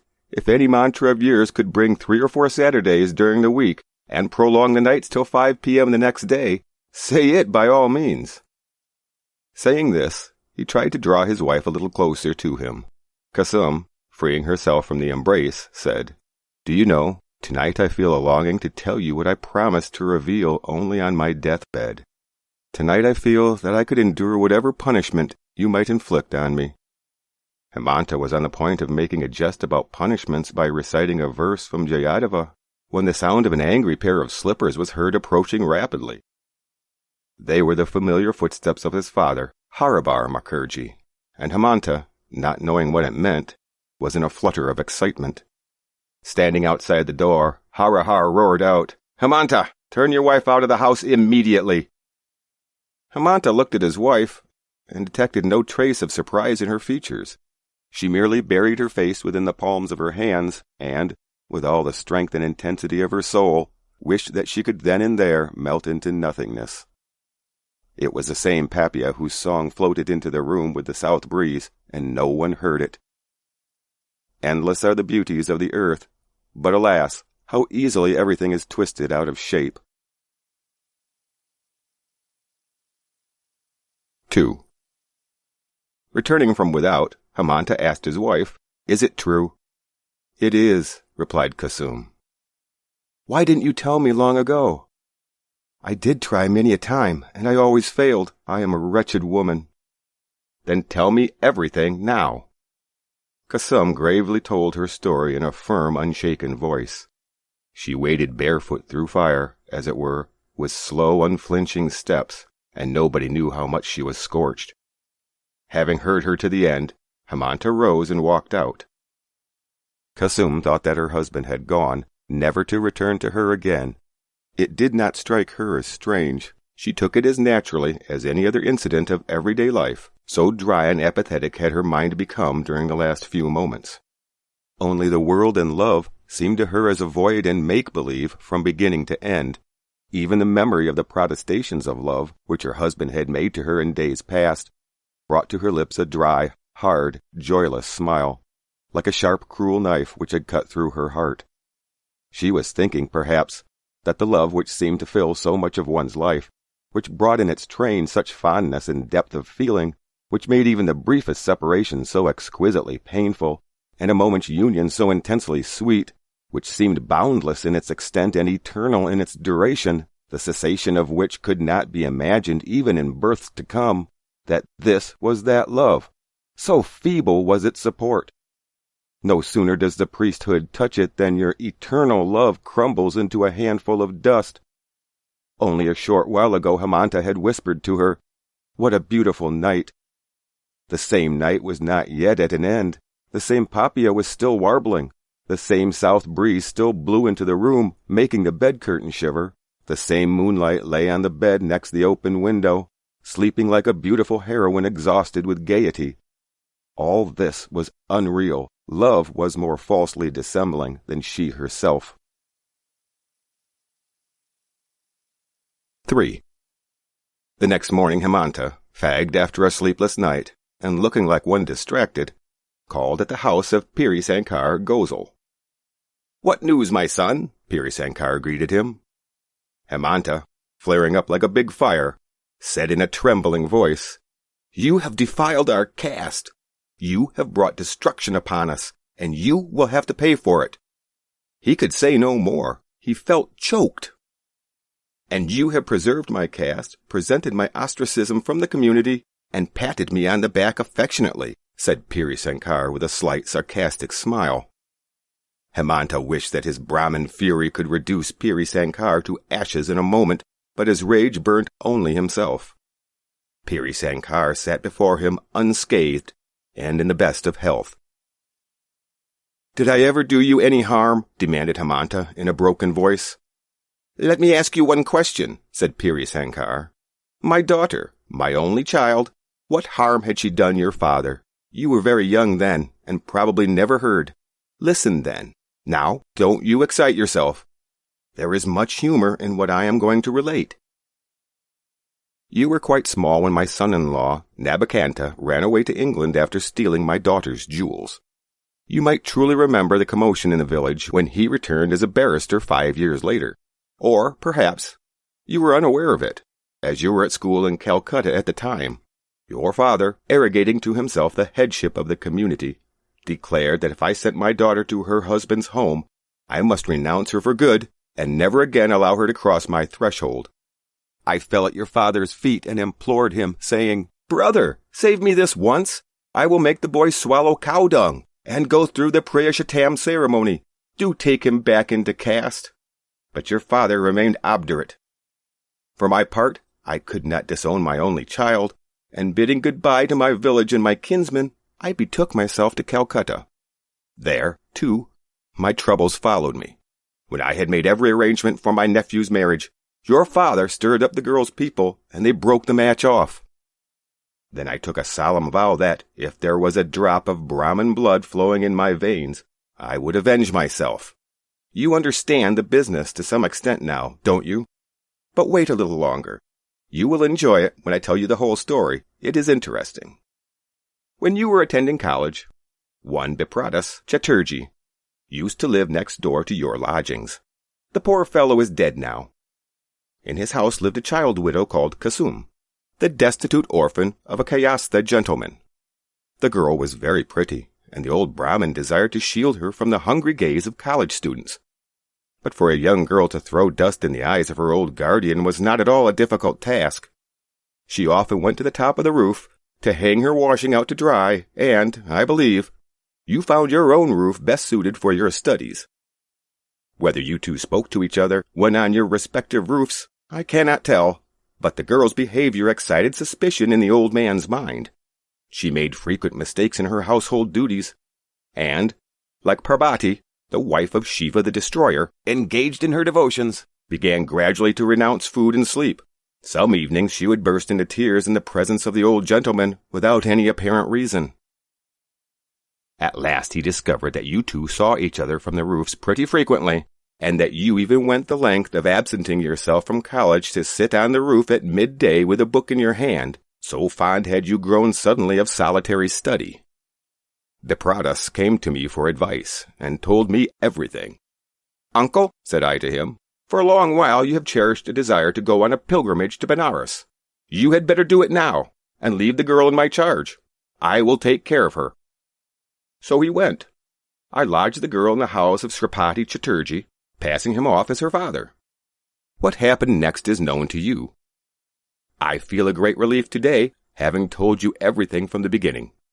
It sounds like a romance, doesn't it? I think of turning it into a book and getting it printed. But I am not a writing man myself. They say my nephew has some aptitude that way. I will get him to write it for me. But the best thing would be if you would collaborate with him, because the conclusion of the story is not known to me so well. Without paying much attention to the concluding remarks of Piri Sankar, Hemanta asked, "Did not Kasum object to this marriage?" "Well," said Piri Sankar, "it is very difficult to guess. You know, my boy, how women's minds are constituted. When they say no, they mean yes. During the first few days after her removal to the new home, she went almost crazy at not seeing you. You, too, seem to have discovered her new address somehow, as you used to lose your way after starting for college and loiter about in front of Sripati's house. Your eyes did not appear to be exactly in search of the Presidency College, as they were directed towards the barred windows of a private house, through which nothing but insects and the hearts of moonstruck young men could obtain access. I felt very sorry for you both. I could see that your studies were being seriously interrupted, and that the plight of the girl was pitiable also.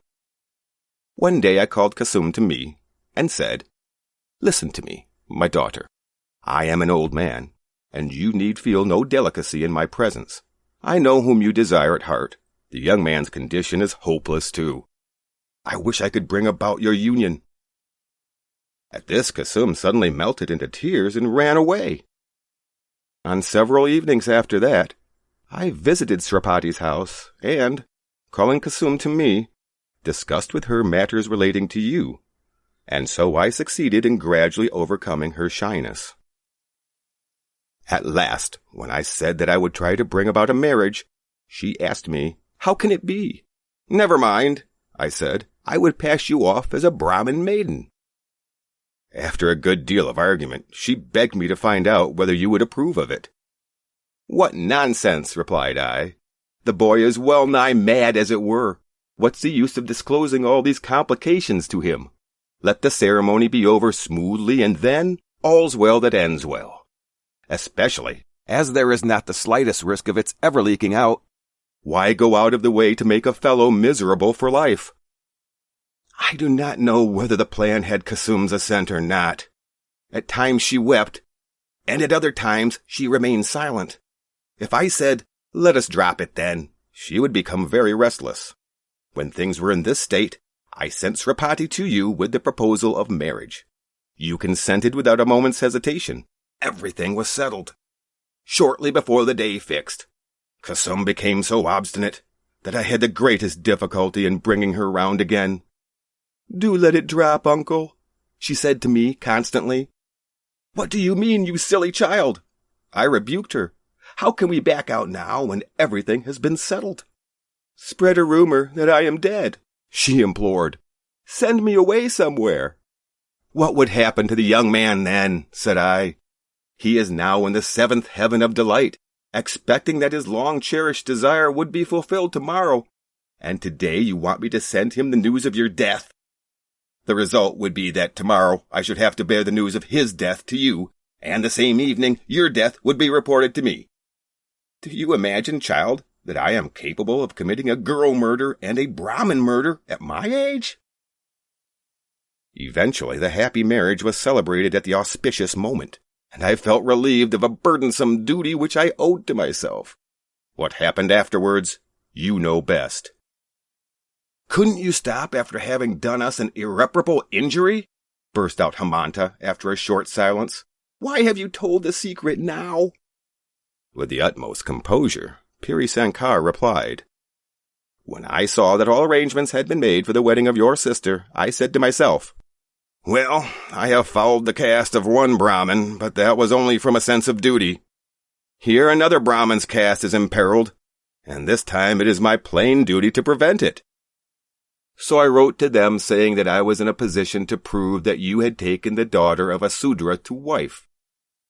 Controlling himself with a gigantic effort, Hemanta said, "What will become of this girl whom I shall abandon now? Would you give her food and shelter?" "I have done what was mine to do," replied Piri Sankar calmly. "It is no part of my duty to look after the discarded wives of other people. Anybody there? Get a glass of coconut milk for Hemanta Babu with ice in it, and some pan too." Hemanta rose and took his departure without waiting for this luxurious hospitality. 4. It was the 5th night of the waning of the moon, and the night was dark. No birds were singing. The lychee tree by the tank looked like a smudge of ink on a background a shade less deep. The south wind was blindly roaming about in the darkness like a sleepwalker. The stars in the sky with vigilant, unblinking eyes were trying to penetrate the darkness in their effort to fathom some profound mystery. No light shone in the bedroom. Hemanta was sitting on the side of the bed next the open window, gazing at the darkness in front of him. Kasum lay on the floor, clasping her husband's feet with both her arms, and her face resting on them. Time stood like an ocean hushed into stillness. On the background of eternal night, fate seemed to have painted this one single picture for all time. Annihilation on every side, the judge in the center of it, and the guilty one at his feet. The sound of slippers was heard again. Approaching the door, Harahar Mukherjee said, "You have had enough time. I can't allow you more. Turn the girl out of the house." Kasum, as she heard this, embraced her husband's feet with all the ardor of a lifetime, covered them with kisses, and touching her forehead to them reverentially, withdrew herself. Hemanta rose, and walking to the door, said, "Father, I won't forsake my wife." "What?" roared out Harahar. "Would you lose your caste, sir?" "I don't care for caste," was Hemanta's calm reply. "Then you, too, I renounce."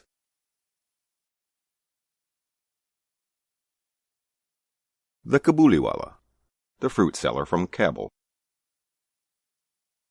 My 5-year-old daughter Minnie cannot live without chattering. I really believe that in all her life she has not wasted a minute in silence. Her mother is often vexed at this, and would stop her prattle, but I would not. To see Minnie quiet is unnatural, and I cannot bear it long, and so my own talk with her is always lively. One morning, for instance, when I was in the midst of the 17th chapter of my new novel, my little Minnie stole into the room, and putting her hand into mine, said, "Father, Ramdayal, the doorkeeper, calls a crow a crow. He doesn't know anything, does he?" Before I could explain to her the differences of language in this world, she was embarked on the full tide of another subject. "What do you think, Father? Bola says there is an elephant in the clouds blowing water out of his trunk, and that is why it rains." And then, darting off anew, while I sat still making ready some reply to this last saying, "Father, what relation is Mother to you?" "My dear little sister-in-the-law," I murmured involuntarily to myself, but with a grave face contrived to answer, "Go and play with Bola, Minnie. I am busy." The window of my room overlooks the road. The child had seated herself at my feet near my table and was playing softly, drumming on her knees. I was hard at work on my 17th chapter, where Protrap Singh, the hero, had just caught Kanchanlata, the heroine, in his arms and was about to escape with her by the third-story window of the castle, when all of a sudden Minnie left her play and ran to the window, crying, "A Kabuliwala! A Kabuliwala!" Sure enough, in the street below was a Kabuliwala, passing slowly along. He wore the loose, soiled clothing of his people, with a tall turban. There was a bag on his back, and he carried boxes of grapes in his hand. I cannot tell what were my daughter's feelings at the sight of this man, but she began to call him loudly. "Ah," I thought, "he will come in, and my 17th chapter will never be finished." At which exact moment the Kabuliwala turned and looked up at the child. When she saw this, overcome by terror, she fled to her mother's protection and disappeared. She had a blind belief that inside the bag, which the big man carried, there were perhaps 2 or 3 other children like herself.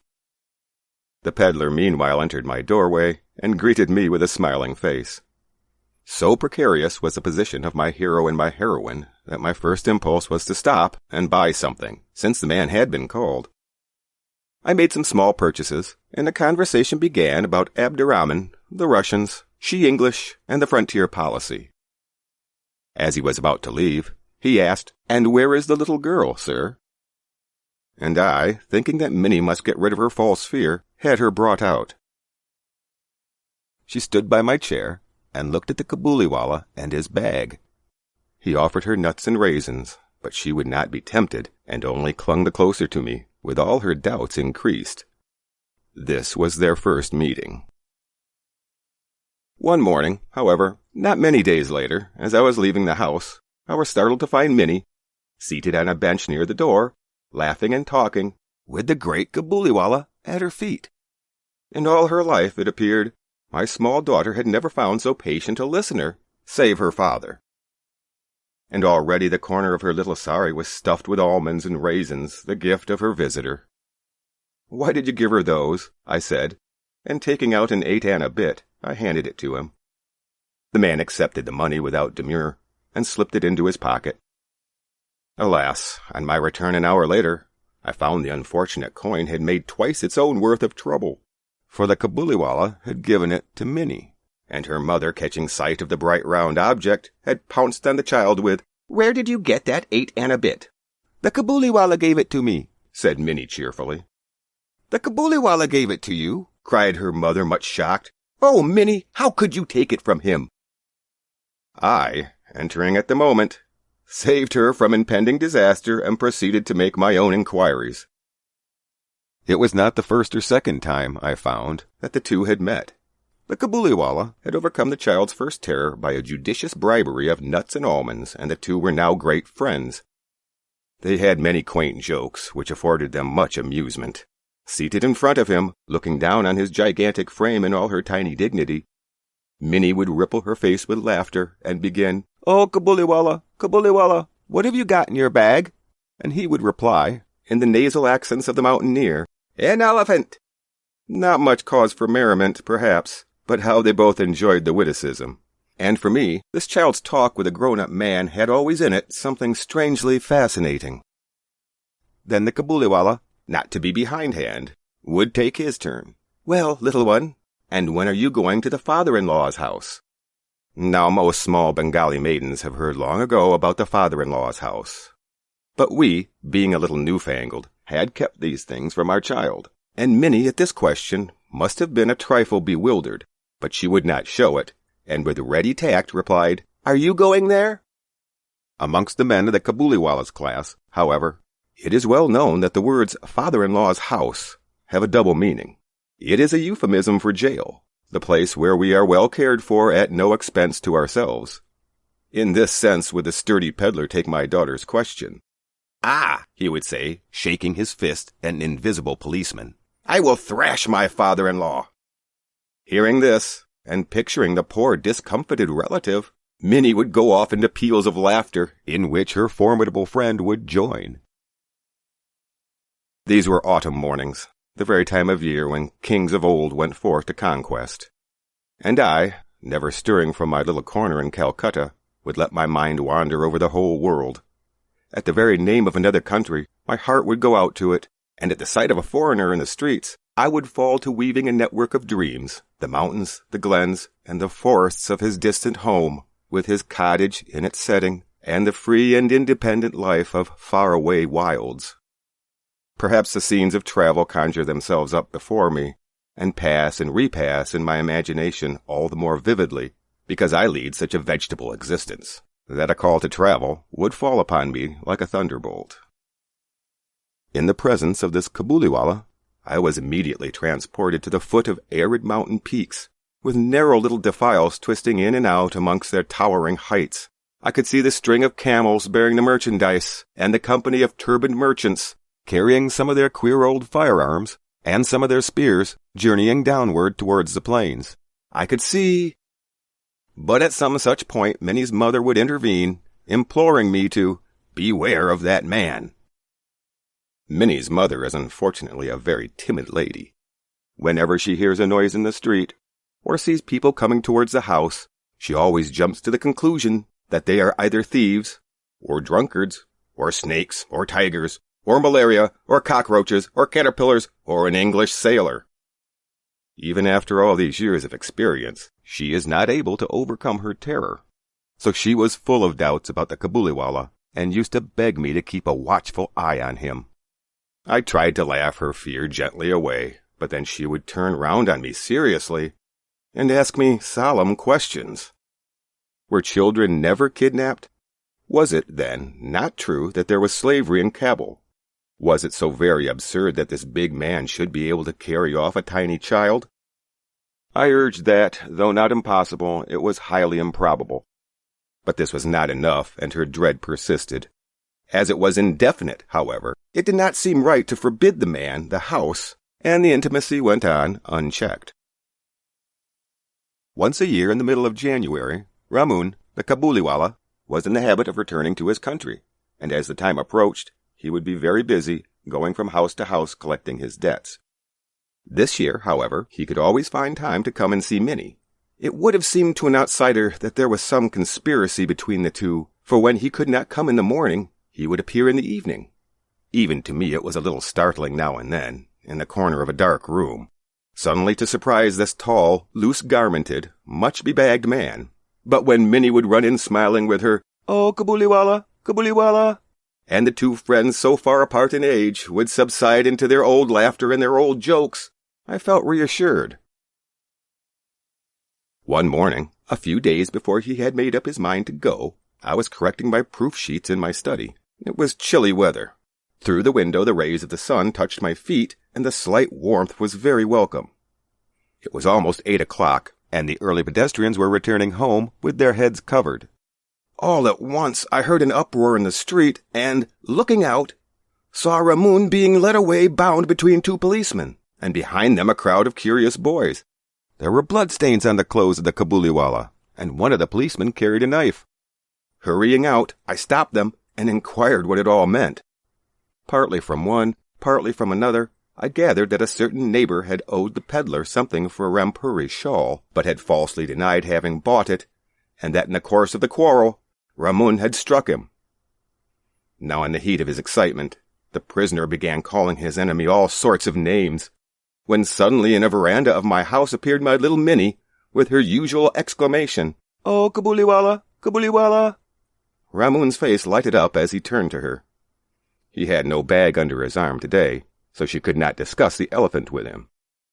She at once therefore proceeded to the next question. "Are you going to the father-in-law's house?"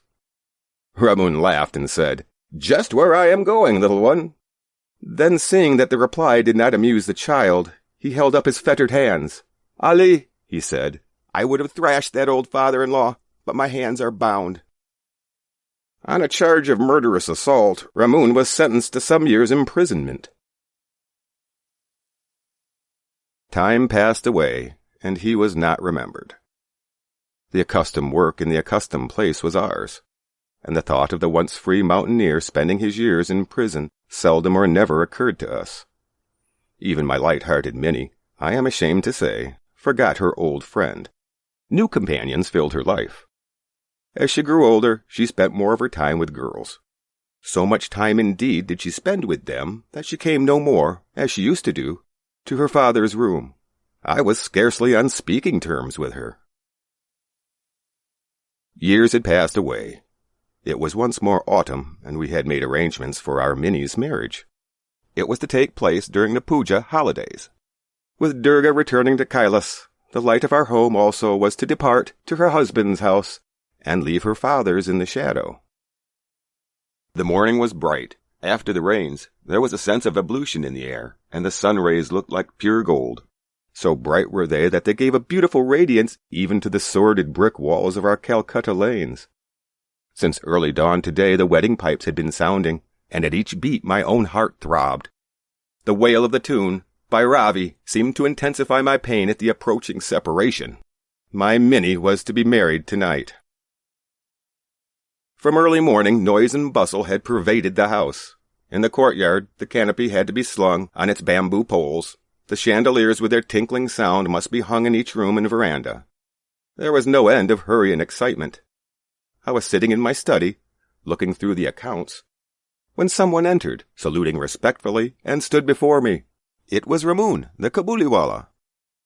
At first I did not recognize him. He had no bag, nor the long hair, nor the same vigor that he used to have.